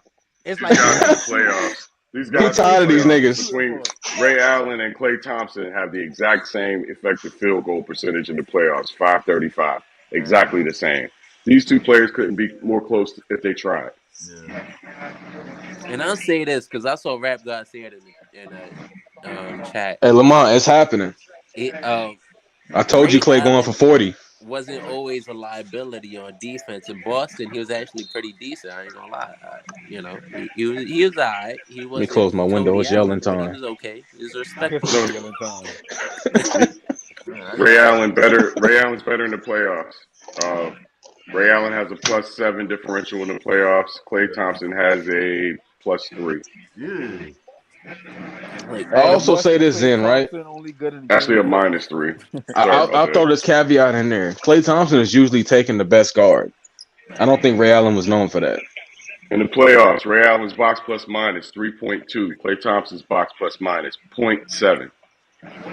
But you also have to put it in perspective then, because Klay Thompson's usage rate in the playoffs 22.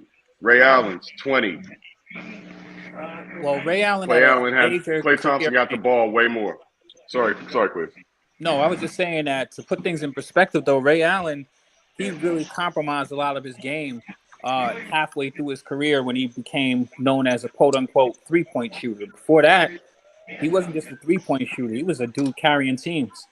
Hey, I trying to tell carrying teams where quiz. We went over Look, they wasn't carrying them to the 10th seed. He was the one. 35 wins at 30 years old. That's where he carried them to. Listen, I'm not gonna say that Ray Allen was going to the finals, but you guys might not know. But one of the greatest playoff series I've ever seen in my life was Ray Allen going up against T-Mac back when he was a buck. I'm gonna tell you, that boy Ray could play. Who never made it out the first round. This is what you think about Klay Thompson going against Russell Westbrook and Kevin Durant when Steph Curry was a no-show?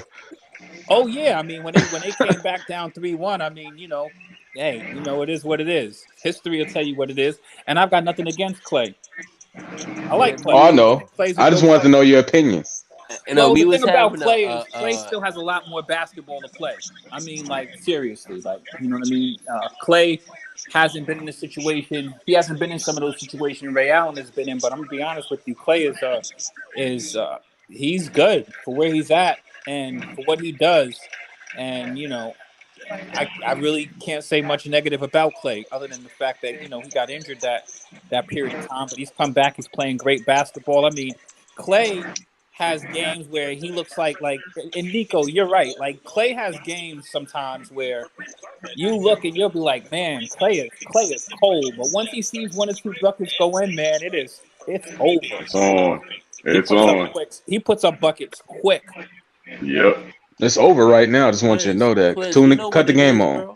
Quiz, What's up? is that we was having a Clay Thompson versus Scottie Pippen debate. Yeah, I heard it. And No Panic had to start debating with this dude. Like, But I think this is a better debate than Scotty anyway. No, this is a great one. These guys are close. I mean, they're different. They're two different players, but they're similar in certain ways. Like, you know, when I'm telling you, like, you might have, I seen Ray when he was at the height of his career. Ray was a great player. I mean, you know, Jesus Shuttlesworth. One of his dunks now, he's leaving from the dotted line. But Ray compromised a lot of his game. When Ray went to Boston, I mean, he was just there shooting threes. Like, you know what I mean? Ray could actually put the ball in the court. Ray had a lot more elements to his game than just sitting around the 3-point line. So all of his dunks are on people, though. None listen, that year, Clay Thompson with an amazing rebound. That year with Ray Allen, when he was on the Bucks with the big three there, Glenn Robinson, Sam That's where Cassell most of the himself. dunks are coming from. Yeah. When they played against that it was the Orlando Magic. That's when T-Mac had come into his own. Finally, was on his own squad. Clay That was one of the most entertaining playoff series I ever seen in my life. I'm not going to hold you up. He said he's not dynamic, and then he goes coast to coast and draws. He does everything. What people don't understand is they try to tell me about a player I watch every day. You know what I'm saying? I just try to inform them. I can't stand that shit. Your guy better than they know you than you do. I know, it's crazy. Yeah, I said he doesn't do something. He the only player I see on the court. I had to sit here and listen to people tell me Jason Tatum wasn't a superstar last year. And they only catch the highlights. Right. I'm like, what are you talking about? Jason Tatum ain't a superstar in the NBA. What? And then he go contend for MVP and get to the finals, though. I mean, shit, I wouldn't say Jason Tatum a superstar. He is. Somebody was saying that. I don't think so. Remember that, Zen? I was like, what more does Jason Tatum have to do? You know what I mean? Right. Like, Meanwhile, they throw it at John Morant like it's candy. No, John Morant's a superstar. Oh, that's because they got a gun to their head, though. He's a social media star. It's different. Hilarious. I'm just old block Morant shooter. What's going on with your man Morant, man? He wasn't raised right. That's the whole problem with him, man. Yeah. Hanging out with Devin Brooks too much. Southside Sumter Crips. It's deeper than Dylan Brooks, man. It's deeper than Dylan Brooks, man. His pops. You see, his pops will want to be thug too. No, that's starting to show up, ain't it? Clearly. Hey, but listen, you know why what is doing name hot take. You know why Jason Morant a role player panel. You know why Jason Tatum ain't a superstar? Why? Even by all the metrics that you can think about, I'll agree to it. But you got to think about what player how many players would you feel comfortable calling a superstar knowing that they show up that small in the finals? I know LeBron did them before, but LeBron came in as a phenom. So Clay might have the worst handle vibes. It seems like didn't LeBron? No, he doesn't. Didn't LeBron come up extra short in 2011? He dribbled like Malcolm Brogdon. But what I say about LeBron is LeBron coming as a phenom. So all he really had to do at certain points is make the game. Him coming up small, it's like it's hard. It's different because it's LeBron. No, I mean you can name another player that come up small that quote unquote isn't a superstar. LeBron is a different case than Tatum because Tatum ain't coming with everybody been like he gonna be one of the top 5 players in the NBA in 5 to 10 years. Hey, you see Clay getting in the paint. Get the paint. I watch this every game. They tell me what he don't do. Let me share this with you. You know when you know somebody's a superstar? See, we all follow basketball. We're not casuals. When people who don't watch basketball can tell you who a person is, like my aunt, she's not a basketball fan. She was all on Jason Tatum when they was in the damn finals. I'm like, how you know But this dude? You know what I but mean? that's just popularity though. When I Nah, talk, what when I talk Popularity. about I mean, that's 6'9" light skin. when I talk about that's that superstar and appeal. star in the league, I talk about just based off of comparison to their peers in the league, like how other players treat them, how other players play against them, how other players view them, like how other players talk about them, like just me watching them and their skill set. Like you gotta, I ain't saying Jason Tatum ain't elite in his skills and his basketball skills, but for me to put him as superstar, I gotta believe that other players gonna view him as he that boy. And you can't look at him and say that because of his performance in the finals. I would get it if this was a second, third year in the league and he get in the finals and that he nut up or whatever like that. But I mean, shit, he done been in the Eastern Conference Finals twice. bro. All he had to do was play a decent He's this is what game. He I'll was say. in 24. the If we NBA He's expect you to finals. win a Like, come 24. on. championship Hold on. and He was you He's in the don't, NBA 24. finals. And he is the card carrying member of the Celtics. And I Listen, mean, Kyrie if he didn't Irving, prove he was a y'all don't look at superstar to you last year, you know what I mean? Like, I don't know what to tell you. Hey, listen, Shai Gilgeous a y'all don't superstar. call Kyrie Irving, y'all don't call Kyrie Irving a superstar, but Kyrie Irving first finals that he actually get to play 40, 40, 40. So I mean, it's like I get it, like from a basketball skill wise, cool. But then when you add in the fact that he come out small in the big moment, his counterpart who's supposed to be the Robin actually outplayed him. They got a defense around him. They got a good coach around him. They got a good coach around him. Why? I mean, said the only reason why they didn't win is because he been more passive because he ain't had a good shooting series. It was more I than can see that. that. It was the turnovers more than that, and that's more to the fact Right. that I Boston doesn't hold have a playmaking point guard than anything. And They put a lot of yeah, that's true. responsibility on Jason Tatum to be a point guard when he's really a power forward, and that was the Jason real Tatum. problem. Jason Tatum didn't win. We can all say that easily. Mm. But I mean, like, seriously, I mean, Jason Tatum had a phenomenal season. You know what I mean? He had a lot of turnovers at the end of ball games, but I can't take any of that away from him to say that he's not a superstar. I mean, I he can. is. You go I look at wouldn't. I'll NBA call him a TV. star all day. He also played the most minutes last Look at the season and commercials. won a gold medal. So, dude was I've said it before. He was wore out by the time Game 6 came around. Wore out. I mean, Jason Tatum has a solid game. I mean, He I'm like, do. I mean, I'm not even just going based off of stats or numbers. I mean, he's passed the eyeball test 1,000,001 times for me. Only problem And he has, he's turned the ball over too much. Mm-hmm. and that gets him every bit of star label, but superstar.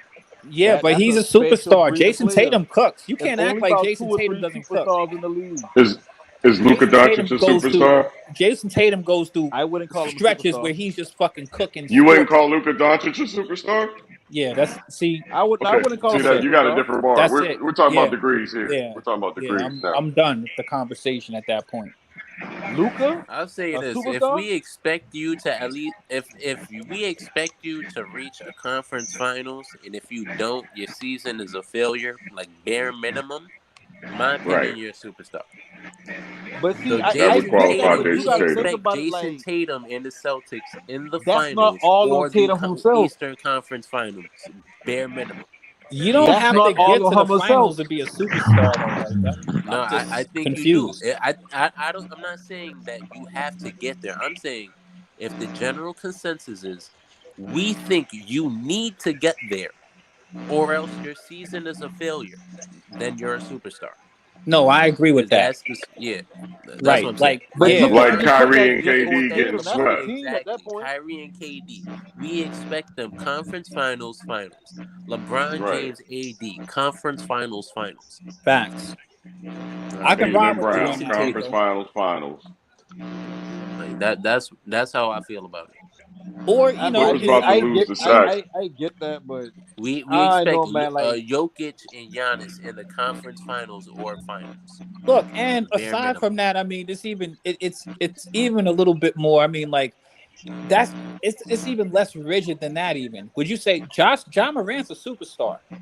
So Jokic. yeah, I don't Jokic call him. hasn't won a conference finals. He's It's a never been to a lot of finals. Is he stars a in the league, superstar? bro. Hey, he's been to a conference finals, yeah, in my opinion. Right, but he's never been to an NBA final. So is he a superstar? I think Nikola so. I Jokic? think with Nikola I Jokic, mean, we I expect He'll them to never be in experience bare one. minimum the conference finals. Yeah, I minimum, think or that their joke. I season's a think that failure. Joker is, and I think that's a good one to bring up, Zen. Well, we would all say that Joel Embiid is a superstar, right? Anybody dispute that? Absolutely. Yep. Absolutely. Yeah, I'll give him that. And I mean, that's an even more I solidified think he's fringe. He's superstar on than that line. Jokic. And Jokic, by numbers, we're not casuals here on this panel. I think that we'd be bugging out to say that Joker isn't a superstar if we're qualifying Joel Embiid as a superstar. Exactly. Right. So I don't get why Jason Tatum gets disqualified in some people's minds. I Cause really I don't. I I tell you, like Jason Tatum, it's like when you just look at his basketball game, his skills. It's easy to the eyeball test to say, oh yeah, he one of the best players in the league.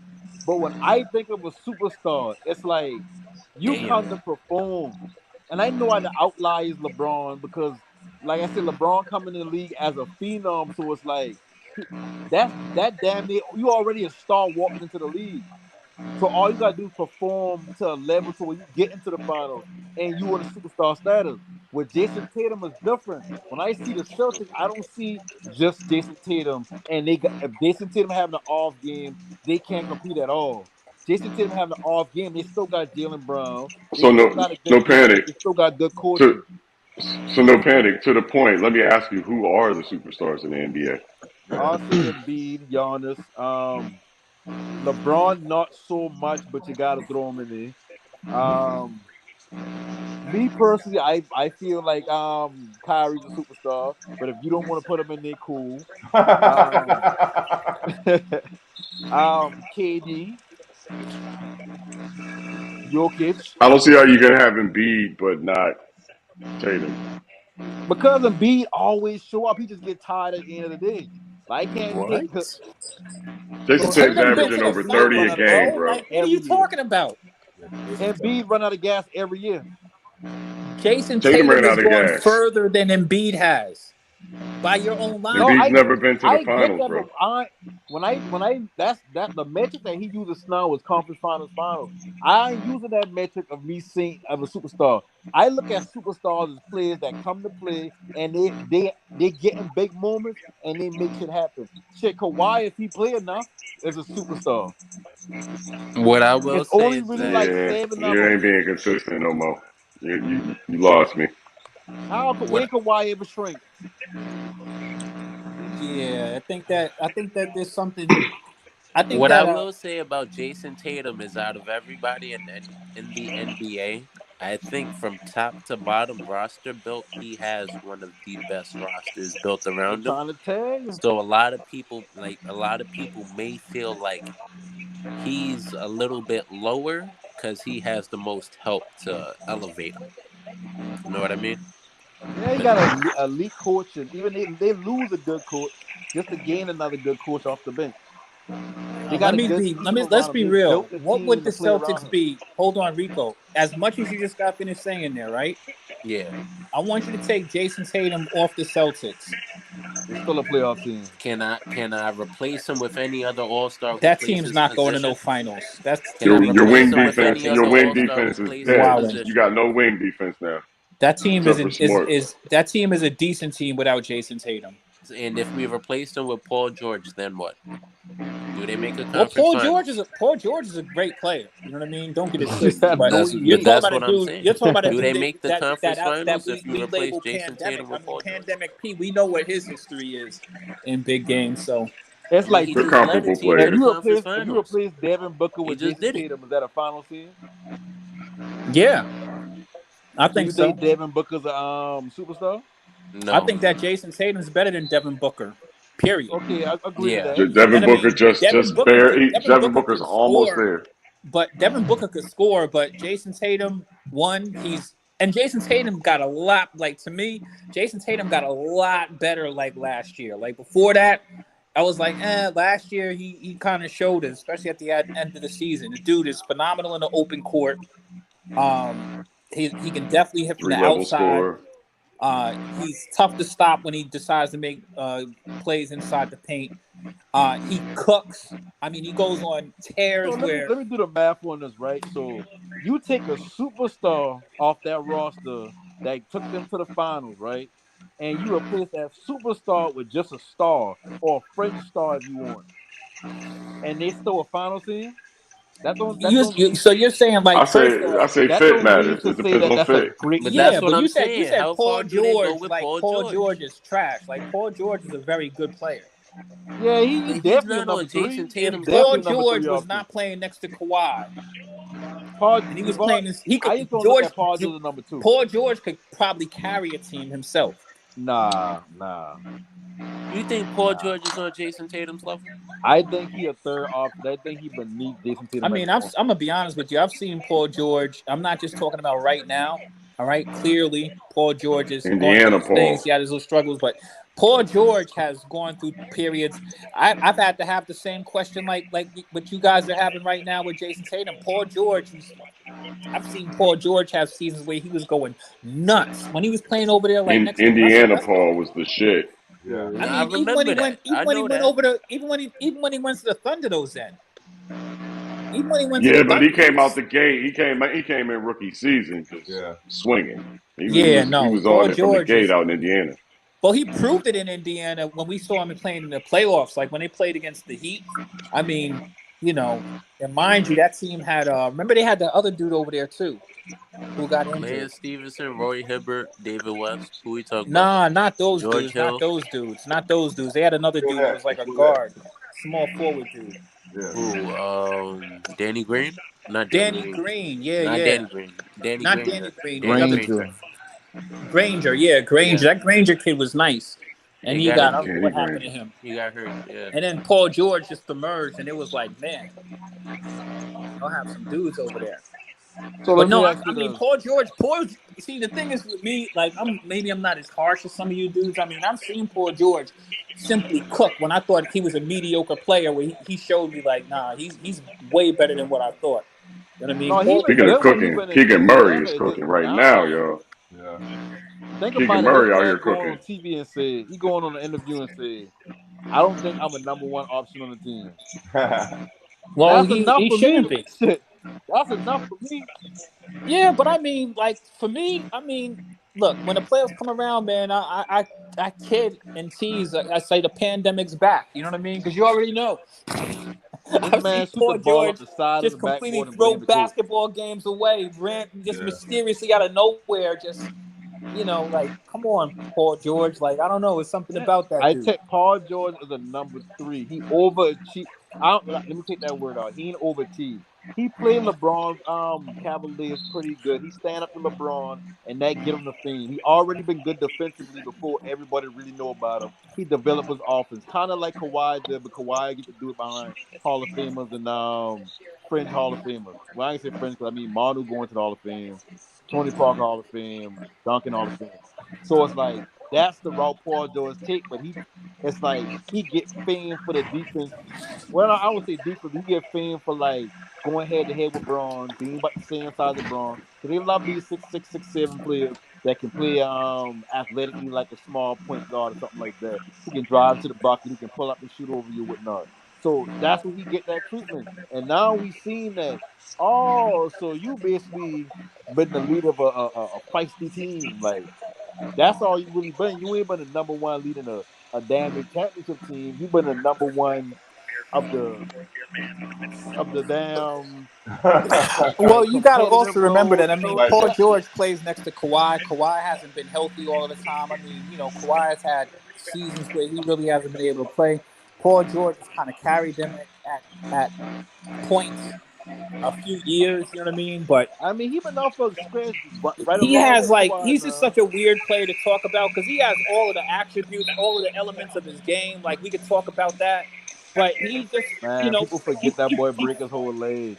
he frails, like you know what I mean. He just frails when it's time for him to really win.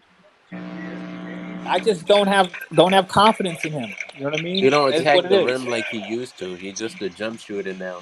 And Yeah, You're right. he You're he right. break his hasn't Yeah, entire recovered. leg. Like I that shit feel that's a like ain't good he point, nothing hasn't to come Rico. recovered come back mentally from from. what he did. I'll be No, that's a honest. good point, Rico. Because Jason Tatum attacks the rim way more and better than he does right now. You know what I mean? Yeah, well, And he had a shitty game tonight. I'll tell you that much. 0 for 8 from three. That's why Boston lost. One of the reasons Boston lost tonight. But that happens. I mean, that's just a small And sample. you But know he what had else a I don't bad like night. about Tatum game though? He's struggling right now. I don't like that even like Tatum will be struggling from the outside, and instead of him saying, you know what, let me just put my head down and get to the basket, go to the Get to the line, basket. he will still be pulling up for jumpers. But that's part of Missoula too. Missoula got to shoot as many threes as you can approach. That's his philosophy. So he tells them guys to shoot a lot of threes. He does. But I agree with you, no panic. I think at 6'8", you should be driving to the hoop. And when he does, he likes to finesse around the hoop. He don't go with enough power to me. I've been Right. complaining about that since last year. Go with power, get fouled, send a message. Cause said he begged like shit. He should be able to do all that with ease, especially in this NBA. Ain't nobody playing no paint defense the way they like. Embiid ain't even playing crazy against bigger players coming to the basket. Yeah, But I don't he's like. I man, mean, when you got a chance to use power and send a message, you should use power and send a message those And in I just don't basketball. see that factor in those them. Daryl Dawkins days are over. Right. They shouldn't be. No, they I are. I mean, mean, the game is so would you different. respect my three more if you knew I might take off and go dunk on you? You would respect my three that much more. That's what Ray Allen did.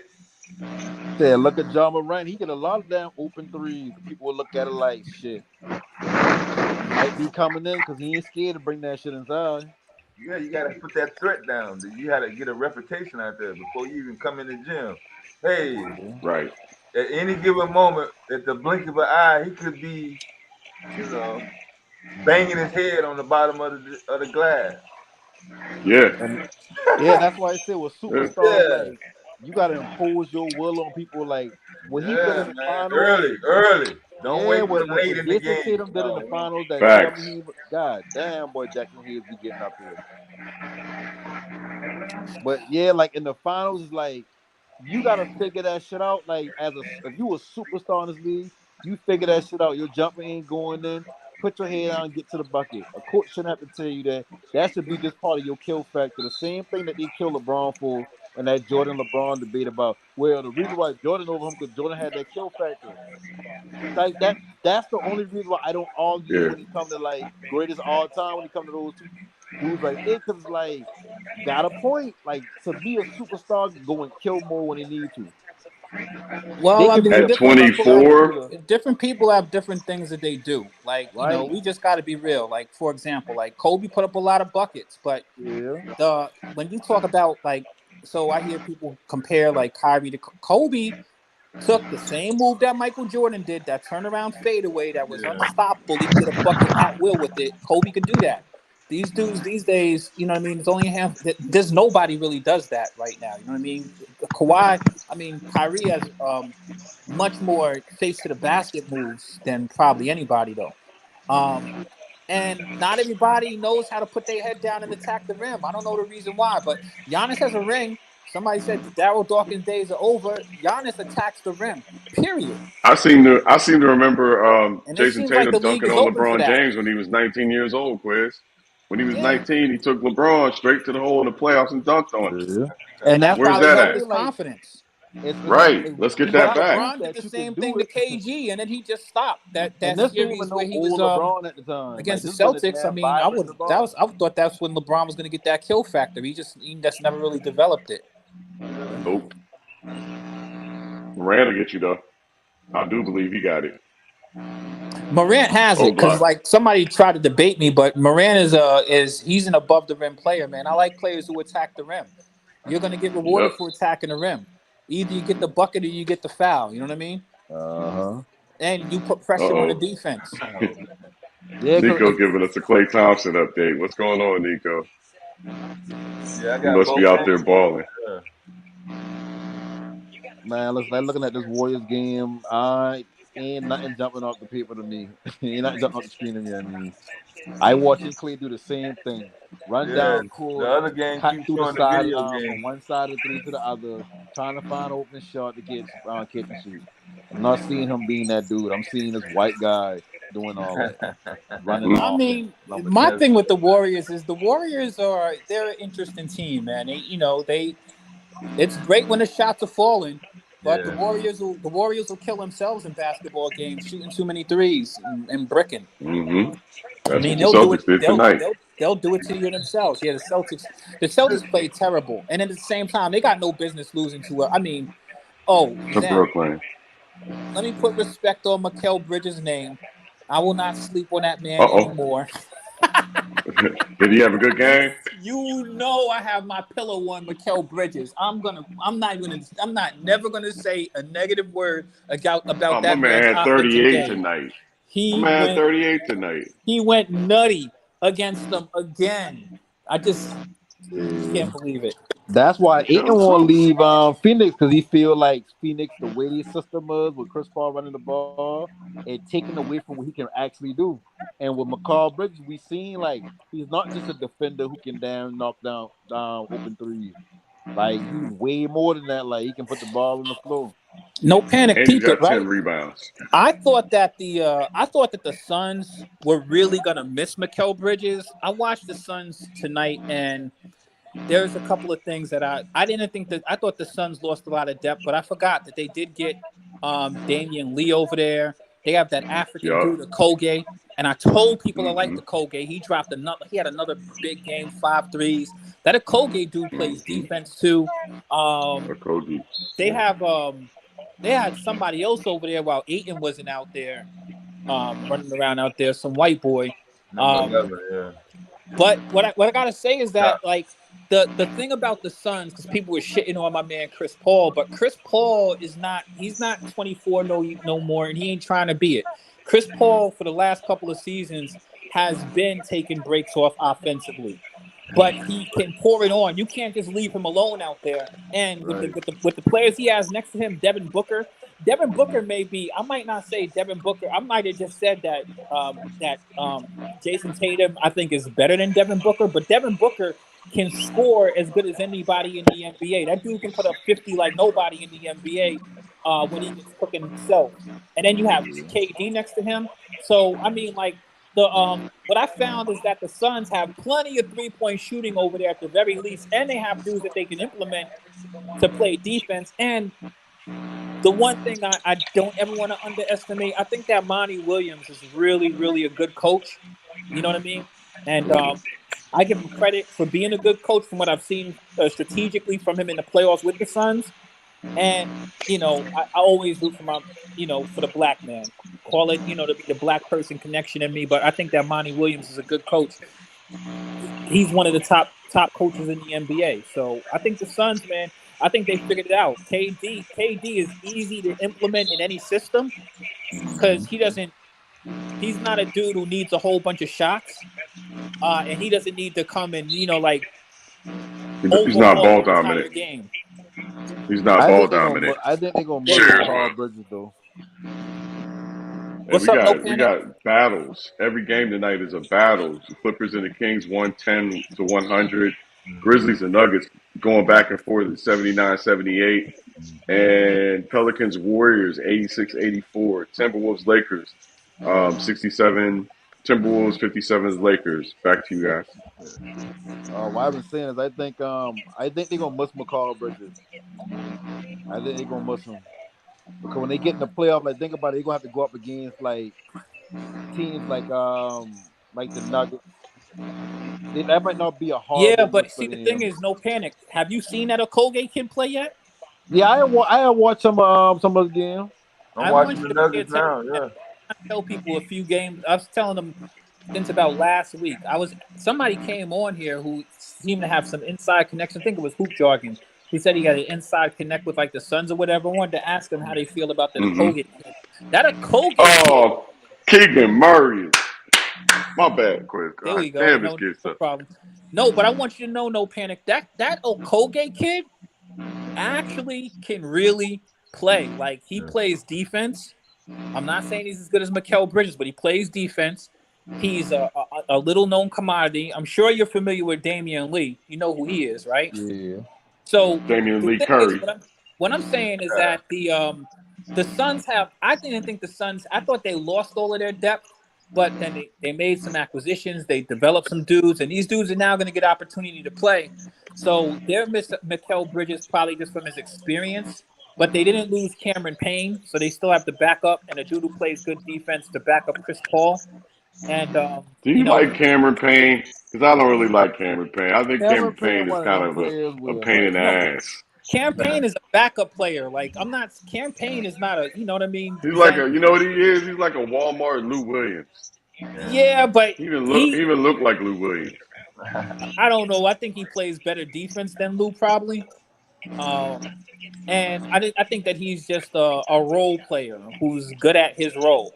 You know what I mean? His role is to think about it. Sometimes. Chris Paul's job is to manage the offense. Cam Payne's shot is nasty as hell, but he drops it if you leave him wide open. You know what I mean? he get hot sometimes. He has a weird looking head. You know what I mean? He's definitely annoying to look at, but he's not a terrible basketball player. I've seen worse basketball players than him. But even see, though McCobb and their on ball defender on the perimeter, he take the other team's best option. He take them and like he cover up a lot of weaknesses, especially when you got Chris Paul, who a little up there in age, and you got Booker, who kind of small for the shooting guard. Good pass, Clay. Crazy. In this league or whatnot, like he was 6'4", so like he used to make up for a lot of the deficiency. I agree with you wholeheartedly. Listen, no Kobe panic. straight. No, I'll give him that, but it's a difficult team taking an elite defender like Mikal Bridges, yeah, and adding decent defenders because they don't make up for certain things. They just play their role. They don't get beat badly. They don't win crazy. They don't, they don't contribute to like covering up leaks in the defense as far as the other players on the team. They just play their role. McCall Bridges did way more than that. So it's like, I don't know, man. Like I think when they play, I like agree Dallas, with you, but I mean they got KD for him, for goodness sake, and you but know if what I they mean. play Like, Dallas, then what? Who guarded who? well, I mean I agree with you. Coming into this conversation, I felt as though I'll believe it when I see it, but the Suns actually have a little bit more depth than I thought. I thought they would be dilapidated. Is that the first round matchup? We don't know, man. The West is too close for anybody to call who's playing who in the first round. Let's not get it twisted. It's too close over there. All of those teams are like within a game of each other. So I mean, a team with like 20 games left in the season, man. Who knows where anybody's going to be when it's all said and done. All it takes is a couple of wins and a couple of losses, and you could be higher or you could be lower. So let me ask you this: right now, the way the standards is and whatnot. But throw out the standards. I'm gonna give you hypothetical first round matchups. You tell me who wins. Grizzlies, Suns meet in the first round. Who you got? Oh, God, Lord have mercy. Grizzlies, Suns. Yeah. That's crazy because I like home the court Grizzlies. advantage. Home court advantage. Who got home court advantage? Grizzlies. Grizzlies gotta have home court advantage. Right now Grizzlies here, so we'll use them boys. Yeah. Well, the thing about it is, and the thing with me is, I think that defense. I think the Grizzlies are a much better defensive team than them. They got Jared Allen, who's one of the leaders in shot blocks. They have a feisty attitude. I don't know. 7 games, though. Yeah, I know, man. I know. I like Monty Williams a lot as a coach over there in Phoenix, and I haven't seen Phoenix play enough games for me to really fully evaluate them yet. Right. I think that the Memphis Grizzlies can beat that team right now, but I need to see like what you're talking about. No panic. I need to see what their defense really looks like because, like I said, I think that Okogie can play, but he's not battle tested. You know what I mean? Yeah. Man, I hate to break this down real quick. I gotta break in real quick, Quiz, but Russell Westbrook is absolutely killing the Los Angeles Clippers. He's 3 for 12 tonight, 0 for 5 from 3. I just watched him have his 4th turnover live. -10 from the field. Every other starter. Paul George is also killing him. Paul George is 3 for 15, 1 for 8 from the field, 11 points for Paul George. Russell Westbrook, 8 points on 12 shots, y'all. 8 points on 12 shots for Russell Westbrook. The Warriors are running away with that game. They're up 14 points now. The Clippers are about to go to 0-5 with Russell Westbrook, and Clippers fans are on suicide watch. Back to you, Quizmatics.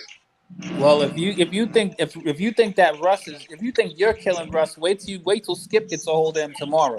Good And listen, Lord. and I don't even blame Russ for I don't blame Russ for them losing. I looking at the one like how you say 8 points from 12 shots. Yeah. Shit, you say Paul George been like 3 for 15 in it. Yeah. Yeah. And only got Paul 11 George. points, and he's supposed to be the number 2. Yeah. Paul George got 11 points on Klay 15 Thompson's shots. better than all these fucking number twos. Like if he been a legit number 2, Russell Westbrook stats wouldn't even matter because I'm pretty sure Russ bringing a factor to the game that probably ain't major. Like he speed up the team for them, boy. Like them scoring 176 points. That had a lot to do with Russ speeding up the transition off them rebounds, off of just catching the ball at half court and just That was attacking. his first game. Yeah. Hold on, Zen. I'm not sure. Did you just say that the Warriors were running away with that Yeah, game? I'm That about to game is say they tied. It tied. just went final. It just went final. It went What, the final. Warriors? That game is tied. The Warriors, Pelicans. No, I got Clippers and Warriors is what I was looking at. Maybe I'm looking at the wrong game. No. Yeah, you're looking. I'm sorry, I'm looking at the wrong game. Clippers are playing against the Damn. Kings. Clippers are playing the I'm Kings. sorry. I'm on the wrong page. My bad. It's all good. It's all I'm about good. to say Clay ain't Clippers and scored in a Warriors minute. that played last Nico, night, what's up with your or the boy other Clay? night. He ain't scoring in a minute. I was looking at it yesterday. I mean, he chilling. They got the lead. Yeah, he hasn't scored in the fourth, has he? He busted 3. They should have called a foul on that though, because he landed. Nah, he relaxed. Yeah. I see him sitting on his behind. Yeah, he landed under Clay and he hit Clay hand on that 3. Yeah, they're gonna get up to him. Nah, they gonna call that if they're reviewing that. Clay try to have a little what's it called?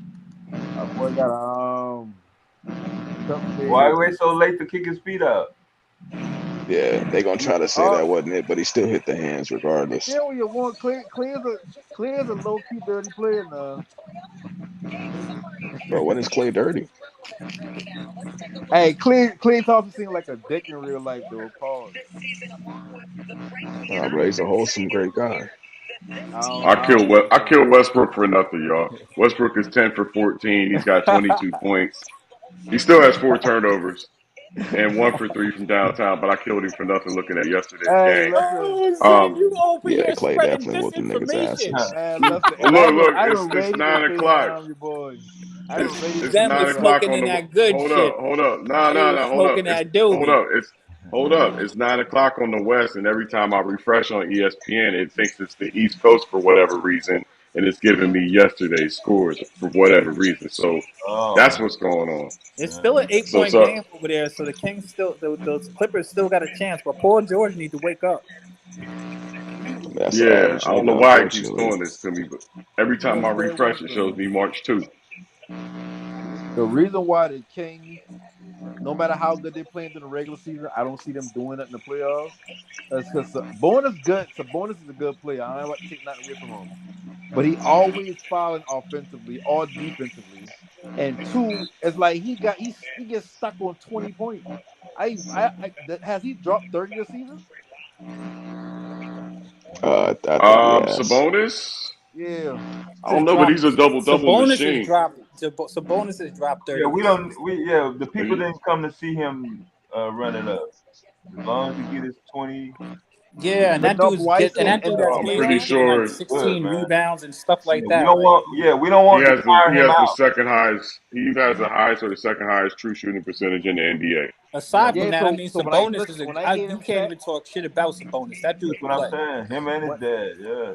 When I hear them stats from y'all, though, I look at, when you transit to the playoffs, all that sound cool during the regular season. When you get to the playoffs, you're going to need certain games where your second best player take a step up in the scoring or take a step up in whatever other areas that help the team. Yeah, but you don't watch the Kings play every night. So I mean, like you you just said that Sabonis never dropped a 30-point game. I mean, you don't need to. Crazy. No, Bryce, I'm not saying that he should drop 30. What I'm saying is when they get in the playoffs, you don't need to drop it in, really. You know that Malik Monk just dropped like 45 the Yeah, other night. 45, but look, Right. You Malik got Monk, you got but you we got all know Fox Malik and Monk one of Monk to them score. freaking shooters. Yeah, man, they got Hooter needs to step up if you ask me. I mean, Hooter's having like a mediocre season. If Hooter would step up and consistently give you like 20 or something like that, which he should be capable of doing, then you look at that team different.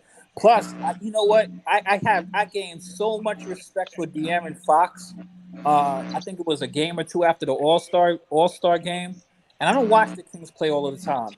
But I gotta be honest with you. I like their attitude, and yes, they're an underdog kind of a team. I kind of agree. I understand the reason why people don't like the Kings because they're not a sexy team.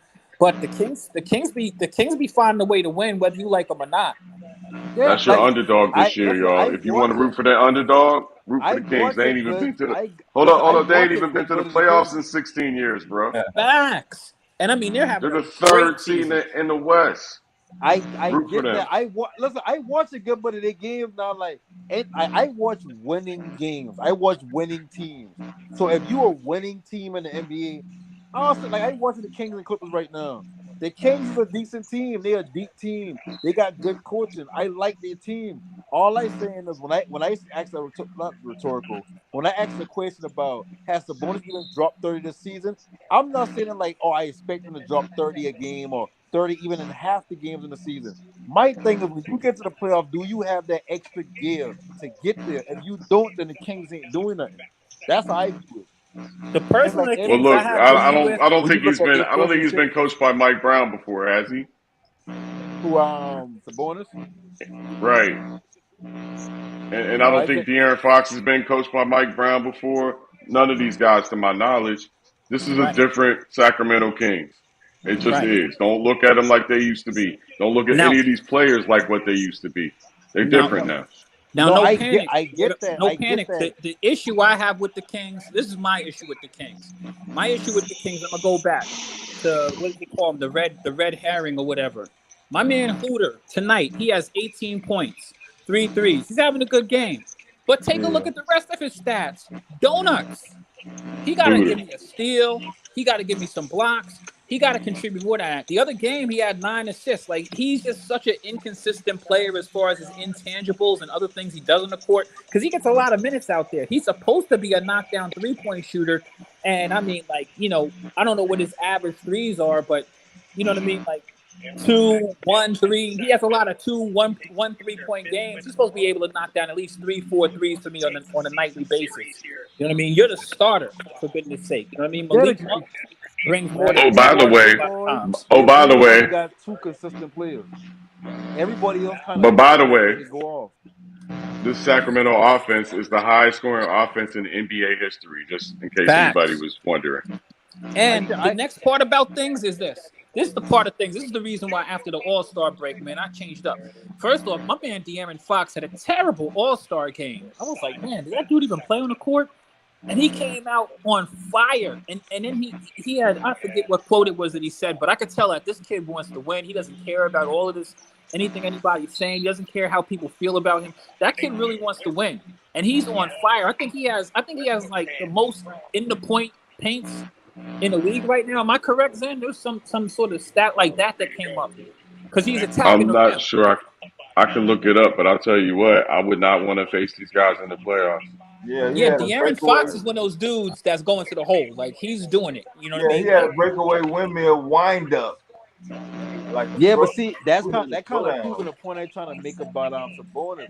It's like you watch De'Aaron Fox take you know he got another gear. When it gets to playoff, you know he got another gear. Yeah. With Sabonis, I just question it because you got to show that at some point in the regular season for me, to me at least. Because I mean, he ain't got to prove to nobody else. Just to me, I need to see the number two option have that second gear. Because I know when you look at all the duels in the playoffs. You look at Katie and Booker. You look at Kyrie and Luca. If LeBron not been healthy in there and make the playoffs, coming off AD. You look at Harden and Embiid, and that gonna be the same thing with them. Now, can Harden get to that level he used to be at for a certain amount of games in the playoffs to get them to the finals?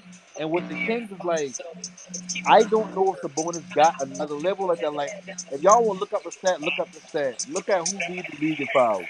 Yeah, but you know what though? I watched the Kings play, man, and there's a lot of stuff that Sabonis does that don't show up in the stat sheet. First off, that dude is the motor of that team. The next part about that is I know that you want to He see them go to commits the a next lot of level in the fouls. playoffs, but that team is going to be an underdog against pretty much anybody. The Kings don't have as much talent around them as most of the teams that they're competing with in the West, and they're still what, third, True. right? So the thing about True. Sabonis that I do like about him is me and Zen spoke about this. Other than Joker, right? You can't show me another freaking power forward who does what Sabonis does. This dude is a phenomenal assist dude, and his basketball IQ is way further through the roof than a lot of these people that y'all say have high basketball IQ. And I can No, tell you that from watching him play because this dude knows how to do. This dude knows how to do giving goals better than anybody I've seen in the NBA right now. He's one no, of the best I listen. dudes at giving I go 100% basketball. agree. He's one of the best players I've seen in the league as far as setting up the players with the talent that they have. A lot of those assists that they're getting off of Malik Monk, they're not coming from De'Aaron Fox. They're coming from Sabonis. And then Sabonis also has an ear where I'm going to pass you the ball. I'm going to cut to the rim. Get me the basketball. I mean, he actually scores in the paint too. So, yeah, he's not as talented as maybe Joel Embiid or a Joker. But real talk, aside from one of these type of caliber dudes or a Giannis, I mean, you're just really probably not going to get much better than this guy Sabonis. No. Listen, I ain't saying nothing negative about the bonus as far as he can play. Like everything you say, I agree 100% with you. I just talking about when you get into the playoffs, there's another gear you got to go into. So it's like for him, like I said, when I say look up who lead the league in fouls, he's second in the league in fouls. So he's killing his team, not being able to play a full game consistently, not a full game, but he got to get his minutes staggered when he's getting foul trouble early in the game. I watch the Kings. I don't watch the Kings every single game of the season, but I watch maybe like 20, 30 of their games, like just flipping through games, watching like a quarter or two here and there. It's like every time I see it, he's fouling somebody. He's sitting on the bench, and they got to run through De'Aaron Fox going off in early, late in the second quarter, or in the fourth quarter, most of the quarter, De'Aaron Fox on the court without Sabonis.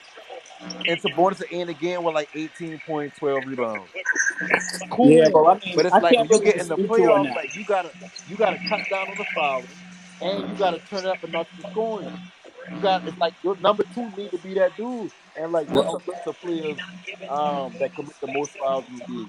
And tell me when you hear another number two. Kelly Olynyk, Montes Sabonis, Nurkic, Jaden Daniels, Jaren Jackson, Aaron Smith, Miles Turner, Singun from the Rockets, Dylan Brooks, Pascal Siakam. That's number 10. Giannis at number Well, 12. definitely Dylan Brooks.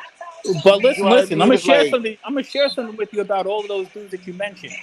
All those dudes you mentioned play defense, and right. he's a big. So I mean, like he's contesting shots and stuff like that. Now, mind you, he has to learn that because the NBA can be very ticky tack. So it's something that you're going to have to see when they get to the playoffs. Because I mean, it's not like you have an invalid point, but you know what I mean. You really can't determine that Oh, the growth of a Russ. player until they Russ. get to that situation. So we're going to see it. And I wish the best for Sabonis, but he's definitely a quality player. I play Yeah, with he that. is. He is. He just I'd have that dude on my team any day of the week and twice on Sunday.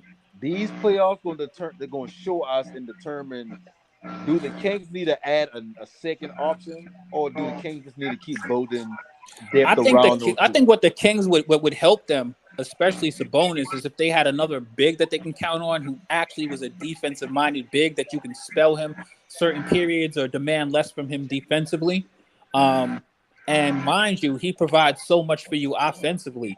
As far as I'm not just talking about his scoring, because Man. remember all of those assists that he dish, those turn into points also. So he contributes. He's a major part of the Kings. Those numbers that Zen just spoke about, them having the highest scoring offense in the league, he's a big part of that. Not just by his direct points, but the points that he's setting his teammates up for. So you're right. You want to have him in the game. You want to be able to have him play a little bit more. But like you talk about some of these dudes don't play defense. That's part of the reason why some dudes don't play defense. Uh-oh. Not trying to foul out. Oh! Clippers just took the lead with 51 seconds to go. 125, 124, 124. 45 seconds to go.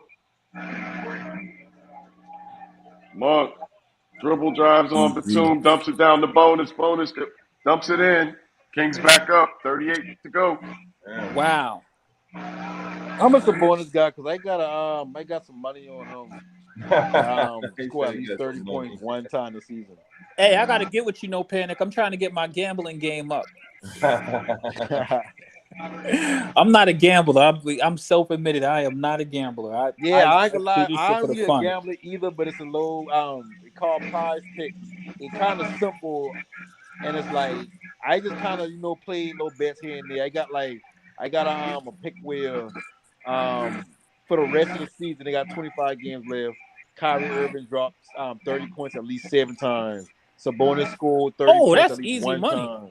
Yeah, that's why I'm saying like it's easy best, it's easily understandable, and it's over under basically.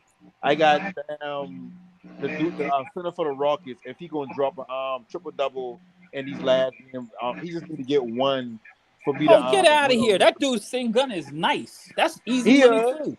He is, that's but easy money too. He's definitely gonna get another triple double. He's been killing it this year, low key. Yeah, I ain't gonna lie. I had put under on him. I kind of scared he gonna break him.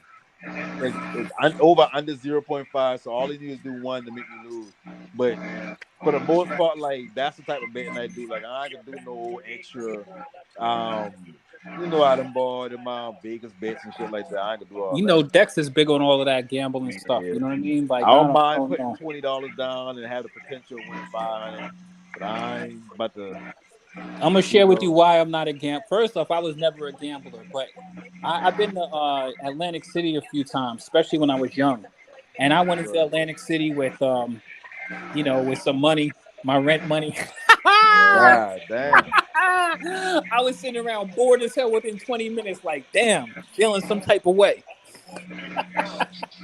You do that a couple times. Clay has 27.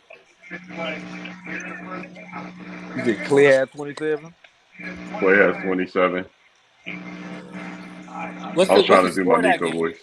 It's 104-96. Warriors with 43 seconds left. Damn. So Pelicans need to win that game too, man. I felt as though the Pelicans need to win that game. Need, yes, definitely need. Definitely need at this point because they are falling the F off like bad, like Portland. Damn, Russ just dropped a pass with 15 seconds left. That's the reason why. That's the reason why. Like when you say, when people are saying right now who's gonna be playing who, like y'all are wilding. The West is too tight. Like there's 20-something games left to go. 20. The Lakers, these teams need to win every freaking game that they can because it's not a guarantee for anybody to even make the playoffs. You could be. But how do you do that? How do you do that and load manage at the same time, Quiz? How do you do that? Well, it's time for teams to start getting ready for the playoffs. I mean, that's one of the things I love about basketball. After the All-Star game, this is where we start getting into man-sized basketball. You know what I mean? Yeah, but I need to load manage. Hey, I low-key hope Lakers don't make the playoffs. I don't want to see that Lakers team in no damn first-round exit without LeBron. So bonus gave you 21. Yeah, but the Pelicans. Listen, the funny thing is, then remember when that trade was made with the that three-way trade that sent D'Angelo Russell to the Lakers and Beasley. That trade that they made with the Minnesota Timberwolves, Jazz. And remember, I said I didn't really. Seems like ages ago. I could see these dudes made these trades for whatever reasons they made those trades for, but it's basically that those two teams are like, hey, let's get out of the way, let's help the Lakers out. That's just how I felt about that. Basically, trade. Yeah. But I mean, capital is capital. You could see it because the Jazz are getting out of the way. The Minnesota Timberwolves, they're in their own way. You know what I mean? And like a layup. I mean, even if the Lakers are completely trash, you know what I mean? Like they could still make the playoffs, and those two teams might not even make the playoffs. And the crazy thing is that any team cannot make the playoffs. Even these teams that are higher above them, the Suns could F around and not make the playoffs and be struggling to do a play-in because the games are so close over in the West. These teams are all separated by like a game, a half a game. You know, like the whole freaking conference is like that. The only teams that have some sort of real security over there are the Denver Nuggets. Yeah. And who's at number 2? Who's at number 2 over there? Shit. Got one. Probably Phoenix. Phoenix. Memphis, and then Memphis. Because Memphis is still, I think they have a few games. I think Memphis or the Kings, there's a few games separation between those and the teams that are like 4th and 6th or whatever. But all of them other teams, man, are like within a game of each other. Creeping ass Warriors keep creeping their asses up. Yeah, but they're helping the Lakers out because they're creeping these other teams down too. The You know what I bonus mean? at the line now, 127 with 7 seconds left, and it's right after Russ dropped the pass. Yeah, it's giving you 22 points on 10 boards, man. That's all we have. Yeah, he get 22, 11 to 7. Yeah, man. Damn good stats. Denver, Memphis, Sac, Phoenix, Golden State, Dallas, Clippers, Wolves, Pelicans, Jazz. Also, Kawhi That's ain't the playing. Nah, Kawhi ain't Who's playing. got the audacity to damn load manage in this West that they can literally be out the playoffs? They stole load management.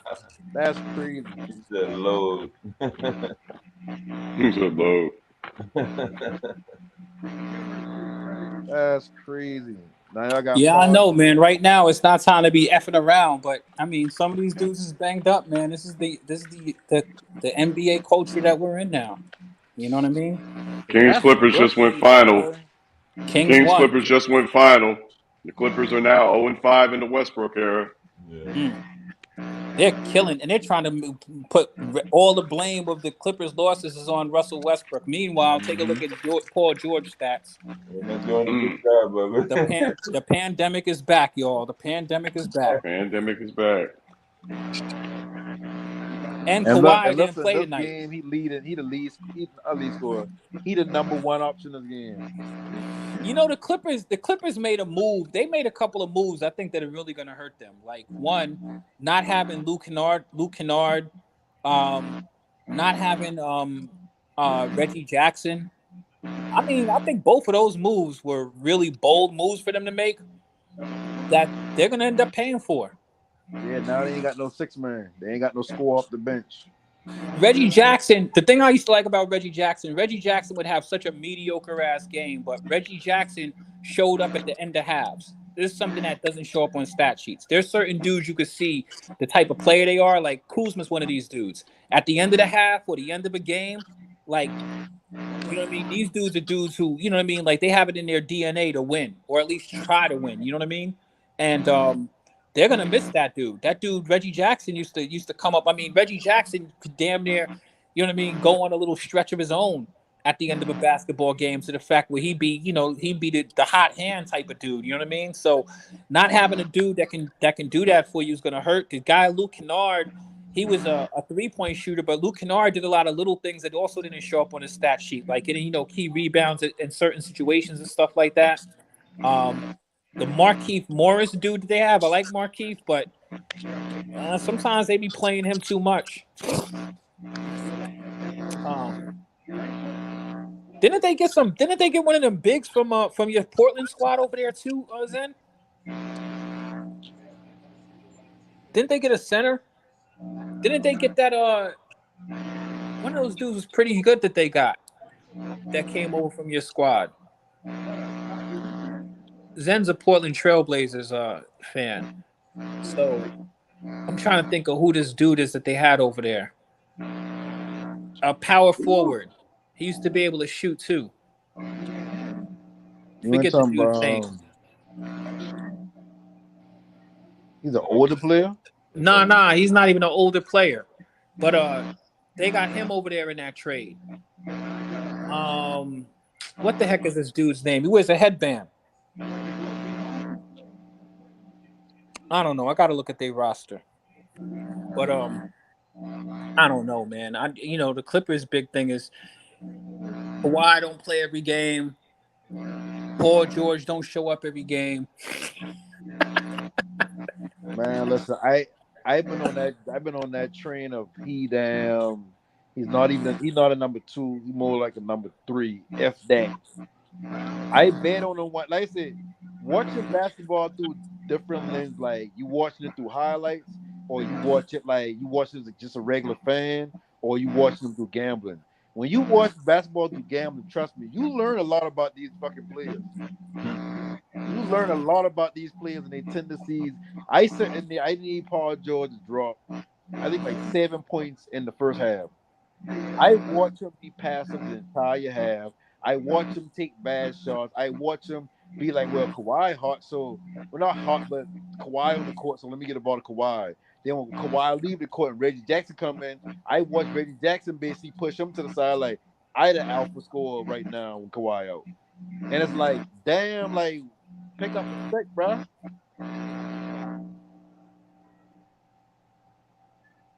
So you see exactly what I mean about that losing Reggie Jackson's going to bite them in the ass.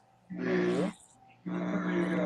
I think that's going to really bite him in the ass because the funny thing is I just got finished sharing in one of our Instagram chats. I shared a photo of Draymond Green playing defense on Russ where he basically wasn't at all. Right. Like he had Russ like back in the 90s you couldn't play D like that. You had to actually play man. You would get the whistle would be blown on you for not playing your man that far away. You know what I mean? Just sitting camping out in the paint because I'm just gonna you couldn't even do that. It looks crazy and disrespectful. It's ultra disrespectful to be honest with you. Yeah, but it makes the game look bad, even though it is even with James Harden game.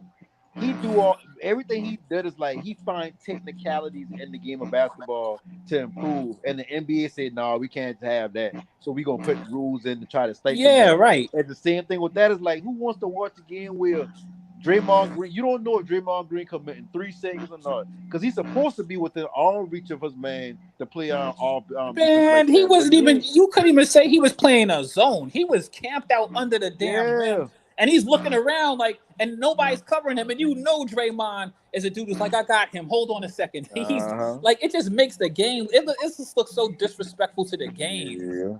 It just looks. It makes the game look bad. Not just, you know what I mean. I understand what you're doing, but you out there like people upset about people getting a dunk or a layup at the end of the game. That to me is every bit, in fact, probably more disrespectful than that. I mean, not even just to Russ, but to the entire game. Didn't that look crazy to you? No Panic? Yeah, like as I watching, it's like I get what y'all doing, but it's like the entire roster is in the paint, and you got this one dude just looking.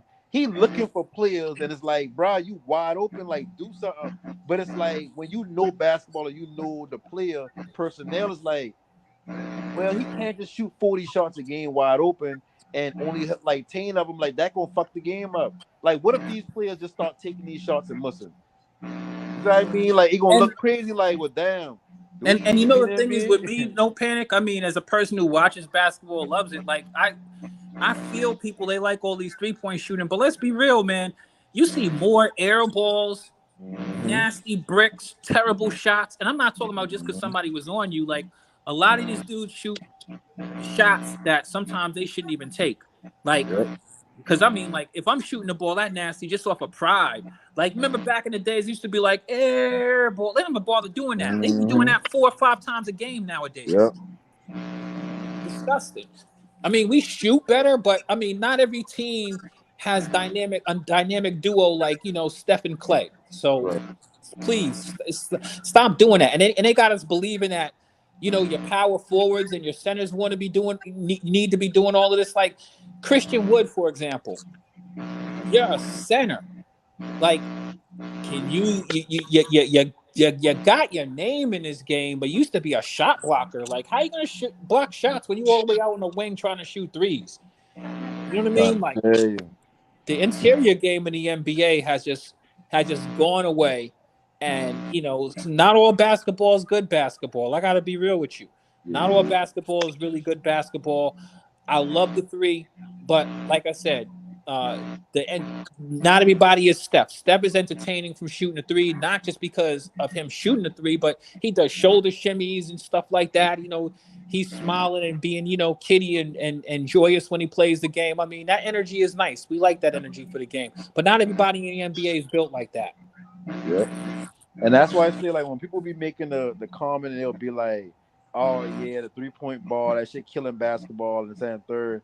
I don't be wanting to say it killing basketball, but I kind of understand what they mean, because it's like certain players, it's like you don't get to see good basketball if somebody come down court and it's like, yeah, well, shit, I can just pull this shit from right job I want to. It's like, what a competition that is. Like an all-star game, like when you got a team where, okay, we coming down here off philosophy to shoot the 3 ball, and if we can't hit the 3, we're gonna get a putback, or we gonna put a slash on the court and let them drive to the bucket. It's like the shit really killing the game. It's like you can't really say, oh yeah, this team is better than this team, because if this team got a team full of shooters that all them hot that game, we don't know who the good team is. We just assume they good, and it's like, nah, they just hot. Yeah, but it's bad because, when you watch basketball for years and years and years on end, and then you have to listen to, like, basketball is more narrative driven now also, because people like narratives, and then you don't even need to be a basketball professional to create a narrative. You know I what I always mean? say it's soap opera for men now. That's all it Yeah, is. pretty much. Dudes just say any old thing and they run with it. But Yep. when you watch like basketball and you see, like, you might not understand. You might not like everything that Kareem Abdul-Jabbar has to say. But you know what I mean? He's played and watched a lot of basketball. You know what I mean? Like, Yeah. and he's a Hall of Famer. So I mean, like, you don't always have to like. People aren't always gonna agree on certain things. People say things, but I'm listening to like Gilbert Arenas, man, like. And he's giving these takes, and I love Gilbert Arenas, but some of the stuff he says is completely wacky. Him, JJ Redick, it's like, dude, y'all just have these crazy takes. I could see if you were like, when I hear Patrick Beverly talking crazy, all right, granted, it's Patrick Beverly, you know what I mean? Right. If Draymond feels he's the best defensive player of all time, all right, I feel you're actually an active player right now, and you need this because you have that narcissistic thing going inside of you. You really need to feel this sort of way, you know what I mean? But right. like the dudes didn't need to tell you who they was or what they was. We seen them, and other people said that they built the legacies for them. You know what I mean? Yeah. Magic didn't run around saying I'm the greatest point guard of all time. You know what I mean? Yeah. We watched him and we attributed that to him. You know what I mean? It's like it's weird. These guys want validation, but they say things that are very disrespectful. I just don't like to see the way it's disrespectful to the game. It's one thing if you have an issue like for example, my man Pat Beverly, right? When he pushed Chris Paul in the back. That's classless, bro. Like, completely unnecessary. You're unhinged. You need to be suspended. Like, that's crazy. I don't see how y'all let him get away with that. Like that. Think about it. They find Cam Thomas more money for saying no homo in the presser after the game than they find Patrick Beverly for what he did to Chris Paul, right? Right. And at the end of the day, like, him saying no homo is literally a statement. Like, I said something, but I'm not saying that's not who I is. That's pretty much all he's saying. Like, I mean, I get it, but y'all letting people get away with doing crazy stuff in the game. Like, you know what I mean? Like that whole thing with Draymond Green. If you don't want to cover Russ, then why don't you switch? Right. But you're doing that intentionally to be disrespectful. And you're telling me that, well, if a dude dunks the ball, then that'll create a fight. But you sitting over there doing this stuff, when they get into it eventually, you know what I mean? And Russ want to punch the dude in his face, you know what I mean? Yeah. Like, you know what I mean? Like, you don't see that there's a cause and effect there. Plus, it makes the game look bad. I mean, just as the commissioner, it makes the game look bad. And it seems like Draymond gets away with murder. Like, nobody pulls him to the side. Nobody has the courage to pull him to the side and say, hey, Draymond, you know what I mean? I understand what you're doing or whatever, but, people paid money to come to the game. We're professionals. I mean, at least for the sport, make it look professional. You know what I mean? Yeah. And the crazy thing about it, and like, it's not like the Clippers got a paint offense or a paint beast or somebody down there who was like, okay, we need to take a man off him and double Embiid ain't down there. So it's like, you doing that is like, bro, you can play a little closer. Like, you disrespecting this man, first of all. Second of all, like y'all always be on these jump talking about how, oh yeah, play empowerment and y'all gotta look out for each other. There's a brotherhood and all that. How you think the man gonna? Not saying like he gonna get another max contract or nothing like that. But how that gonna look when he trying to get a contract and they look? Oh, look at this video here. You want us to give you this for that? Like you fucking up our whole team. You can Well, have Russ out fortunately, the league for that. Well, fortunately for Russ, he's fine. I'm not worried about Russ, right? This is what I'm worried about. I'm gonna make it No, clear what I'm worried I know about, you right? talking about like the full scope of Well, just I'm how talking about the basketball fact is that used. these are professional basketball players, right? Yeah. These is grown men. These aren't little kids, right? Mm-hmm. We all agree that these guys have influence on they have influence on people, right? Think Right. about it, right? If Yeah. if you had your kid playing in, I don't know, let's just say your kid is playing, like he's elementary level and you're teaching him a game of basketball, right? Yeah. And there's a kid on the other side of the court or on the other team taunting and acting all crazy to your kid, and he does that because he's seen Draymond Green doing that, right? Right. First off, that's crazy. One, you're not even playing defense. Two, you're probably in some sort of zone that's illegal. So this isn't what you want to teach your kids. And you don't want to teach your kids that for a million and one reasons, right? But you as a grown man and as a professional, the least you could have is respect for the game. And we're allowing people to be disrespectful to the game entirely too much. Like it's just you're disrespecting the entire game. You know how much how much basketball these dudes put in to get to the point where they are? You know what I mean? And I mean, like that's just to me, it's just crazy. That makes no sense. Even if the NBA says you're playing a zone, what zone is that? You know what I mean? Like that's just crazy because that's no zone. Show me the zone that's zero. The 05 zone, is that what we're playing the 05 zone? That's what we're doing. And see the thing about it is like, man, like even just as a man, as a basketball player, why wouldn't you want to? If you know this person got a deficiency in his game, he can't shoot. But you know, if you play defense on him, you get up in his face, he can take you off the dribble. Why not challenge yourself? What happened to the pride that you got?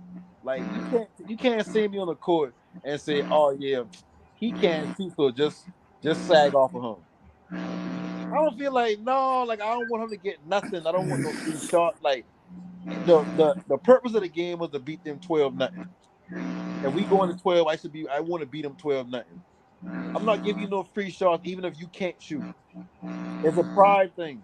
And like now you sitting in the back, you can't. What stats can how are you looked at as the greatest defender of all time in your mind when you ain't even step into a challenge?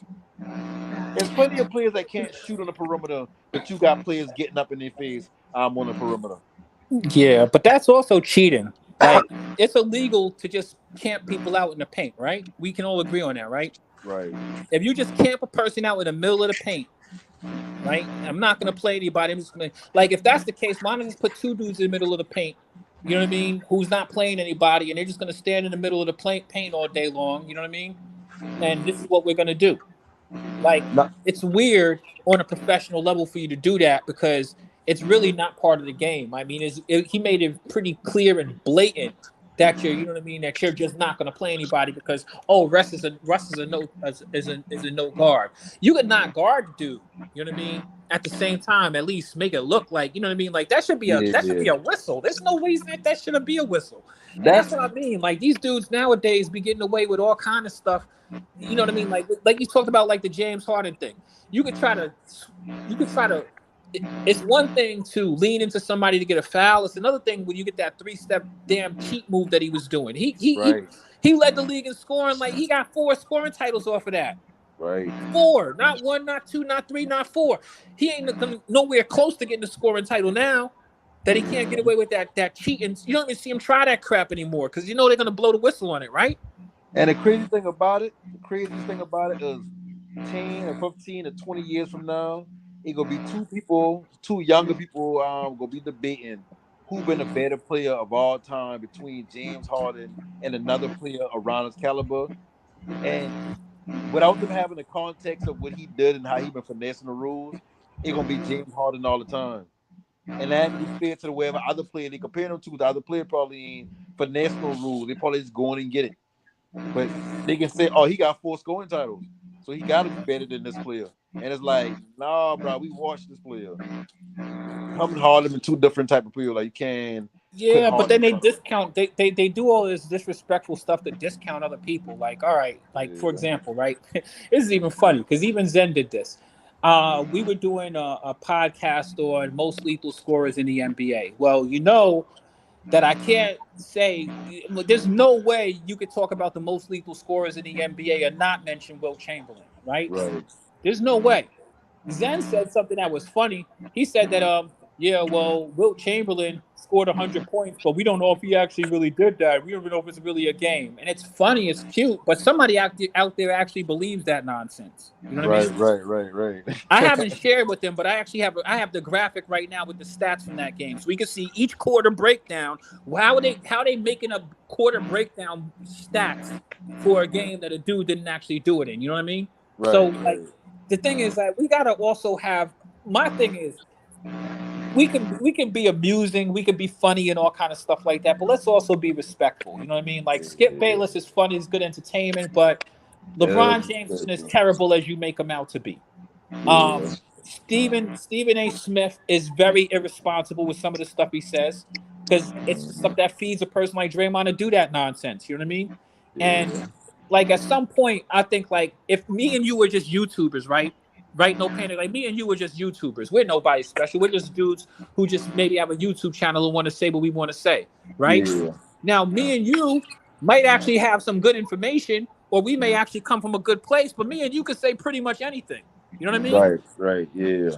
But if I'm listening to Stephen A. Smith or Michael Wilbon and somebody's supposed to know what the hell they're talking about this sport, and they're running off at the mouth saying the most craziest and outlandish shit ever, you know what I mean? Like, come on, man. What are we talking about? What are we really talking about? That's why it's so crazy to me, because people, it's more narratives. People are trying to create narratives. They're trying to sway my opinion. Like, even when you have the GOAT conversation, if I hadn't watched basketball with my own eyes, or I just started watching basketball in the last 10, 20 years, I could say, hey, you know, LeBron James is the GOAT. Yeah, easy. No debate. You know what I mean? Yeah.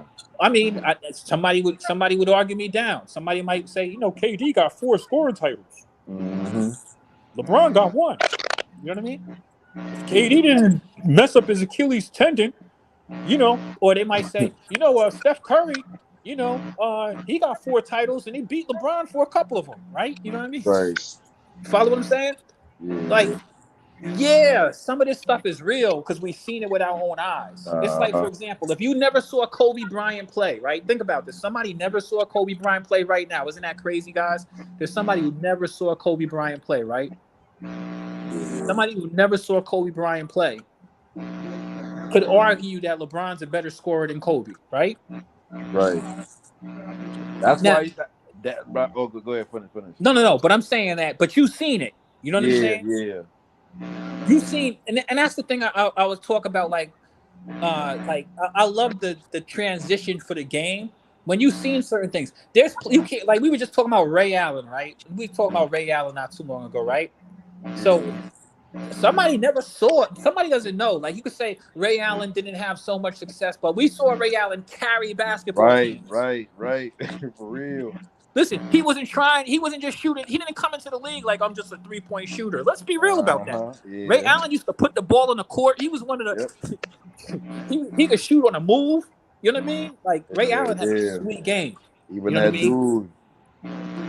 He could dunk in college. Put the ball on the court. Put the ball on the floor. He didn't just exclusively shoot threes. He didn't become a 3-point specialist until he got to Boston. That's all they needed him to do. Yeah. You know what I mean? Way late. Yeah, so like you don't even understand. Like if Ray Allen was sitting around like I just want to be the only, all I want to do is shoot threes all day, like Steph and Clay. You know what I mean? Like think about that's what I've been trying to tell.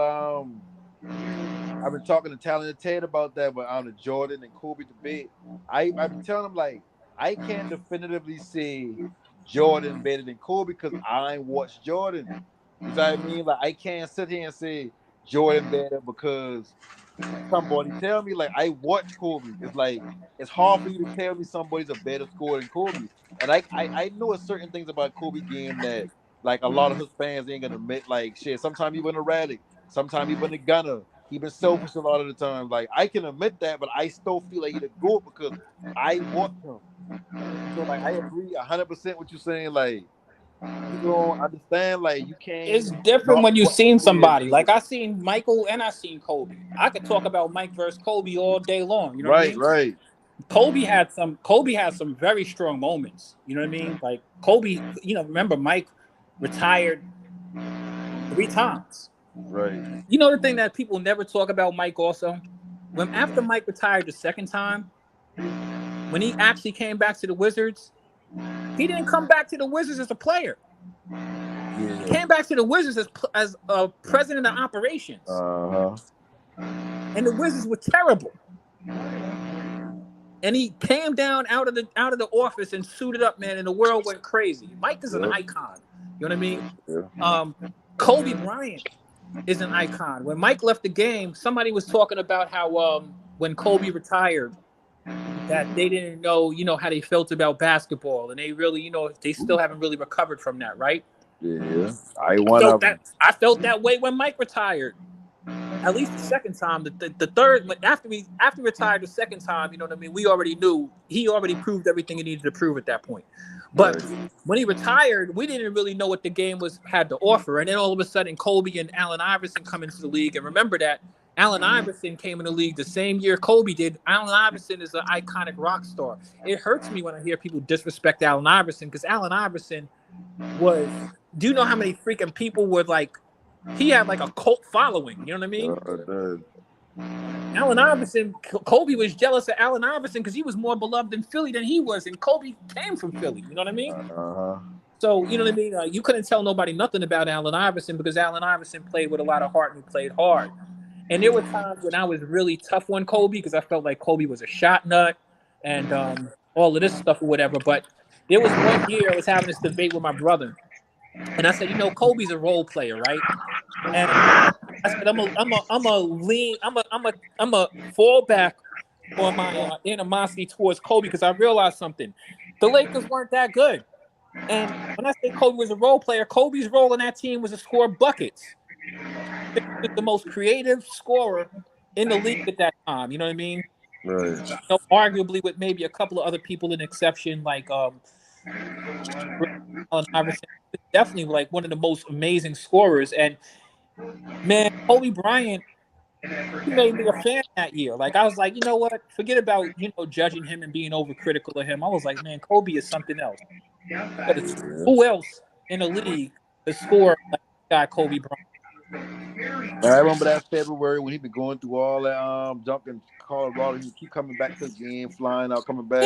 And he had that 40-point streak, dropping that 40 was like insane.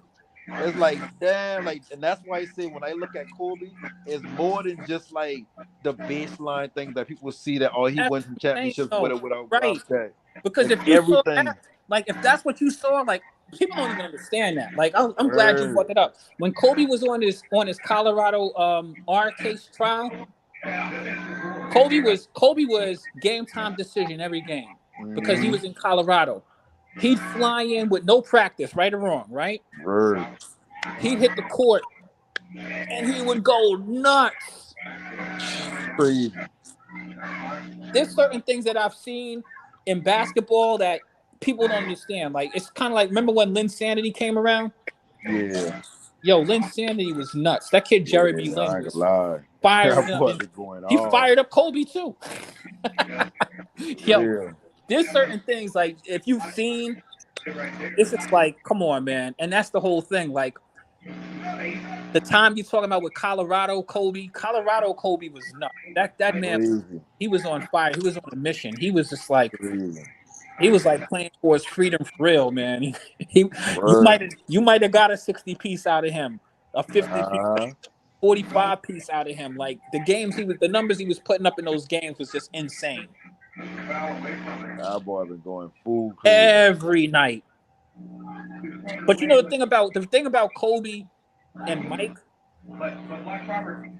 those dudes, Allen Iverson, T-Mac, when T-Mac had his thing, these dudes knew how to win basketball games. These dudes, when the game was on the line, when all of the chips were down and the game was on the line, these dudes was just on a whole totally different level, man. I'm talking about, man, I don't care what you did. Double team, triple team, right or wrong. These are dudes who was getting double and triple teamed. Mm-hmm. They were getting double and triple teamed and killing you. I mean, I'll be honest with you. You just don't. I didn't get that from. You know what I mean? You I can't even tell people what they're missing because you just had to see it to even understand it. You know what I mean? Like there was dudes that was that nice that you had to put your whole team focus on them. That's why when I think I asked Rico the question, not Rico, Nico the question. I said, so who you got Klay Thompson or T-Mac? And I think he was saying like Klay Thompson is like, I get it when you're a fan of somebody. Yeah, It's hard to exactly. tell, but it's like we watched T-Mac like he'd never be able to understand. He'd never be able to understand how much better T-Mac was than Klay though. He would never get it. That's why I said I don't even argue with people when it's a Jordan debate because it's like I can give my opinion and say my opinion is Kobe's the GOAT. But if you say, oh yeah, well Jordan, I ain't gonna never knock Jordan. I ain't gonna never say Jordan wasn't that. I'll just say I intimately watch him to go through that and feel the time of Jordan dominating. Like I don't know how that looked, but I can tell you right. You didn't see Jordan when he came out with the flu. I mean, and Jordan did it so many times. And then the thing about Jordan is like I can't tell people. Like I could say when somebody says, "Hey, LeBron is the GOAT." Like when did LeBron become the GOAT? I could tell you when Jordan became the GOAT because he beat people into submission. He just kept on whipping the team's ass. I mean, the dude got 10 scoring titles, right? But then when he left the game, think about how long ago that was. I'm not mad for a person who saw Kobe. At least you saw Kobe get a 3-peat. Yeah, and a 2-peat. Yeah, that's right. A 3-peat and a 2-peat. In other words, Kobe had gone through the same. He had pretty much gone through. At least you could talk about him playing. You could whatever you want to talk about, whichever deficiencies you want to say or whatever. But you've seen Kobe go through something that was, you know what I mean, in a comparison, in a comparative state. You've seen Kobe rise to the mountaintop. Dominate. Yep. Now I'm not talking about I could have dominated. You know what I mean? Yeah. Everybody knows a 3-peat is tougher to do than a 2-peat, right? Uh-huh. All right. So winning one championship and a second championship follow behind that, and then a third one, that when you accomplish that, that's just a whole totally another level, right? Uh-huh. And people have accomplished that in the NBA, right? Yeah. So why we act like these dudes nowadays can't do that? Exactly. And mind you now, like just to throw that Sunday, they won the 3 straight finals. They lose to the Celtics the first one, then they come back and beat Orlando the second one, which been a good Orlando team with Dwight Howard and Hedo Turkoglu and Rashard Lewis. But we look at players like Hedo Turkoglu and we dismiss them because it's like, oh yeah, well, he ain't nobody. But when we watch him, he been that dude. Like he been going off that entire playoffs. And then he come back and beat Boston that third year. So he almost had 2 complete 3-peats. Well, the thing about it, the thing I say, and this is the reason why I'm not, I hate when people start to disrespect people. I mean, no matter which way it is, even when they go back and talk about, legacies compared to Jordan, and they have to start talking about, well, they didn't play against nobody. No, they won, right?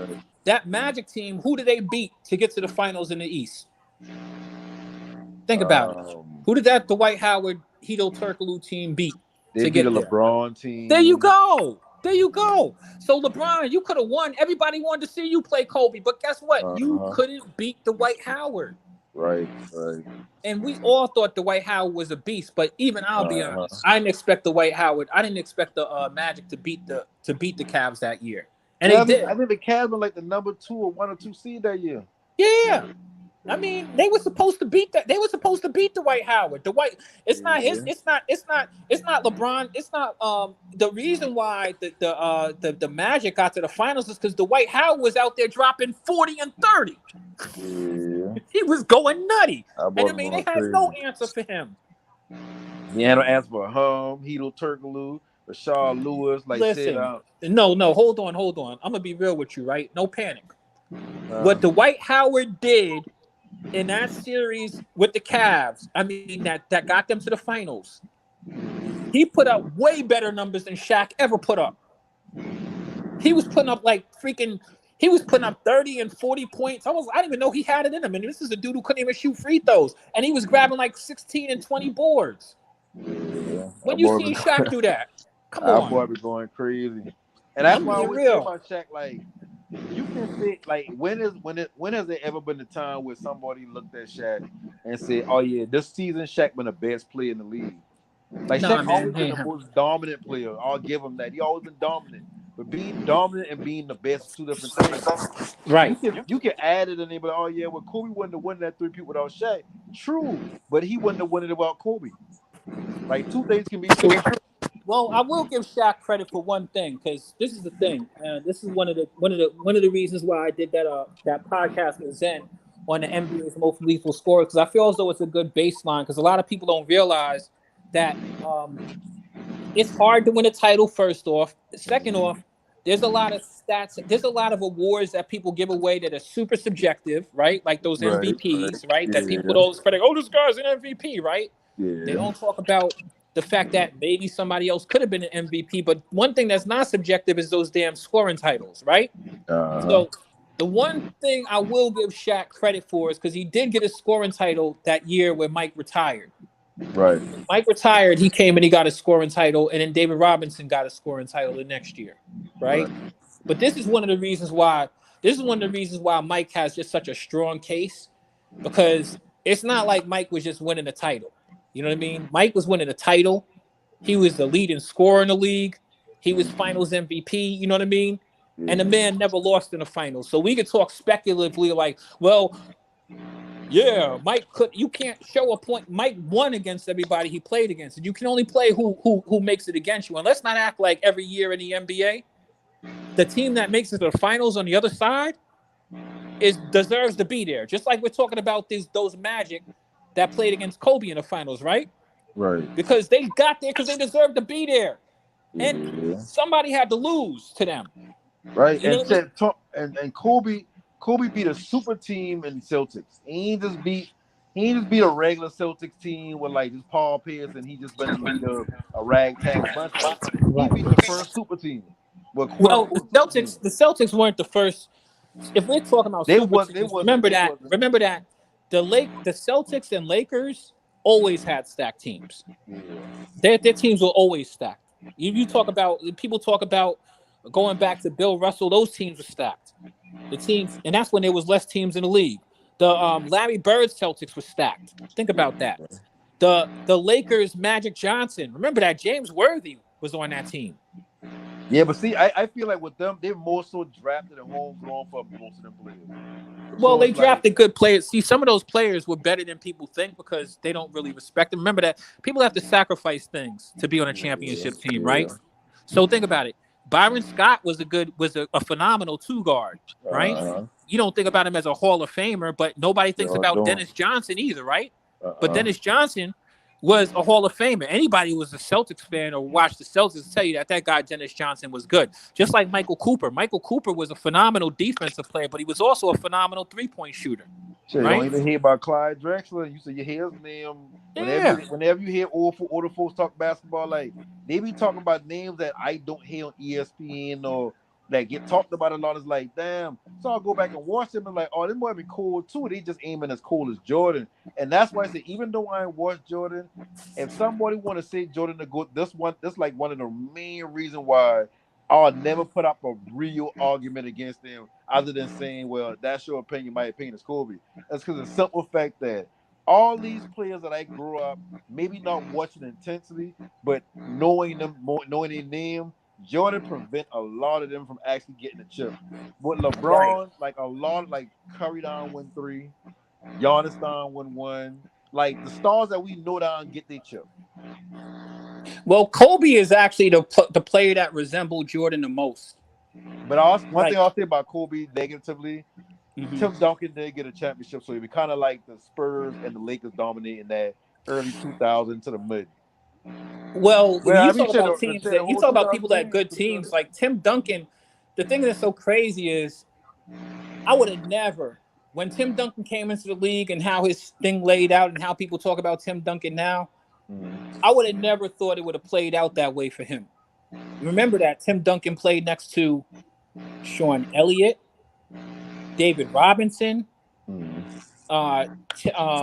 who's my man? My man who dated Parker, Tony Parker. Tony Parker, yeah. Ginobili, you know what I mean? Yeah. Robert Horry, right? Yeah. Robert Horry got 7 rings. People forget that, right?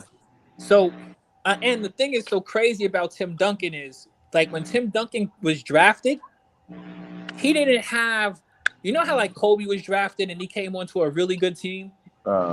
Tim Duncan was drafted on a really good team. Yeah. He was drafted on a team that had one of the best centers in the entire NBA on it, who sacrificed him and helped him develop his thing. Tim Duncan didn't have the pressure on him to be the leading scorer on the Spurs for several years, because the Spurs came with the Twin Tower concept. That was the first team that was starting 2 7-footers. You know what I mean? Right. Tim Duncan was power forward. David Robinson was center. But David Robinson was still dominating the league during a period of time when Tim Duncan came on there. The funny thing about Tim Duncan is Tim Duncan was being clowned. When they came up with that big fundamental tag, that's what Shaq gave him. Now they act like it was a badge of honor. They was clowning that dude. Yeah. It was like he wasn't exciting and he was corny. And they were right about that.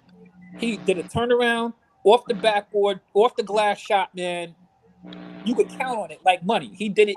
You knew you couldn't stop it though. So why should I stop doing it? He wasn't a dunker or anything like that. But after when you start accumulating those chips and you got to play this team and you know who's on the scouting report, man, you got to respect this man. But let's not act like Tony Parker wasn't cold. Let's not act like Ginobili wasn't cold, right? Yeah. Ginobili. Listen, do you know what Ginobili did to Kobe? Since you talk about Kobe, he humiliated that man in the playoffs one year. He megged him. You know what a nutmeg is? Oh yeah. When you dribble the ball between somebody's leg, he hit Kobe with one of them. Yo, that boy Ginobili was cold. He was cold.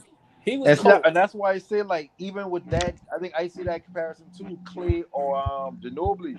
And even the laughter, like Ginobili, been that boy, like, man, people don't understand certain things. The Spurs were not a flash-oriented team. Wasn't, yeah. Listen, think about it, right? Is an unorthodox scoring of Manu Ginobili. What I'm trying to tell you is this. What I'm trying to say is this: like, we sit around and we say Tim Duncan, because Tim Duncan was the piece that was like the centerpiece of that team for a while, because David Robinson eventually retires, right? You know what I mean? Yeah. Team was turned over to him. But Tim Duncan had hella help the whole time. You know how good Sean Elliott was? Yeah, like no big man alone can win a chip. They need that wing play, that dominant scoring wing play with them. Or at least a point guard, right? Yeah. And see, and that's what I say, that's another point towards Jordan where I can understand the argument, because he had a dominant big man. He had like Horace Grant or whatever like that, but he ain't been the same ilk of Tim Duncan or Shaq. Yeah, those dudes were serviceable, but you know, the Bulls were different. You know, one of the things with Jordan, the thing is, Jordan is just, he has a good argument. It's even better if you watched it. You know what I mean? But you know, that's the one thing about like Kobe. One thing I will respect about Kobe, and the thing about Jordan is he was such an icon. His influence on the game was heavy, very heavy. So he influenced dudes, and you could see it in Kobe, because a lot of what Mike did, Kobe would end up doing. He learned he was respectfully got Mike as a mentor, and he learned that turnaround fadeaway. Then he got Phil Jackson as his coach. You know what I mean? And he was able to, you know, develop parts of his game. That turnaround fade, which we know Kobe for doing now, right? turnaround fade that he does is vintage Mike, but that is a shot that, like, you see players nowadays, like, you can't block that shot. Right. So why not do it? And it's the thing that's crazy about it is, to me, is right now players don't even do that. I can tell you several people. Plus, Kobe got a chance to play with You're a big fan of Kobe, so you remember Eddie Jones, right? Yeah. Eddie Jones was a Mike-like player. He wasn't on the same level, but Kobe, all of these dudes, man, you could look at their games, and these dudes can score, period. They can score from the outside. They could put the ball on the court, you know what I mean? And they were hella talented mid-range. These dudes just knew how to get a bucket, you know what I mean? Yeah. So, like, Jordan, dudes Jordan nowadays, built a whole generation of GMs wanting to try to emulate him, like Kobe, Eddie Jones. Those elk were trying to follow a Michael Jordan, Kobe, like, oh, Eddie Jones, 6'6", to some extent, athletic, can shoot from the middle. even to some extent, what's my man? My man Ray Allen, to some extent, also. Yeah. Because people don't he had realize how good of a exact player that Ray Allen was. They just they just remember him from winning championships for shooting threes. Ray Allen was a great player. He was a really, really solid player. One of the better players in the league prior to that. And then there were other players who didn't really emulate him, but were good like him too, like Latrell Sprewell. Latrell Sprewell was bad.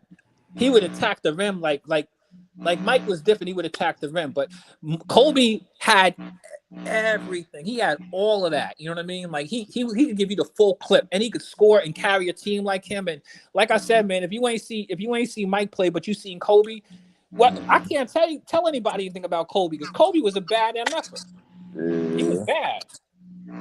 But I feel like when I look at Kobe game, and then I'll go back and look at little things of Jordan or whatever like that, it's like I see every bit of Jordan inside Kobe game. I'll give him that. But Kobe had something different too. You know what else Kobe had? Mixing them, and it's you know what Kobe had? Jordan, you know what Kobe had that was different than Mike though? What is? All right, check it out. Kobe. One of the reasons why Kobe was never one of my favorite players though, is because Kobe was a real true shot nut, right? But Kobe would take some of the worst shots. And I'm going to tell you something. He was the best worst shot taker I ever seen in my life. Kobe would take shots. Yep. He would take shots, and you'd be like, oh, my goodness. Did he just hit that? Like, Mike would hit critical shots, but Kobe would hit critical shots that were just freaking insane. Like, some of the shots he hit were just so insane. You'd be like, my goodness. Yeah. So I just feel like with Jordan, like Jordan been just being him. Jordan been naturally gifted at what he does. I feel like Kobe ain't had the exact same athleticism as him, but Kobe worked his ass off to be as close as Mike as possible. I think that Kobe had more athleticism than him in a certain way. Longer, more like he been long built. Kobe didn't have Mike's layup package was the best ever in the NBA. Like seriously, Yeah, I remember I was saying one time to Nico, I said, Mike is in the playoffs doing layups, 360 layups, shooting the ball behind his head. You know what I mean? And he's over here like, oh, you're talking crazy. Dudes are shooting the ball. Like, you can go look at the footage. Mike was doing all of that. Mike was just, he knew how to get the ball to the hole like ain't nobody ever seen, man. I mean, like, shoot, one of the first video games they created was Celtics Lakers. The Celtics Lakers video game where Mike had that up and under package. We ain't never seen that. Mike was killing people to the hole. Like he had some, but Kobe, he didn't have that layup package, but Kobe had a dunk package that was crazy too, though. Yeah. Because Kobe really had some athleticism. I mean, I seen Kobe go from one side of the basket to the other side of the basket and dunk it. You know what I mean? Like he was doing certain things that you ain't really seen nobody do but Mike or Dominique or, you know, Dr. I just don't feel like he been on Mike level athleticism while like jumping. Like just from what I see from Jordan is like Jordan been on springs, like Jordan been floating. Kobe ain't like I ain't saying Kobe ain't had no athleticism. No, you know what it is, because I know what you're talking about. Because Mike had something that I never seen. Mike had something called hang time. Right. Mike would get in the air. He was just too creative. Like, I know how much people love Kyrie as a finisher. Kyrie's a great finisher, but the best finisher ever was probably Mike. Because I don't know how to explain how he got some of them balls in the basket sometimes. He just get up in the air and he could be falling to the ground, man, and he'd get the ball back up, man, and it'd go in. You know what I mean? Kobe didn't have like hang time, but I don't think he really needed hang time as much because Kobe was, he just had a level of domination. Like when he went to the paint and he was gonna dunk it on you. Yeah. Like he has some really really nice and nasty dunks. And I feel bad because I wasn't on Kobe like when he was in his younger career when he was first really getting cooking. You know what I mean? Because I felt like Kobe was like at first I thought Kobe was like an Eddie Jones type player. I didn't know Kobe was gonna be as good as what Kobe really was. You know what I mean? Because mind you, the Lakers were stacked. They had a really good team he came on. The team he came on had Nick Van Exel. Remember that? Yeah, Nick Van Exel. Didn't they had Glenn Rice over there too, right? Well, they had like a decent roster. They had a decent roster. Are you kidding? They had Eldon Campbell. They had Shaq. They had Van Exel. They had. But no, they ended up trading Eldon Campbell away for Kobe getting that trade. Oh, Kobe never played with Eldon. I thought that Eldon was there because they had Shaq and Eldon for a minute. Yeah, Eldon Campbell going to the Hornets that same year, and he had like Vlade Divac. All right, yeah. Well, either way, I mean, Vlade was good too, but I mean, those weren't the only players they had. I mean, that was a really, really good team. So, like when Kobe came in, he was kind of deprived of playing certain minutes, and then in his second year, they actually let him play in the playoffs, and they lost to I think the Supersonics, but they were really, really good. And Kobe tried to dunk it on Sean Kemp and Detlef Schrempf and Sam Perkins, and he missed it. I'll never forget that because I was like, man, they really let Kobe do it. You know what I mean? And they had to kind of teach him how to. I don't know about teaching or whatever because remember, Shaq was the most dominant person, so we felt as though you should just give him the ball all the time. I think that's probably kind of what started up the little contentious relationship between the two of them because Kobe actually got the ball as the youngest player on the team early in his career. And mind you, Kobe grew up idolizing Jordan, so in his mind, it's like, he needed to take that shot. Yep. But I mean, I wasn't mad. When we look back at his career, man, I'm not mad at it because you could see it. Like you have to have a dude who's courageous enough to want to take that shot. Yeah. Not everybody's built that way. Yeah. So that's what I like about Kobe because Kobe had that. He had that, like whatever it was that Mike had, Kobe actually had that. You know what I mean? Mm-hmm. And that just don't come along. LeBron just ain't got it. Like, you know what I mean? Like I've been a LeBron fan from day one, and I hate to hurt people's feelings, but LeBron ain't got it. Y'all, if you don't get it, you just don't get it. You know what I mean? Like Kobe had one it. Thing I'll say about LeBron is you can say Jordan the GOAT, you can say Kobe the GOAT, but with LeBron, I will admit this with LeBron. When it comes to just pure basketball, like just the game of basketball and all it entails, like the IQ, like the dictating the defense, everything that comes with basketball outside of that mentality, it's hard to go against LeBron as the best basketball player. You can't say he's the greatest of all time, but like the best basketball player ever. Well, because of his versatility. Right, yeah, that's why I'm saying like you know what I mean? Because LeBron could point guard, LeBron could coordinate a team around him. You know what I mean? Mm-hmm.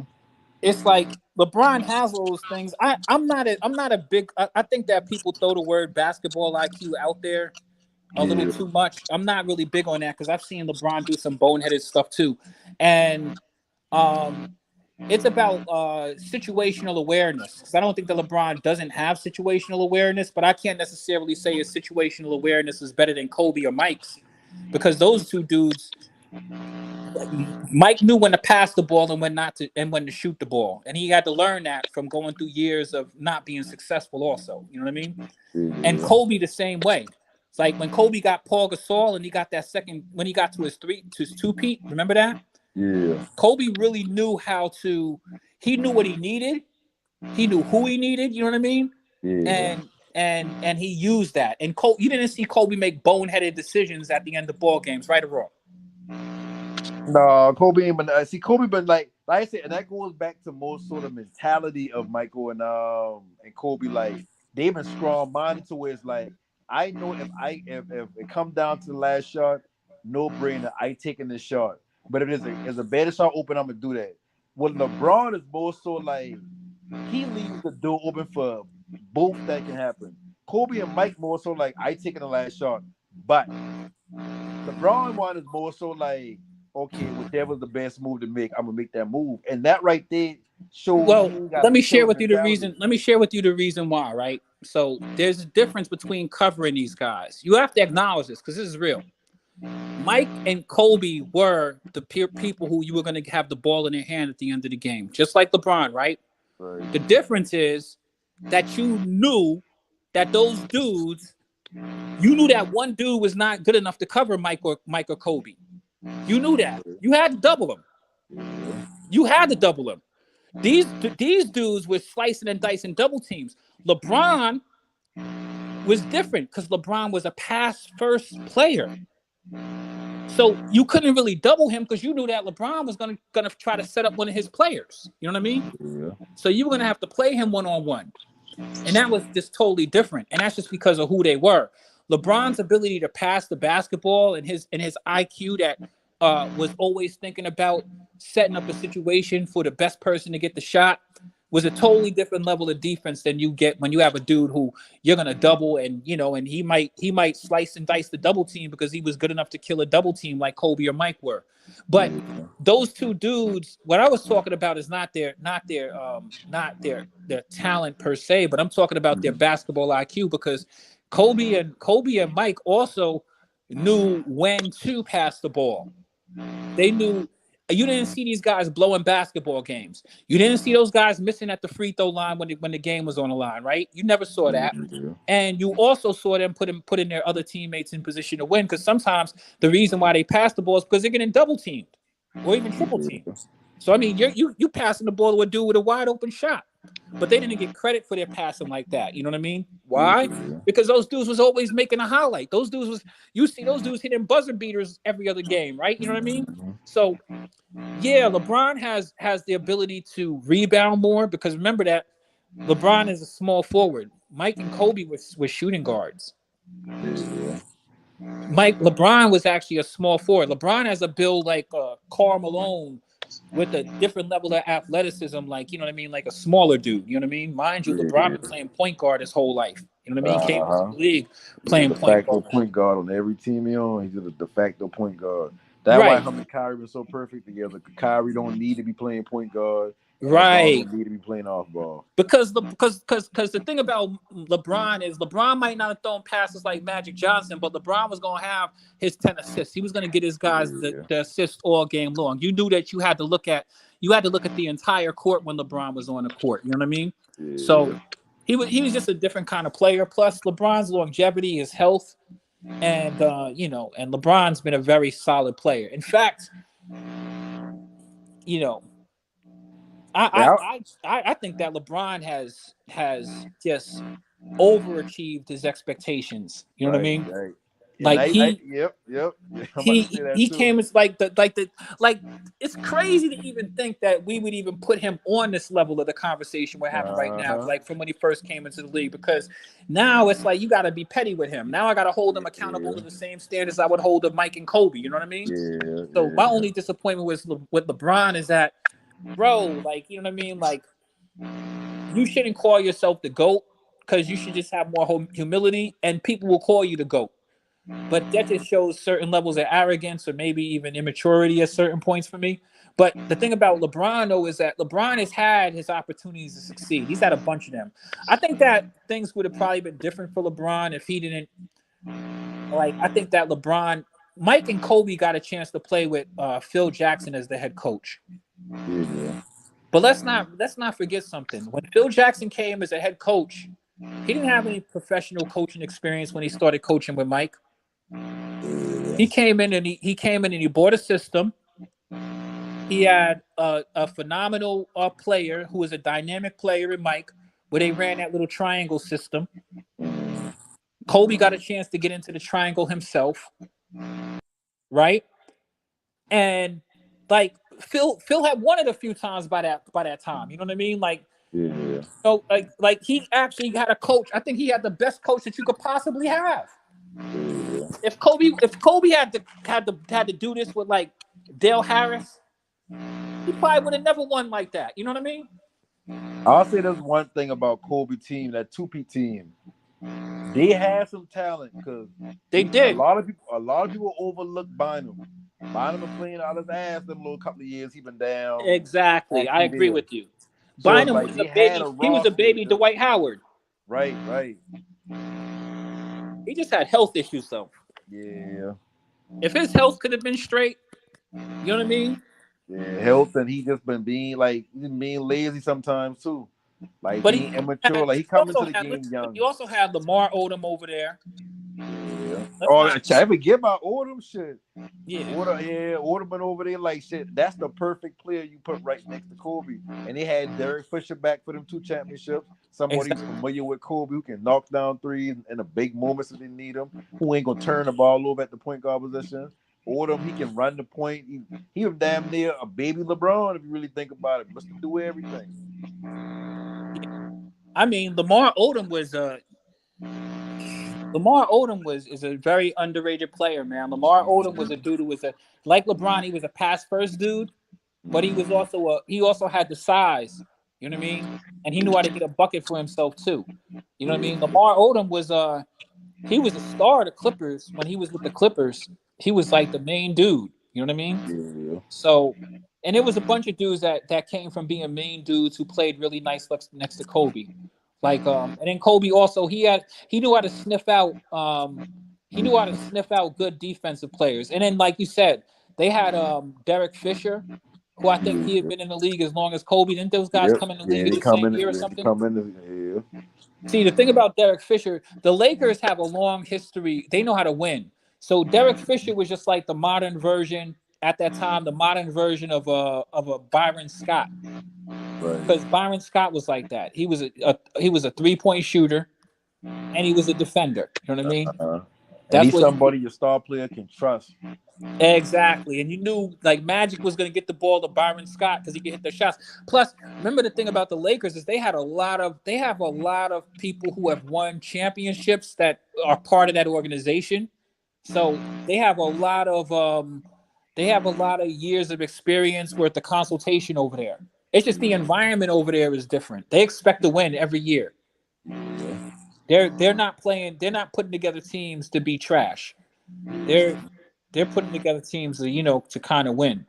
And sometimes you got to learn to trust your organization. I think that's one of the things that's benefited LeBron. Like people are saying, Lil GM and he made this move to trade Russell. I don't think so. I think that LeBron learned something. I think that he did all of that, bringing these people, all of the people he wanted to bring over there. You know what I mean? Notice they didn't go and run and get Carmelo or somebody like that.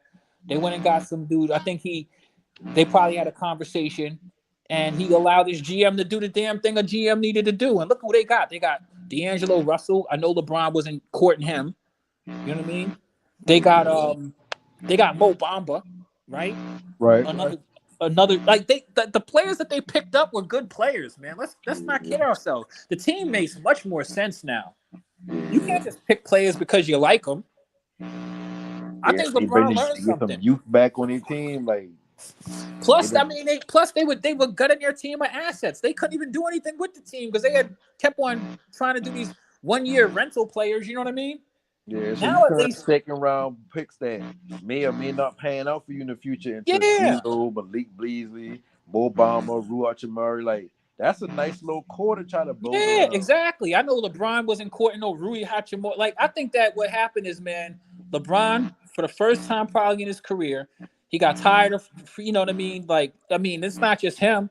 First off, they have to, they're going to consult with him. It means he's a star player. They don't want him to just leave. They don't want him to be disappointed with what they're doing or whatever.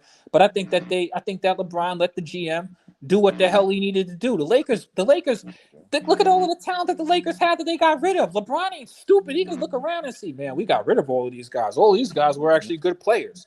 I'm sure that nobody needed to tell LeBron that maybe we shouldn't have got rid of Caldwell Pope. You know what I mean? Right. Like you could see that he was missing these dudes clearly. You know what I mean? Mm-hmm. And then if you look at the team now, it just makes so much more sense because now at least you have assets that you could trade away. It's a way better managerial position situation as far as like the contracts and all of that stuff too. Malik Beasley, you know what I mean? D'Angelo Russell, like they got dudes who actually have some value now. Who was going to make trades for them for freaking? What was you going to do with the team that they had Can't before? drink none anymore. They had Rajon Rondo, and you know they bought what was it, DeAndre, the dude, the big center dude that they had over there, and you know what I mean. JaVale They McGee. should have seen that Rajon Rondo situation next to LeBron and should have known that shit with Russ ain't gonna work. Yeah, man, but you know the thing is that's what I'm saying. Like LeBron wanted him. That's the thing that sometimes I'll be hearing people say things. I just don't even understand how they come to those conclusions. LeBron was not responsible for this trade that they just made. All these trades they made by the deadline. I don't think that. I mean, we're not part of the Lakers organization, but I'm gonna go out on a limb and say, yeah, nah. I think that they and Pelinka sat down and was like, yo, look, we got to do some things. You know what I mean? Period. You gotta look out for us. Like we gotta look. Yeah. You know when your son get in this league, you leaving. So exactly. Like LeBron don't have the Lakers' future in mind, and the Lakers are looking stupid. So I mean, like, if LeBron leaves or stays, man, we gotta shoot. We have to at least be able to put together some a competitive ass team around here. We're looking stupid with you only bring one chip. Kobe bring down 5 championships, so they ain't not mind letting him get all that money the last 2 years and not really be effective.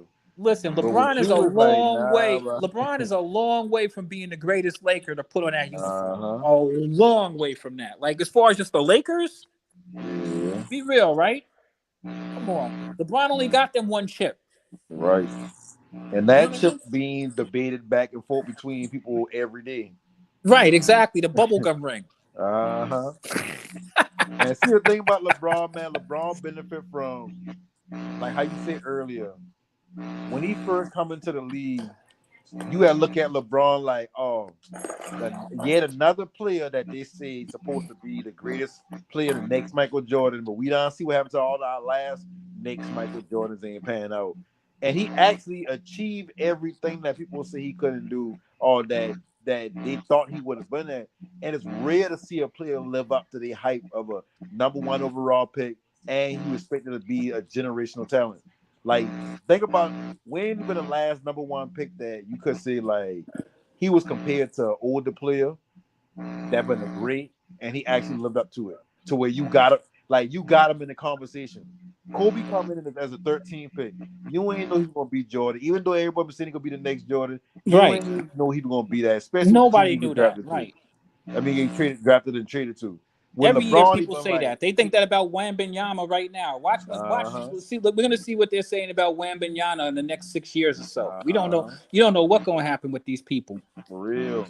Everybody like Dwight Howard supposed to be the next Shaq. He ain't live up to that. You know what I mean? Like, he's damn good. He a Hall of Famer. I'll give him that. You know, the funny thing is that dudes be having moments, but it's sustainability. You know what I mean? Yeah. But even Shaq wasn't the same Shaq. Think about it. Right. You start talking about Shaq, man. We can sit around and praise Shaq, but then we could show Shaq at the end of his career. Yeah. You know what I mean? You know, even I'm gonna tell you something that's so funny. I actually met John Sally one year. Right. I was at Sony record label. I was going over there to do something over there with some of the A&Rs or whatever, top dudes over there wanted to meet me. And it was so crazy because John Sally came over there. And while we were sitting in the lobby, John Sally was trying to tell me and my man Maestro. He was trying to shit on Michael Jordan. Can you believe that? Wow. And this is the reason why it was amazing for me to believe it, because I was like, this dude doesn't know that I know basketball, right? Right. You must not know that I know that you just got finished collecting a fucking ring riding on Michael Jordan's fucking coattails, motherfucker. Right. You went out in your last year to do, you played fucking probably 2 minutes that whole season. You know what I mean? You got a lot of damn nerve to try to tell me some shit, especially when you say, well, you know, I'm going to tell you a secret about Mike. Elbow, wink, wink. Yeah, he's soft. All you got to do is hit him. Like, motherfucker, didn't he beat y'all ass to win his first ring? I ain't stupid. Come on, man. It's so crazy. Like, you can run that by somebody who's, you know what I mean? That's the reason why, like I tell you, you can't, like, people be like, Scottie Pippen said this, whatever. You can't take everything that these athletes be saying serious, because sometimes they be having issues, you know what I mean? Yeah, and then Scottie Pippen flipped back and forth. 1 minute Jordan the greatest of all time. Next minute when he mad at Jordan, LeBron the greatest. Then he Jordan, then he back LeBron. Like Scottie Pippen is a switch sider because Scottie Pippen has certain levels of insecurity within himself. Right. And I hate to be real, but I got to tell you something. I hate to hear Scottie Pippen say anything about Jordan because I'm gonna keep it a buck with you. Scottie probably wouldn't even be in a hall without Michael Jordan. All right, Scottie had his opportunities to be the man on that team. He's mad because in The Last Dance, there was a segment where Phil Jackson made Kukoc the go-to person instead of him, right? Listen, I love it when people try to talk about, well, you know what, Mike wanted to win his championships without Scottie Pippen. Mike wanted to win his championships without Horace Grant either. You know what I mean? Yeah. You know what I mean? And there was a bunch of people, and Mike never shit on any of his teammates. If you go back and look at all of the interviews he ever gave throughout his whole career while he was playing, he ain't never shit on his teammates. If anything, when he did a press conference, he bigged up his team and he diminished him, even though everybody was on his nuts, right? Even when you look at him in the flu game, who was holding him up? Scottie Pippen, right? So why are you talking greasy about your teammate who helped you? Because Scottie, when Mike retired the second time, right? I'm not talking about the things that he's upset about because when he was on a team with Tony Kukoc, the Bulls had a chance to go win some championships, right or wrong. Yeah. Scottie ain't never lead the league in scoring. Scottie, during the period of time when he was playing, he was on the dang on Dream Team. They definitely shaded my man Isaiah Thomas. I'll be honest with you. Yeah. Scottie didn't even have to be on that team. And I don't want to say that to sound crazy, but I'm being real with y'all. Yeah. He didn't have to be on that team. The people that he's on that team with, all those people were the top people on their team. Right? So, with the exception of Christian Laettner, but they were bringing him anyway. Right? Yeah, he better still come to college or whatever. Yeah, but still in all, you trying to tell me that you're on the team, but not Isaiah Thomas?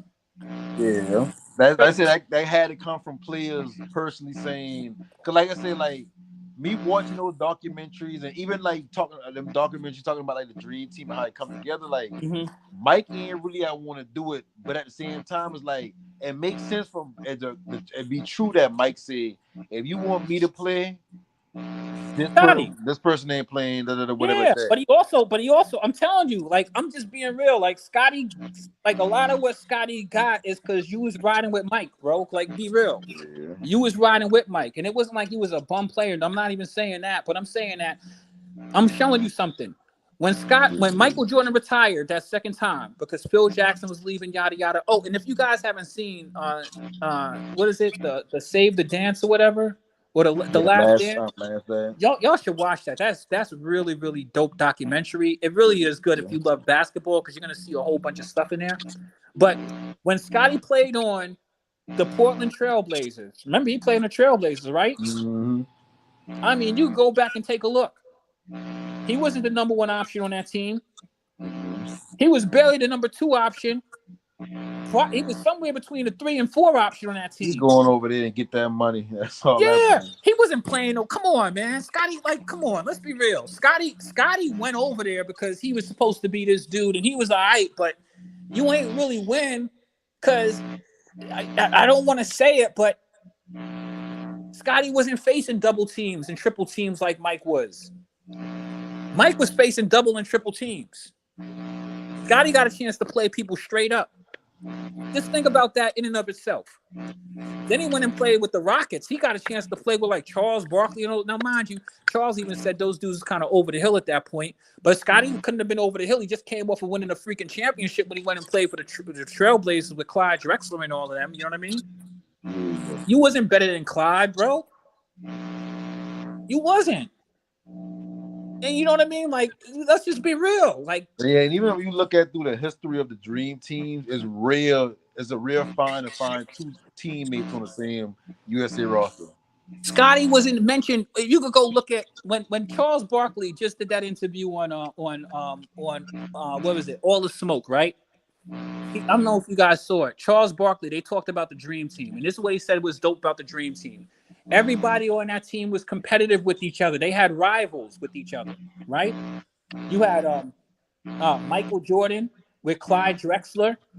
You had David Robinson with who else was on that Dream Team? Like Patrick Ewing and all of those dudes. Yeah. You had Charles Barkley with Karl Malone. You know what I mean?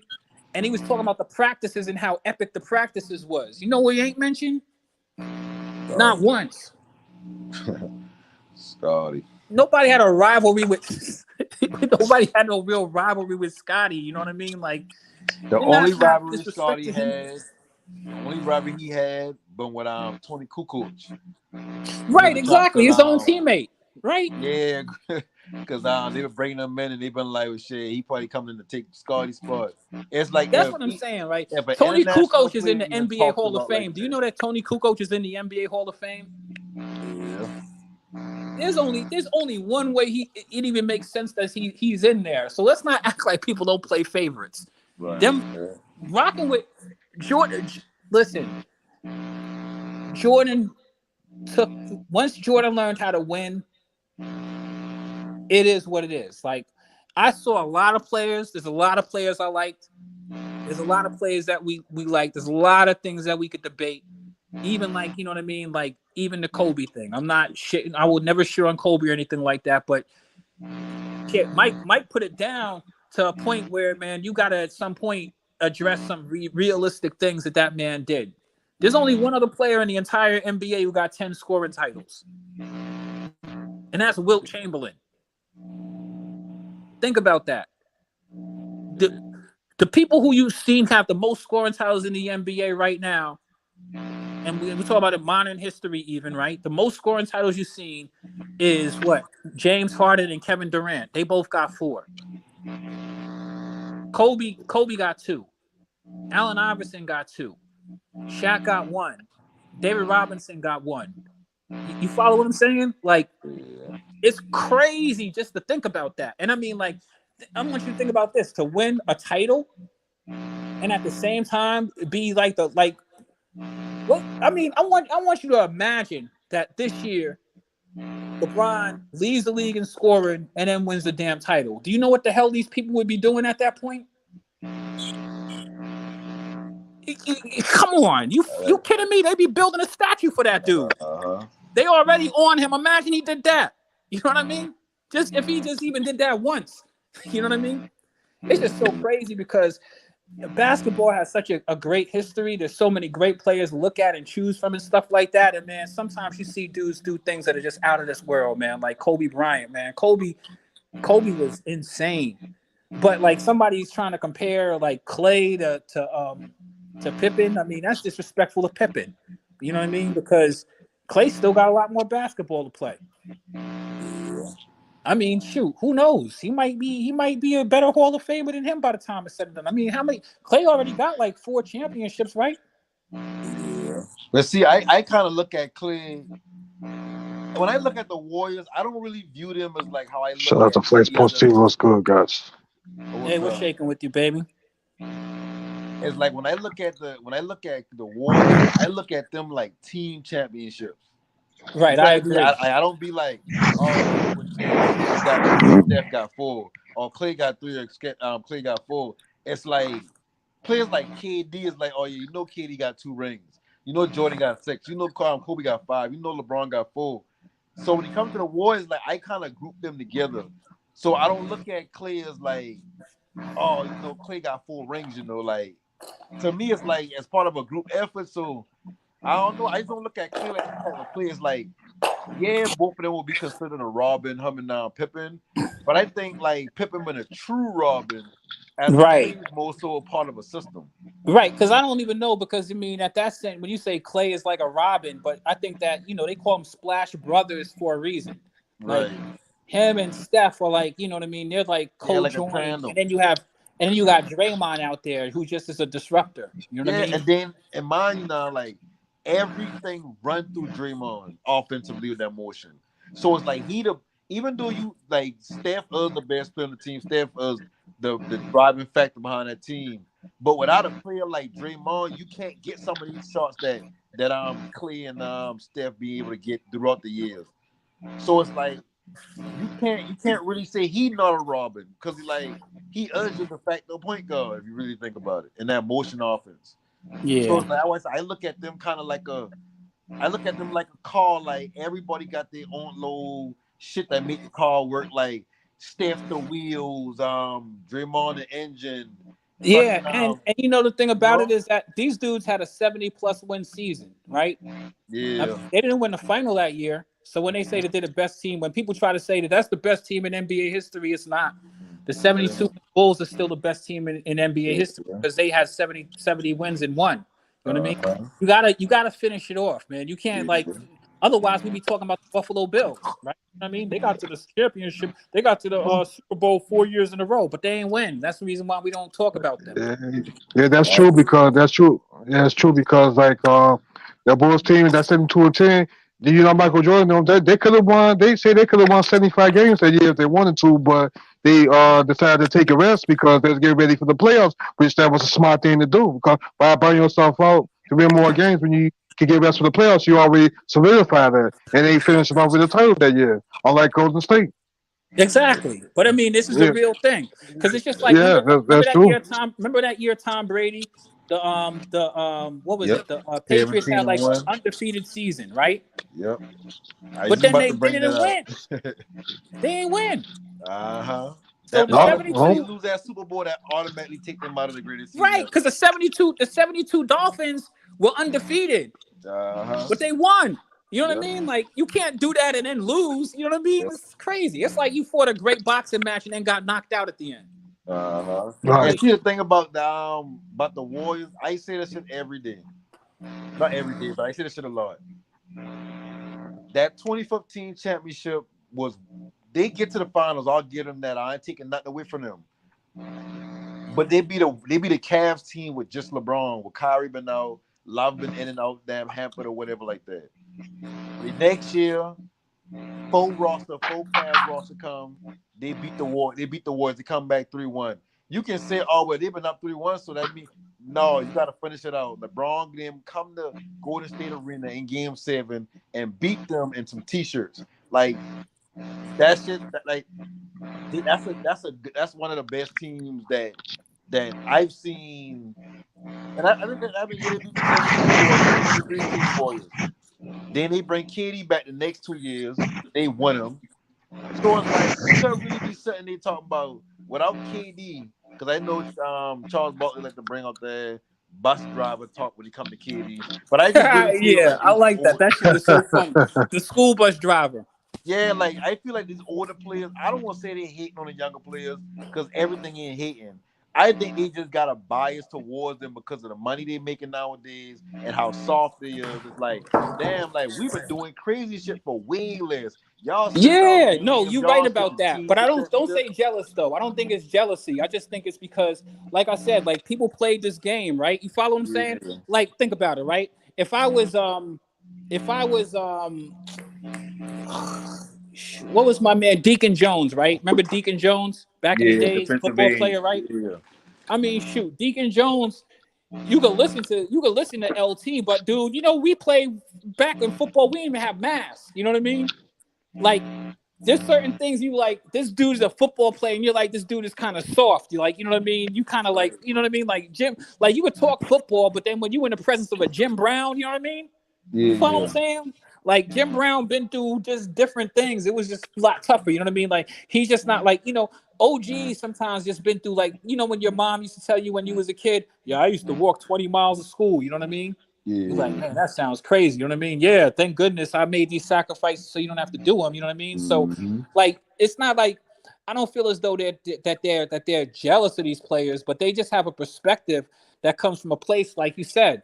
You know what I mean? Like we did a lot more and we did it for less. You know what I mean? So, you know what I mean? Like You follow what I'm saying? Like, yeah, and the they can't times take that it they've from been like, living in, like society, that they've been living in, the hardships of everything around the game of yeah. So I basketball, mean, like, they have a and it's right to like, have this perspective, but you don't got to take it like, you don't be sensitive and be upset because somebody said something. They just, they're just sharing their perspective. Like, and I think that some of that shit is real though too. Like let's not act like KD is not a very sensitive dude.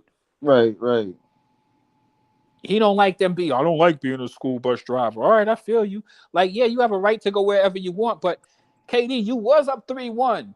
You could have beat the Warriors. That was the same 70+ win Yeah, Warriors team, right or the wrong. same Warriors. The same Warriors team that has 70+ wins. Like, you had a chance to beat them. And think about it. Like, KD was.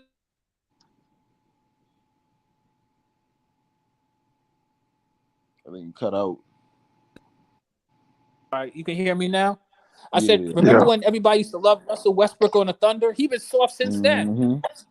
Yep. That's jealousy, if you ask me. Why did everybody like Russ? Because Russ played hard every night. We never seen somebody play hard like Allen Iverson since Allen Iverson. You know what I mean? Yeah. Russ, that's true. We wasn't tripping over Russ's shooting percentage and stuff like that. Russ played hard. He was energetic. He played above the rim, man. He made you like, oh man. Russ just had that fire in him. You know what I mean? Yeah. And mind you now, like, as much as they try to make him seem like even Russ folk, with KD and Russ together, they've been teetering on that finals appearance. They've been Western Conference Finals appearances or whatever. Like, they've been a good team. When KD leave, Russ still had them in the playoffs. Yeah, plus the thing about it is so here's the thing, man. I can't even like KD could sit around and cry about the bus driver, and you have these corny people on TV. Like, I hate to say it, but Stephen A. Smith is corny. Him, yes, he is, man. Just like yes, Skip, I'm done with him because he's corny as hell. Listen, Mm-hmm. stop being soft and stop pampering these dudes and kissing their ass because you want to be on their good graces. Just keep it real with everybody. Be fair and be consistent. Mm-hmm. The reason why I feel as though, the thing they don't like about Charles Barkley is every now and then Charles Barkley keeps it maybe too real, right? Right. Because look, did KD not make it to the finals with that Thunder team? Yeah. Well, yeah. He made it to the finals with that Thunder team and they lost, right? The And second they got cheated. They got cheated, man. I'm sorry that game against Miami, man. They cheated them guys, bro. The referees, if y'all remember that game, man, their officiating was so damn terrible. I even turned from them, that year. They got gentlemen swept in that. I mean, like and even if you're saying that they get cheated, I'll lean towards believing you because that would have been LeBron's first ring, and you know the league had won him with a ring. Exactly. Exactly. And listen, not even a conspiracy on whether the league wanted to win a ring or not. My thing is this: KD got to the finals, right? Right. All right. The year after that, what happened? Yeah, that was up 3-1 on Golden State, like you said. Because I saw the series. Then I'm scratching my head down. Golden State won Golden State won the first game. That happened the next season. Because the Heat had won the game. Remember, the Heat had won the game, and then they beat the Spurs with Ray Allen hit that shot, and then no, I'm talking about KD and the Thunder. The Thunder. The team that KD 20. All right. I thought you were talking about but what do you mean? You said what happened the next year after they lose to LeBron? Then KD got to the finals, right? Yeah, against LeBron and them. All right, and then the next year wasn't that when they played against the Warriors when the Warriors had that 70+ win? No. No. So remember the next year when LeBron beat the Spurs in the finals. The year after that, when his last year with the Miami Heat, so they lose in the finals. I forget who they lose to. I want to say the Spurs. And then the year after that, he going to Cleveland. And then they going. I mean, that 2015 when they go in there, they lose to Golden State their first championship. And so then, it was a few years later. So it's like maybe like a 4 year. It was a 4 year. Yeah, that was 2016. That was 4 years. 2016. That's when they blow that 3-1 lead. But my point is still my point is that the Thunder were not a bum team. Right. The Thunder were a competitive team. They had a young Serge Ibaka. They had Robertson, a young one. James Harden. Well, they got James Harden. They had James Harden a little later, but they had them over there also. So my thing is like, when did KD feel he couldn't? Like, this is the thing. I listen to these people say stupid stuff like Skip all of the time. At what point did KD feel as though the Thunder couldn't win? Because obviously they were one of the better teams in the West. Well, I guess the narrative at that time is he felt he killed him with Russell Westbrook, and so he jump shipped him into Golden State after he became a free agent. So I mean, I can't blame him. I think KD always had wanted to leave. I don't think it had nothing to do with Russ. Had nothing to do with I think he's saying I'm being OKC no more. Yeah, all right, but that's fine. But I know he wanted to win. Listen, here's the thing. I know KD wanted to win, right? Yeah. So you went and joined a team because let's be honest, the Warriors were very disrespectful. They were very disrespectful in that series. Because remember how that series ended where they were up 3-1? Remember Draymond Green coming in and calling KD a cupcake? Mm-hmm. Y'all don't remember that? Yeah. Where KD called him where Draymond called KD a cupcake? Yeah, and then Russ had wearing a shirt when he had Duck. Russ had started wearing a shirt to the stadium. Yeah, they had the Mr. Softy shirts. Yo, damn, you're right. That was hilarious, bro. Like really. Yeah, I mean, I thought that was like you see. That's the thing, man. I don't know if I could go and play on a team like that. Y'all disrespecting me crazy. Yeah, Draymond is a different type of nigga, man. Draymond called his man a cupcake. They ain't cry to him in his car to get him to come over. They ain't call him a bitch ass. Yeah, man, that's the thing, that's man. Like some more bipolar teammate shit. Like that's the red flags all over. They used you, KD. They used you. I think that's the reason KD left Golden State because he was like, you know what, y'all use me. Draymond don't mind being a scapegoat. He put the word out there to try to get him over there. Steph them try to act like they ain't know what's going on, but they know they want him over there because they want the championship. But it's like, oh well, we'll let Draymond handle this. When it's time for him to go, it's time for him to go. Well, it's a good we been a championship before you come. Yeah, barely. Shit. Hey, but that year, KD, they needed KD though. If KD didn't go over there in 2008, didn't go over there, they wouldn't won. They would not won. They would not have won. I promise you. I promise that wouldn't have won. Man, but that was some video game stuff. I felt as though that was overkill anyway. Like I felt as though they needed him to win.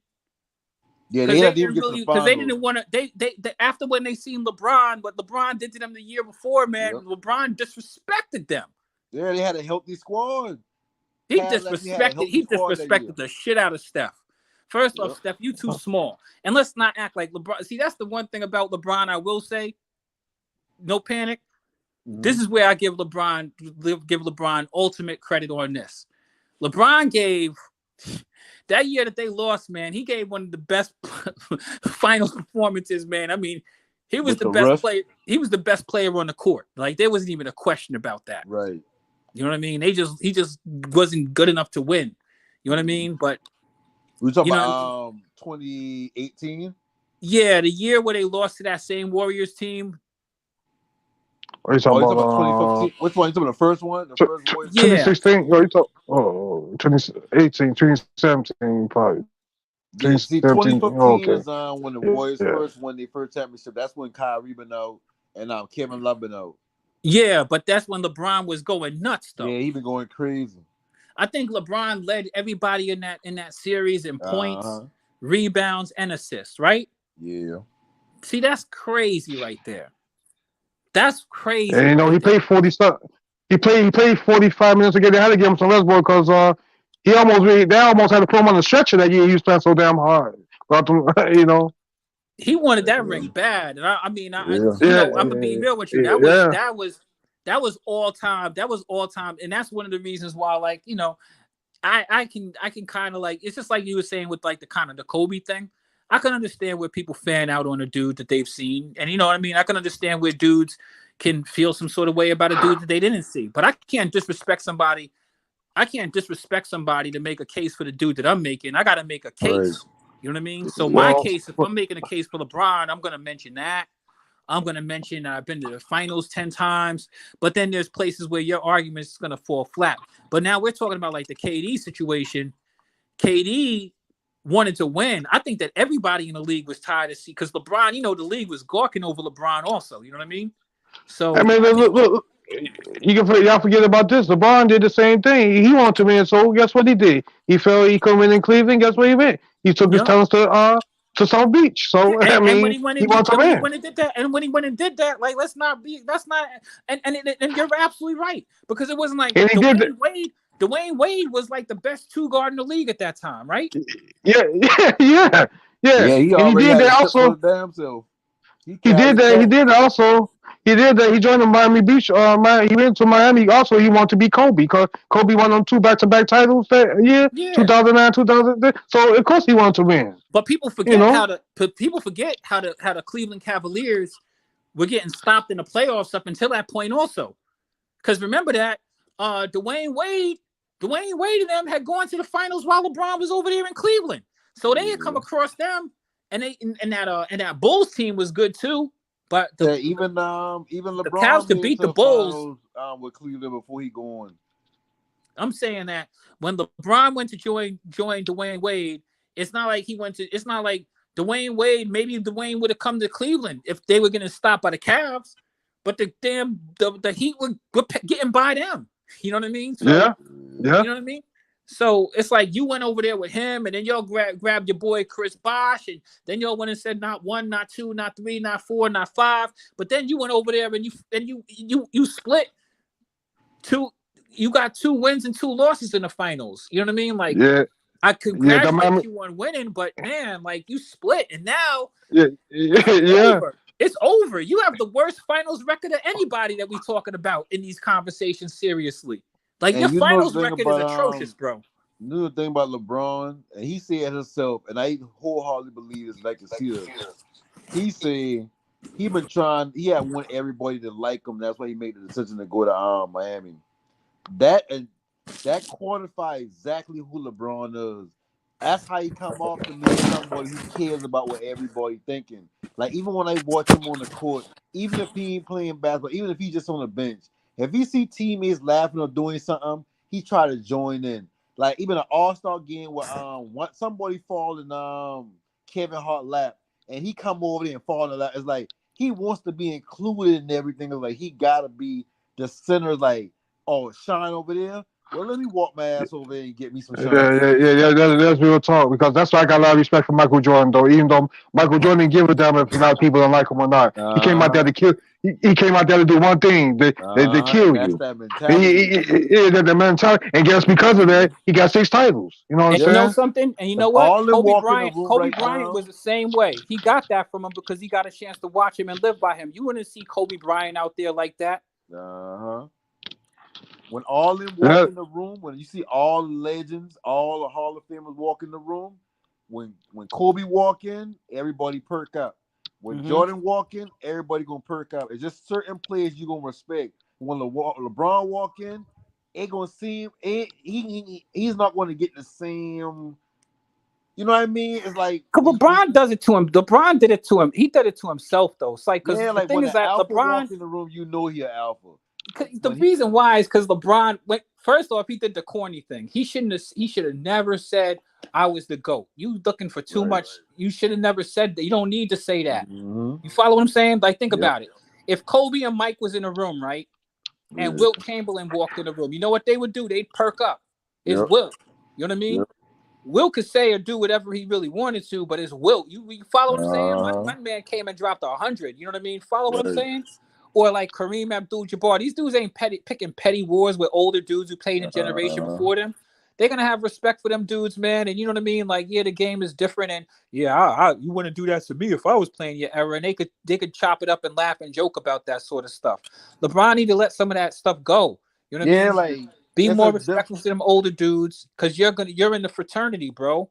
Yeah, it's a difference between like with Kobe. Like if you go to Kobe and say, okay, well, can you beat Michael Jordan? He gonna tell you, yeah, that's my confidence, yeah. But you will never hear Kobe saying, oh yeah, no, I the good, not Jordan. I think the last time somebody asked him that, he been like, I don't give a fuck, I don't care. I did my job. I play basketball. I accomplished what I accomplished. Now everybody else can kind of determine who they feel like is the goat or whatever. But I personally don't care. I don't move on to the next phase of my life. Being the GOAT is not like the reason those dudes play basketball. Right. And if those dudes, like Kobe said, you know what I mean? If I wanted to do all of that, I would have kept on playing. Even Michael Jordan said that. You know what I mean? Like, Yeah. dude, I left. Like somebody said something. Like Allen Iverson, I even thought Allen Iverson was one of the best players. He just didn't have no team around him. He just couldn't. He had no Yeah. talent around him. You know what I'm No, saying? that's I true. thought he That's was true. low key. He was probably one of the best little guys I ever seen play. But he just didn't have no team around him. We're going against the Lakers team. He had no. Hey, he had the Kemba Mutombo and his Lakers team. Come on, man. I thought it was a joke. You know, the only guy that was probably good on the team. I give Aaron McKee a little credit. He was decent, but you know.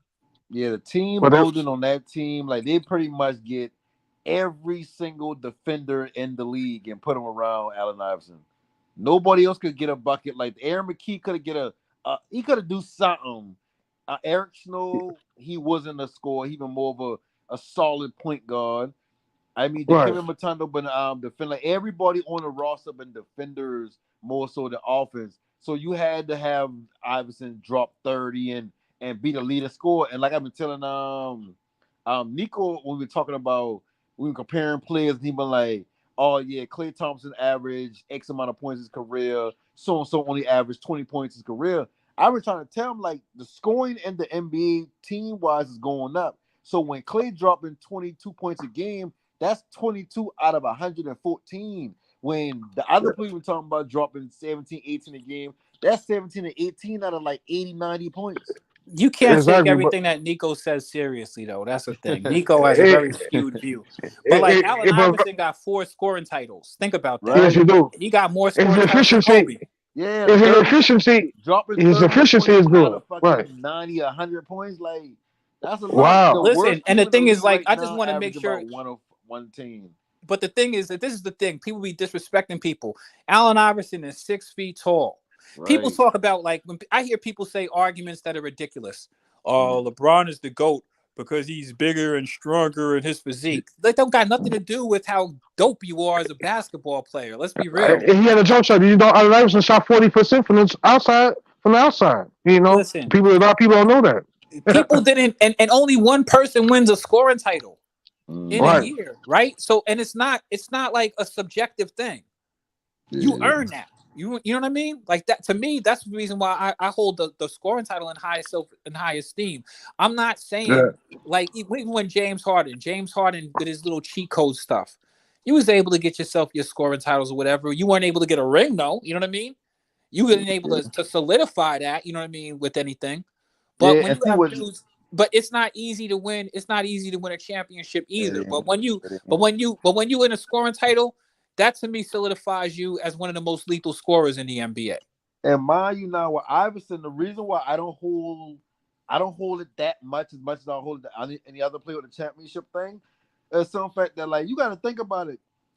He drag his team to the finals and they lose to a Kobe and Shaq who go on 15 right in that playoffs. Exactly, a team they had no business even beating. Right. That's sweeping everybody, and the only team that beat them but Iverson and boy in game 1. You know what's so crazy though? You know what's so crazy? Hold on, but you know what's so crazy? This is the thing that also drives me crazy. People talk about all of these great defenders and stuff like that, right? Now, we all know Kobe was a great defensive player, right? Right. Kobe did not even waste the come on. He didn't try to cover Allen Iverson. He said he had to watch documentary on sharks before playing them. Because of the fact that because Allen Iverson was quicker than him. Yeah. Right? Allen Iverson was a small dude. Listen, Allen Iverson was a small dude, and you know what I mean? Like, you would waste a lot of energy trying to guard Allen Iverson, and Allen Iverson ain't gonna waste that energy trying to cover you. Yeah, like Iverson could have get to the basket at a small size, and he could have shoot. It been kind of like pick your poison, and he had a handle. I always say when he come to the greatest scorer of all time, you like just scoring titles in general, like just scoring. It's like it's more than just being able to hit a shot. It's like your players going into that shot, like the mentality going into them shots. Like that's hard to teach. Listen, and scorers are scorers. You know what I mean? Like a scorer is a damn scorer. That's the reason why I be bugging when people talk about crazy stuff. Like they say, like Mike wouldn't be able to score in the end. Are you kidding me? Man, listen. Mike probably dropped 50. The game is wide open. They actually played in the paint back then. You know what I mean?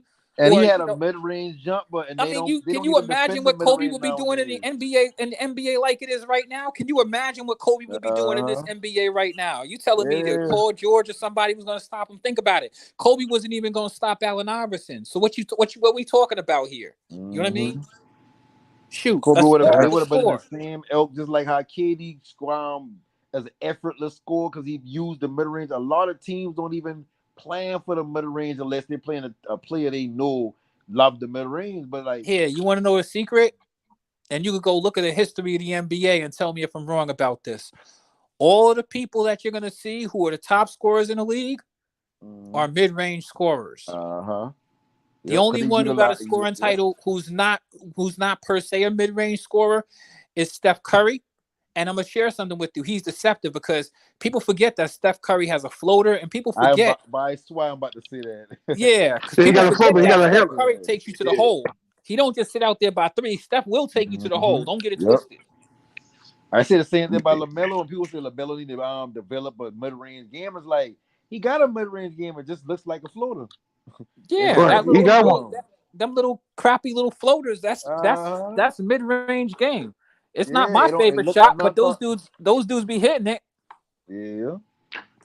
Oh shit, that's a shot to mid range. To be honest with you, you know, when I was coming up playing basketball, the one thing you want to do is learn how to shoot a mid range jump because that opens up your whole outside game. You know what I'm saying? So you know, so see, yeah. Since you brought that up, and you know basketball, Yeah. you know that's a higher percentage shot anyway. Yeah. Play the percentages.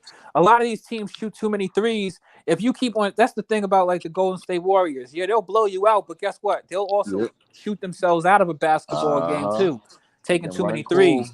That's the reason why when you look at a dude like somebody was saying something crazy on the panel even earlier tonight, I had to remind them. Giannis Antetokounmpo, right? He doesn't beat you with threes. He's gonna take it to the. He's gonna get all of his baskets come from him taking the ball to the hole. High percentage basketball. Take the ball. He takes some mid-range shots too.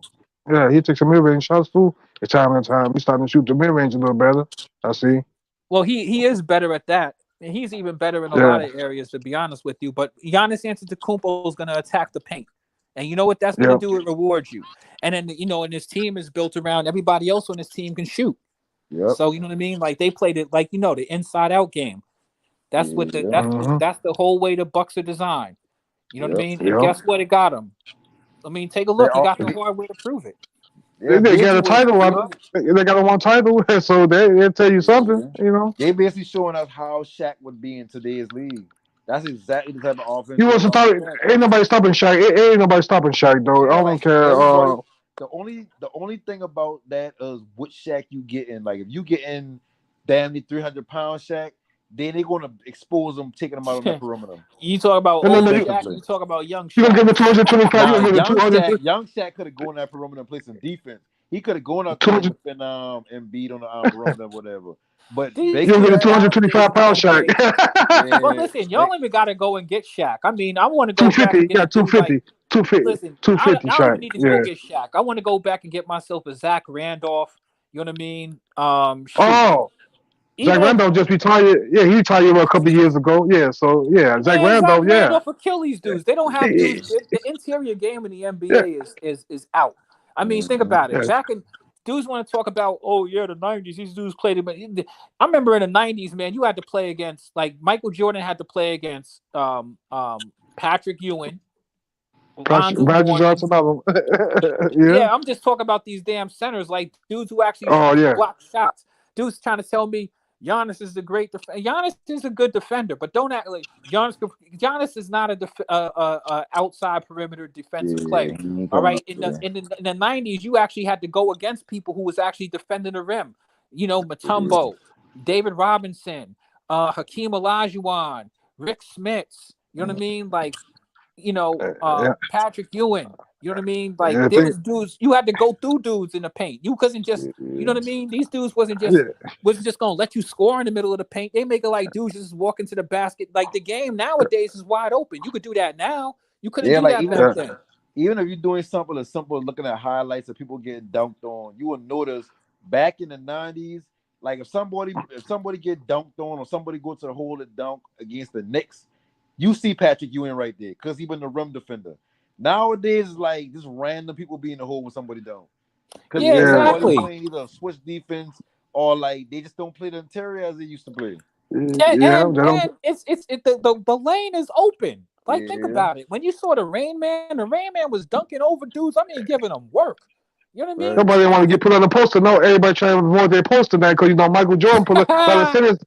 Michael Jordan put a lot of centers in the poster back in the '90s too. A lot of guys on that poster, bro. Oh, all right. I used to see the games and see them dunk people vicious. I'm like, damn. That's why I laugh and I kind of can't take people seriously when they say stupid stuff. You know what I mean? Like I go listen to stuff some people say, but some people say stuff that's like ridiculous. Like nobody in the NBA right now, if you would put a dude like Michael Jordan, they talk shit about Charles Barkley. If you put Charles Barkley in the NBA right now, he'd be giving them work, especially a young Barkley who was dunking on people. Young Barkley, he was dunking my first two. Hell yeah. What y'all was gonna do to Charles Barkley coming down to open court? You know what I mean? That man getting in hand with two hands, man, it's over. Y'all getting posterized. And Dominique Wilkins, again, young Dominique Wilkins, he come in there posterize your ass. Forget about it. Are you kidding me? Shoot.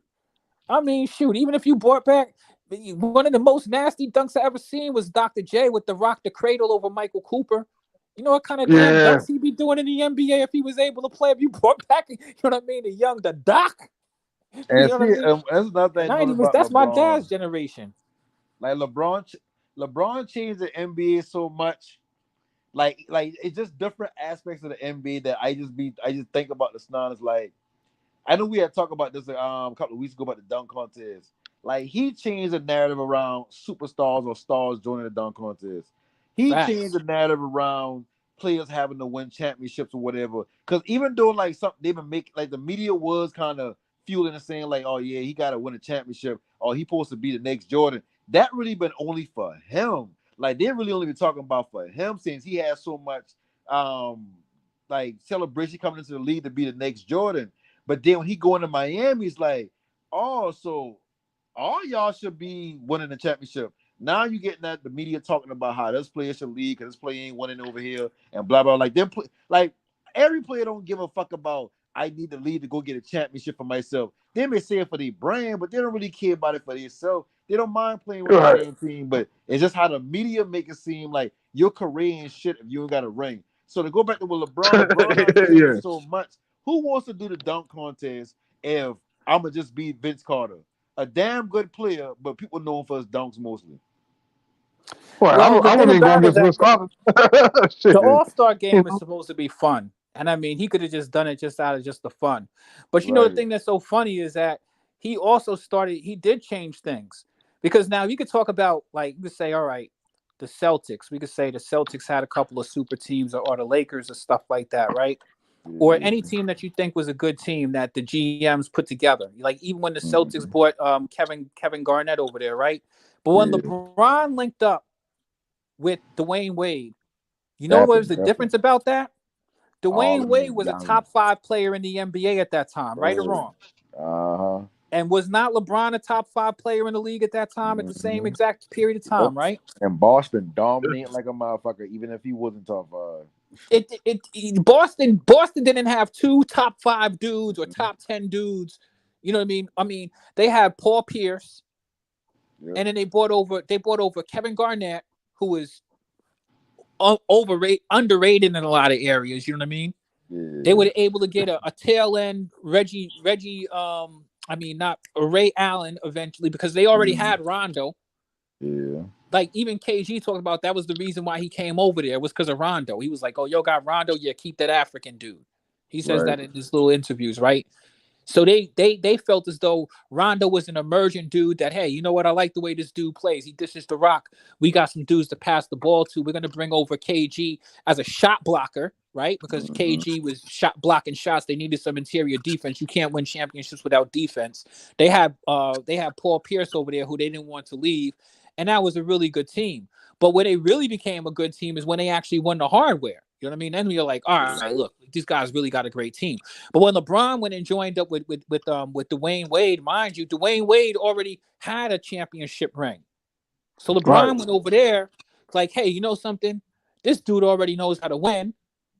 even though Shaq played over there, that wasn't the same Yeah, Shaq. Shaq with him. We knew that Shaq with Dwayne him. Wade carried Shaq to the chip. You know what I mean? Mm-hmm. So he just needed to be with somebody like, hey, you know something? And you had Pat Riley, and those dudes already knew how to win. You know what I mean? So it's like they're just coming off of winning championships. Hey, you know something? I need to win a championship. I'm going to stack up over here and stack the deck with, you know what I mean? Like this, 2 of the top 5 players in the entire NBA on the same team, and then it carried over because then when Kevin Durant eventually did it, he's going to join a team that's already a 70+ win team. Yeah, because see, they put all that pressure on OKC saying KD got to do this, KD got to do that. And then think about it.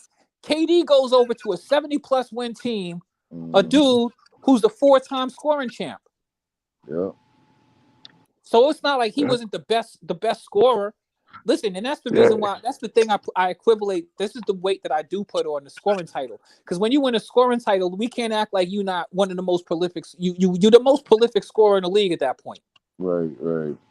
So you're going to take the most prolific scorer in the team, who's also a 3-point shooter.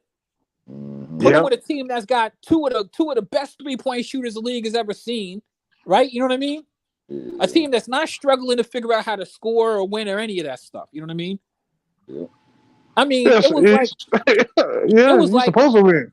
It was like, look, everybody in the West was playing for freaking, you know what I mean, participation trophies at that point. Mm-hmm. Like, come on, if that team lost, imagine if that team lost in the playoffs. You know what I mean? Oh man, you know the media would have had a field day with that, man. There's no way they were supposed to lose. There's no way you're supposed to lose because we're not talking about dudes who's playing. Because remember, Steph Curry got a scoring title. Mm-hmm. Klay Thompson dropping 50. Draymond Green used to drop 30. Shoot, he used to hit threes and all that stuff too. Right? Hey, listen, them boys said that year he losing Kevin Hart and that little shootout is when he loses jumper. Yeah, I don't know what happened to Draymond. He just got fat and said, "You know what am I shooting this for? I got dudes out here." Draymond don't shoot the 3. Draymond don't shoot the 3 no more like you. He still shooting sometimes though, but he don't shoot it like he used to. I watched Draymond do the same thing. Rush sit at the top of the 3, looking around wide open. Yup, exactly. Dudes didn't. That's where he learned it from. Dudes used to. They used to cover me like this. Shoot. Yeah. And like I wonder what would have happened if not even if he just right. It could have been Ben Simmons. What if they actually take every shot that they had like that wide open and miss the first 15, 20 shots? How would the league? Like, I know the league would have been like, bro, we can't have this on TV. We can't have this being shown. Like, he missed 15 straight shots just now. Like, what's the entertainment value? Be crazy. Yeah, they would have had. Yeah, because then it would show that these dudes can't shoot as good as they be acting like. Yeah, like think about it. The thing is, dudes can shoot in the NBA. I will say that the shooting overall is better in the NBA because think about it. Like back in the 90s, you would not even like there were certain shots that you did not want to see your power forward shooting a 3. I think the first power forward we saw that was really shooting a 3 that we wanted to see take that shot is probably Rasheed Wallace, right? Rasheed Wallace out there, he was overall. I mean, it started with Scottie Pippen, but Rasheed Wallace advanced some more. Don't mention Scottie though. Between him and Scottie was a small forward though. Yeah, he's small forward. He was all around. Yeah, Scottie was a small forward who was bringing the ball up the court. He was playing that forward point guard kind of point forward. Right. Yeah, point so forward. Yeah. It wasn't, and Scottie was only like 6'7" or something like that. So Scottie, about 6'7". Yeah, it wasn't 6'7", like he wasn't like 6'10" or 6'9" or something like that. I mean, what I'm saying is it wasn't absurd to see Scottie shoot a 3. We've seen dudes at that size shoot 3s. What I'm talking about is these power forward dudes and these centers that you have now. You know what I mean? And then also just a random person on the squad like Horace Grant. You wasn't gonna see Horace Grant shoot no 3s, was you? Oh, hell Not no. in a million years. It was even weird when you saw Dennis Rodman take a 3 every once in a blue moon. Hey, and he hit that shit.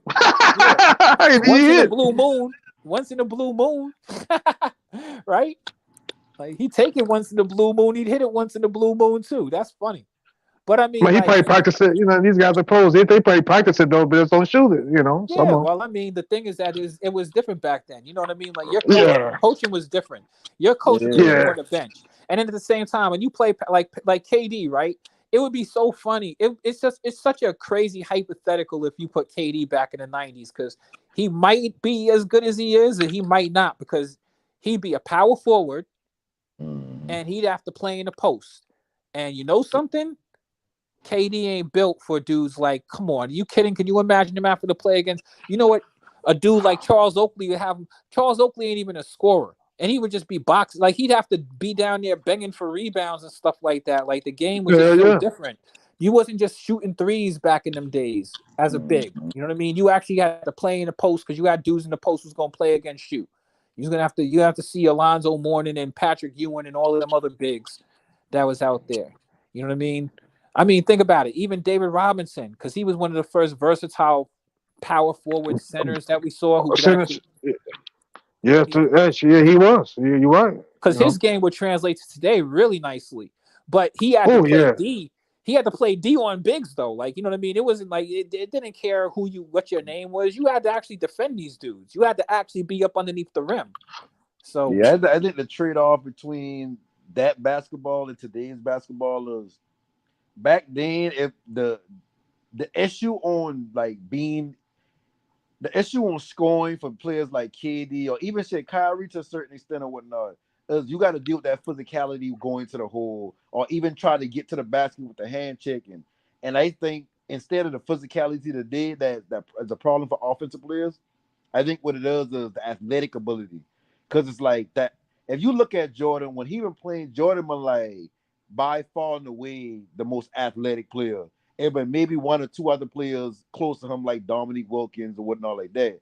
Nowadays, like the average, I ain't say the average. Well, the average NBA player nowadays is maybe not as athletic as Jordan, but a lot of them can jump and move and shift their feet side to side. listen, Jordan has one of the highest verticals in NBA history. Let's start right there. And we've had players who are athletic, but let's not. Like I think Vince that we're Carter, spending too much time. But listen, I want you to be careful when you say that. No panic. Let's not act like every player in the NBA is super athletic. No. Now I say that. I say there's that a handful of dudes out there. There's a handful of dudes out there. There's a handful of dudes out there, but there's also a lot of regular dudes, just like there was back in those days. Everybody. Yeah, like I say the average NBA player. Yeah. Either if Jordan wasn't a team, you maybe got a handful of team athletic ability, but you also do got a lot of eights. You know I think that you have a lot of. I think what you're really trying to get at, which I agree on, is you have a little bit more depth. Like you have dudes who come off the bench, like for example, like that Nwora dude. Remember the Nwora dude that the Milwaukee Bucks had? Play for the Lakers too. He plays somewhere right now, but anyway, the Nwora dude, he's not like super athletic, but at the same time, when he comes in, I mean, he could dribble, he could shoot. You know what I mean? He's kind of like a different kind of dude. You have different kinds of dudes now who can do maybe a little bit more. You don't just have like dudes like John Paxton and Steve Kerr. You know what I mean? Right. Like, but you had more because now what happens is no panic. And tell me if I'm wrong. Now you have these more like positionless basketball players. You have more dudes who play like multiple positions. You have a dude. The guards now aren't just point guards and aren't just two guards. You have combo guards. You know what I mean? Your small forward is, like look at KD. KD is a small forward, power forward. You know what I mean? Damn, like my power forward is also playing small forward. You know what I mean? You have dudes out there. You have a little bit more depth, but still in all, like the stars are still the stars. You know what I mean? Yeah. Like you have a couple of dudes out there, but not all of these dudes is chock full. You have dudes. You have a big difference though in like the power forward position is transformed though completely. Yeah. Oh yeah. Those power forwards now are way different than they were. I'm scratching the center. Even the center position changing. Like nowadays, like you want a center that he can be big, but he also got to be able to move the ball around for the offense, like Jokic, like Sabonis, like shit. Or he got to be an Embiid type player where he can go get a bucket. He can kind of play on the perimeter a bit or whatnot. But But Rudy we've I like Gobert, Jokic, lost. man. I We've like lost. Jokic. Go ahead. No, I said I like Jokic, but I like MB. Lisa B. He get inside out center, but he'll still come in there, bang, bang. That's why I don't like Anthony Davis. You know, he pissed me off because you 7 feet tall, or maybe 6'10". My bad. You scared to bang down low, but you scared to bang. You want to Well, play see, outside. that's what I was gonna say. Like, so we're still You talking know, about the transition of the game now between then. yeah, Like, all right, yeah. so I want you to remember a dude like Anthony Mason Oh yeah, I or remember him. or Yeah, Larry Johnson, right? yeah, Or let's go and look at a dude like a Kevin McHale, right? Like, yeah. you've lost these skilled interior players. Like the game now, you don't even see any skilled. Like you have to mm-hmm. mention Embiid because who else is a skilled interior player? Yeah, you rarely see any posting up. But I see Kyrie post out more than some of these bigs. Yeah, I mean a guard is posting. That's crazy. Like you He got posted up. like He posted up. Yeah, for real. see, and then that's the thing. Like you have to look at the difference though. See, back in them days, Mhm. also you had dudes like people talk about. I was just watching a documentary on Marshallonis, who played on the Golden State Warriors back in the days. I used to love this dude. Run TMC. He was the unspoken dude. He was one of the first Europeans in the NBA, right? But Mhm. you had these dudes who were guards who had to stay in front of you. You know what I mean? Like, like, all right, I'll give you one of the last Mohicans for a dude like that. Like, remember Bruce Bowen from the San Yeah, Antonio Spurs?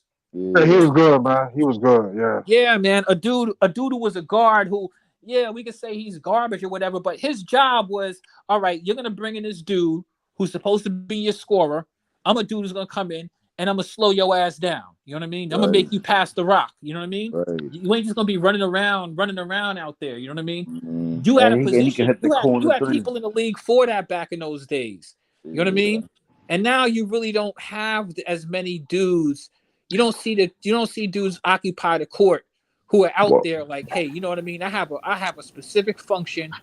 This is what mm-hmm. I'm gonna go out there and do. You know what I mean? Like yeah, like nowadays they trying to build your 1, 2, and 3 star options or whatnot, and the rest of the team could just be players that kind of fit. Back then, even more so, right. like 1 through 12, all y'all got an actual job on this team. Yeah, that's what I mean. The positionlessness stuff is kind of cool, but then at the same time, you Yeah. don't have people who specialize. Like you Does ain't got that make nobody coming to sense? games to pick up fouls, just to bruise up your Yeah, nose or yeah, and whatnot. they run the game. So like, there's things that they Uh, do in the games. Like we talk about high basketball IQ. I'm like, all right, this dude's got 4 fouls. He's a superstar player. I don't even want to run my regular offense. I want to isolate this dude now, and I want to back him up. I'm gonna right. make him play some defense. I'm gonna make him pick up that Uh-huh. 5th foul. Yeah. I'm gonna make him pick Yeah, up that 5th foul now and get his ass up out of here. They don't do that in right. the NBA now. Let's not Mm-hmm. even act like they don't even try to do that anymore. I remember games where I saw dudes was like, oh, you know what it is. You know what I mean? This dude's got 4 or 5 fouls, man. I'm gonna pound the ball to Shaq. You know what I mean? Yeah. I'm gonna back him up, man. We gonna get him up out of here. You know what I mean? And make y'all have to think about what y'all gonna do. The game was a lot more. It was a lot more cerebral. So like people talk about 90s basketball. You know what I mean? These dudes, they say something that's funny to me. They say pace of the game. The pace of the game is up now. Yeah, the pace of the game is up now because you guys don't really want to play half court basketball anymore, Mm-hmm. right? Yeah, no, right. You know, defense comes, man. You see two teams score 175 points in a game. That's kind Now, of, listen, check it out though. yeah, Check that's it out though. insane. You But know, check it out though, right? You just got finished watching the Milwaukee Bucks, right? You just got finished watching them win a championship, right? Yep. right? Do they not slow down the pace of the game? Yeah, Yeah. They slow the pace of the game down because they're gonna play some damn defense and they're gonna run a half court offense. They're not trying to beat you by 30. They're just trying to win. And they Yes, can right. play that better. it's a cause and effect to everything. When LeBron did what he did and going to South Beach, it became okay. The only way we can beat a team like that is if we stack our decks against them. But a team Right. like the Warriors, been like, oh no, I know what we can do. We just gonna shoot the lights off from the outside, and we gonna make them play catch up with a team like us. And now everybody trying to find that team like Golden State Warriors, and you see how much teams fall off or at the bottom of the barrel, like, and that's happened throughout the league or whatnot. So when you look at the half court offense, the reason why that's so important in basketball is kind of like in football. Throughout the season, you can do whatever the fuck you want to do, but in the playoffs, it's about defense and controlling the clock, and you control the clock by running the ball. So in the playoffs, that's why you need that big back that can just get you them low yards, knock the clock down, get you in favorable down and distance, or whatever, get you in Man, like you a got third and it. It's 3. strategic. Yep. Absolutely.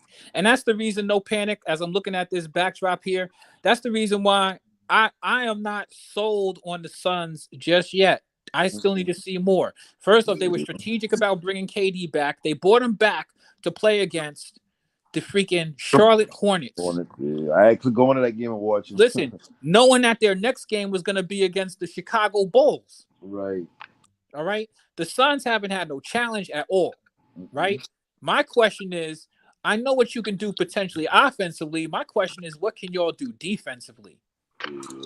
Yeah, because they don't got what's the name? They don't got what's the name? What's the dude they got rid of? Bridges.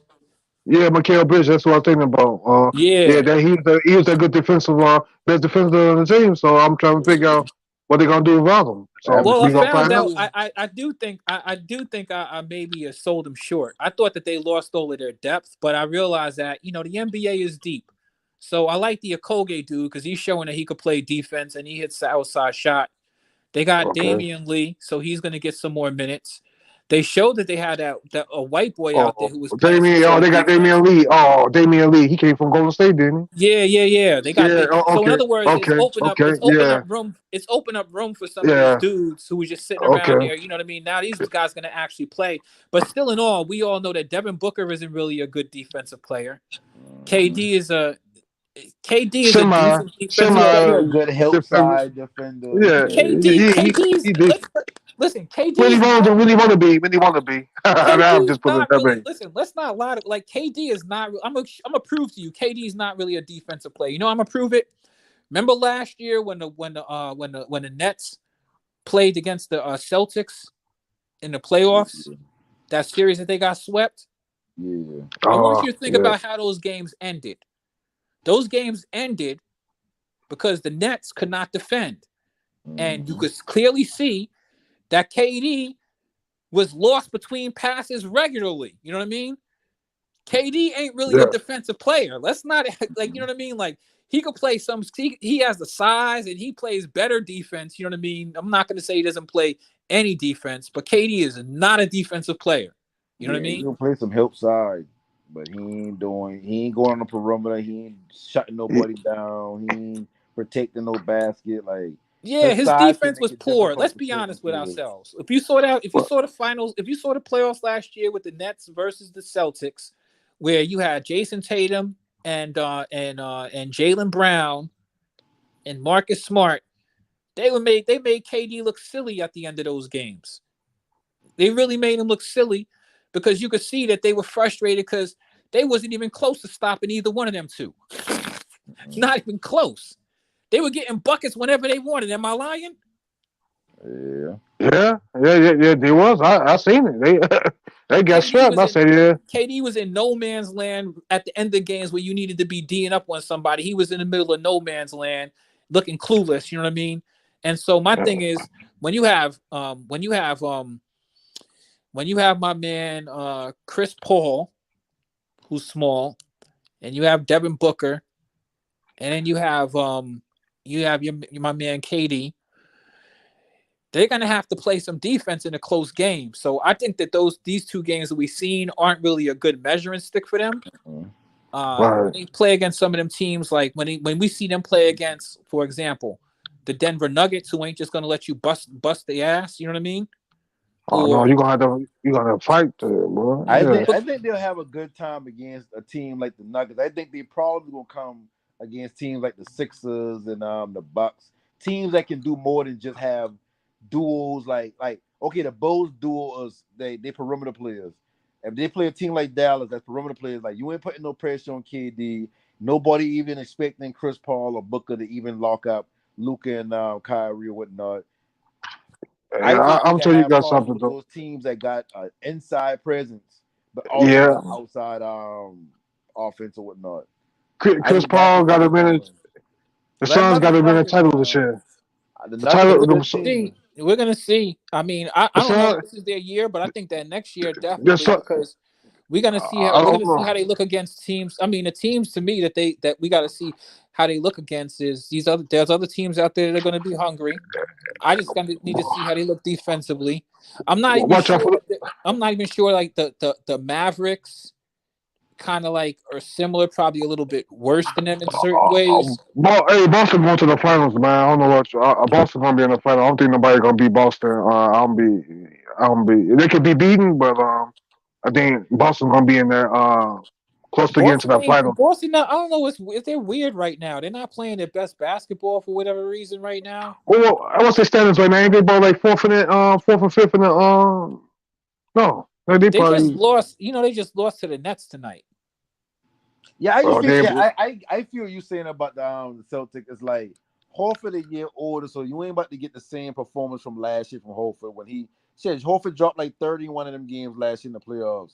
Yeah, they say this Horford ain't doing that. This Horford right now. Robert Williams, that's the Horford gonna give you 15. He might give you 15 sometimes, maybe I don't even think 20 on a good night.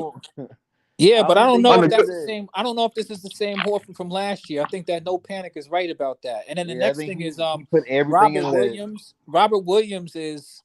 I love Robert Williams. I got him on my fantasy team, but he's still the same Robert Williams. His health is still questionable. He is not really a good rebounder. You know what I mean? But his shot blocking isn't as much as it was. I think the Grant. Yeah, he a pesky defender. I like Grant because he's consistent. Like I know what we're getting from him. He a dog. I like him too. And, I like Kawhi. I like Kawhi and Paul George when they healthy. They can play some defense. They can pretty good defensive players when they healthy. You can stay on the court. I give them that. But they ain't been playing good basketball even when they I don't know. Like seems like that team I have more questions about than the Celtics. You know what I mean? The thing with the Celtics, my question with them is, are y'all gonna get back? Like the Celtics aren't really gelling yet. But I mean, there's still a few more games or whatever. But they lost their favorite coach, man. They lost their coach, man. They lost Udoka. Udoka took them guys to another level last year. You know what I'm saying? Listen, it's deeper than Udoka. Listen, let's not lie to ourselves. Listen, they just lost to the Nets. Make that make sense. Hey, but guess what though? The Nets, you got to think about that too. They are professional team. You know them Nets on the team. Like, man, you shouldn't be getting an ass kick. I know what you're saying. I know what you're saying though. If you take your girl out, let's say you take your girl out to a restaurant, what's your favorite restaurant? We're gonna say Steak and Shake. Well, Steak and Shake. just all right, say, so you take her to Steak and Shake, right? That? I want you to take her to Steak and Shake. Say, hey, baby, I'm taking you to Steak and Shake, right? Right. But when you get to the Steak and Shake, all you're gonna order is the sides. You know what I mean? That's the Nets. Hey, that's the Nets Steak and Shake. You take a girl out, you can't be like, man, where you gonna go to? McDonald's. You better go to somebody eat some damn steak. Dude, you go take her to the steakhouse and be like, oh, you can order the rolls. You're gonna order the rolls. I want the garden salad, you know what I mean, and a glass of water. You know what I mean? You're gonna look at you crazy, right? Hell yeah, they're gonna look at you crazy. They're gonna like, what the hell? That's what the Nets are right now, man. They got a bunch of sides, man. Ain't no main dish over there. You know what I mean? But the Nets, not Nets, they're gonna give a good draft pick though. Watch out for it. But the thing is, the Nets play good for a team like that, man. I mean, they're a team worth rooting for now. At least I like them better than their old team. They're got underdog. A decent roster now. They ain't like they fall all the way off with players like. They're deep, but they're deep with a bunch of. Come on, man. CD Claxton been playing good before the trade or whatever like that. Now you got no panic. No panic. The playoffs are coming around. The Nets are like in fourth or something or fifth over there, right? We got 27. Well, we got 23 games. We got 23 games left, right, of the season, right? If I'm not mistaken. Yeah, man. But my thing is, the Nets got. Listen, the Nets starting lineup is Dinwiddie, Mikal Bridges. Okay. Cam Johnson? No, Cam Johnson come off the bench. Cam Johnson, a beast, boy. He should be starting. They starting him now. Oh, okay. No, he been coming off the 40. Bench. He been coming off the bench. Because he dropped 40 the other night. Did he drop 40 the other I day? think he started. Shit. He started this game too. Listen, you can look at the minutes that he played this game. I didn't watch it. I don't know. You probably didn't either. I think he started this game. He got started. I know even trying him out as a 6-man or whatnot. No, they got him. It looks like he's starting now, honestly. But you know what the thing is? I'm funny because I actually feel as though they should start. No, Cam he ain't Thomas. starting. They start Dinwiddie, McCall Bridges, Nick Claxton, Doris Finney, and Cam Johnson. Yeah, Cam Johnson. That's what I said. Oh, I thought you were talking about Cam Thomas. Yeah, no, I think they should start Cam Thomas. But the thing is that for what mind you, I mean, what you call it, Mikal Bridges and all of them make more money than him, and he's only 21. But I think that they should start him because to me, when I look at the Nets, like that would be the dude I'd be invested in. Like, hey, you know what? He's our young player, whatever. I think all of the rest of, like all of those dudes on the Nets. I hate to say it, man, those are all side dish dudes. Those are all great dudes to have on your team, but coming down the stretch of a real basketball game, you can't take those dudes seriously. Hey, but do you think them guys get better in the offseason? They just, you never know, man. A team like that. Is in rebuild mode. Like, think about Golden State. That was a team that they was building their team up. They wasn't Hold on. Let me be real with you. Let me be real with you. When the Nets made that trade, remember that they have like 5 first-round draft picks. Oh yeah, that's right. Okay. So that's why I'm saying they should start Cam Thomas because I'll be honest with you, a lot of these dudes they have and they did themselves well because you could trade some of these dudes. They have dudes that you could trade like Dorian Finney-Smith has value, Mikal Bridges has value. You know what I mean? Nick Claxton has value, but I think they'll keep him. Yeah, we're about to get up out of here. All right, we're gonna pull back up to my shout out quiz. Shout out No Panic, Devastating, California. Appreciate everybody in the chat. Peace and all right, Fly. We catch you on the next one. Flight Sports TV, man. That's my dude. I roll with it. You heard what the man said. It's Flight Sports TV.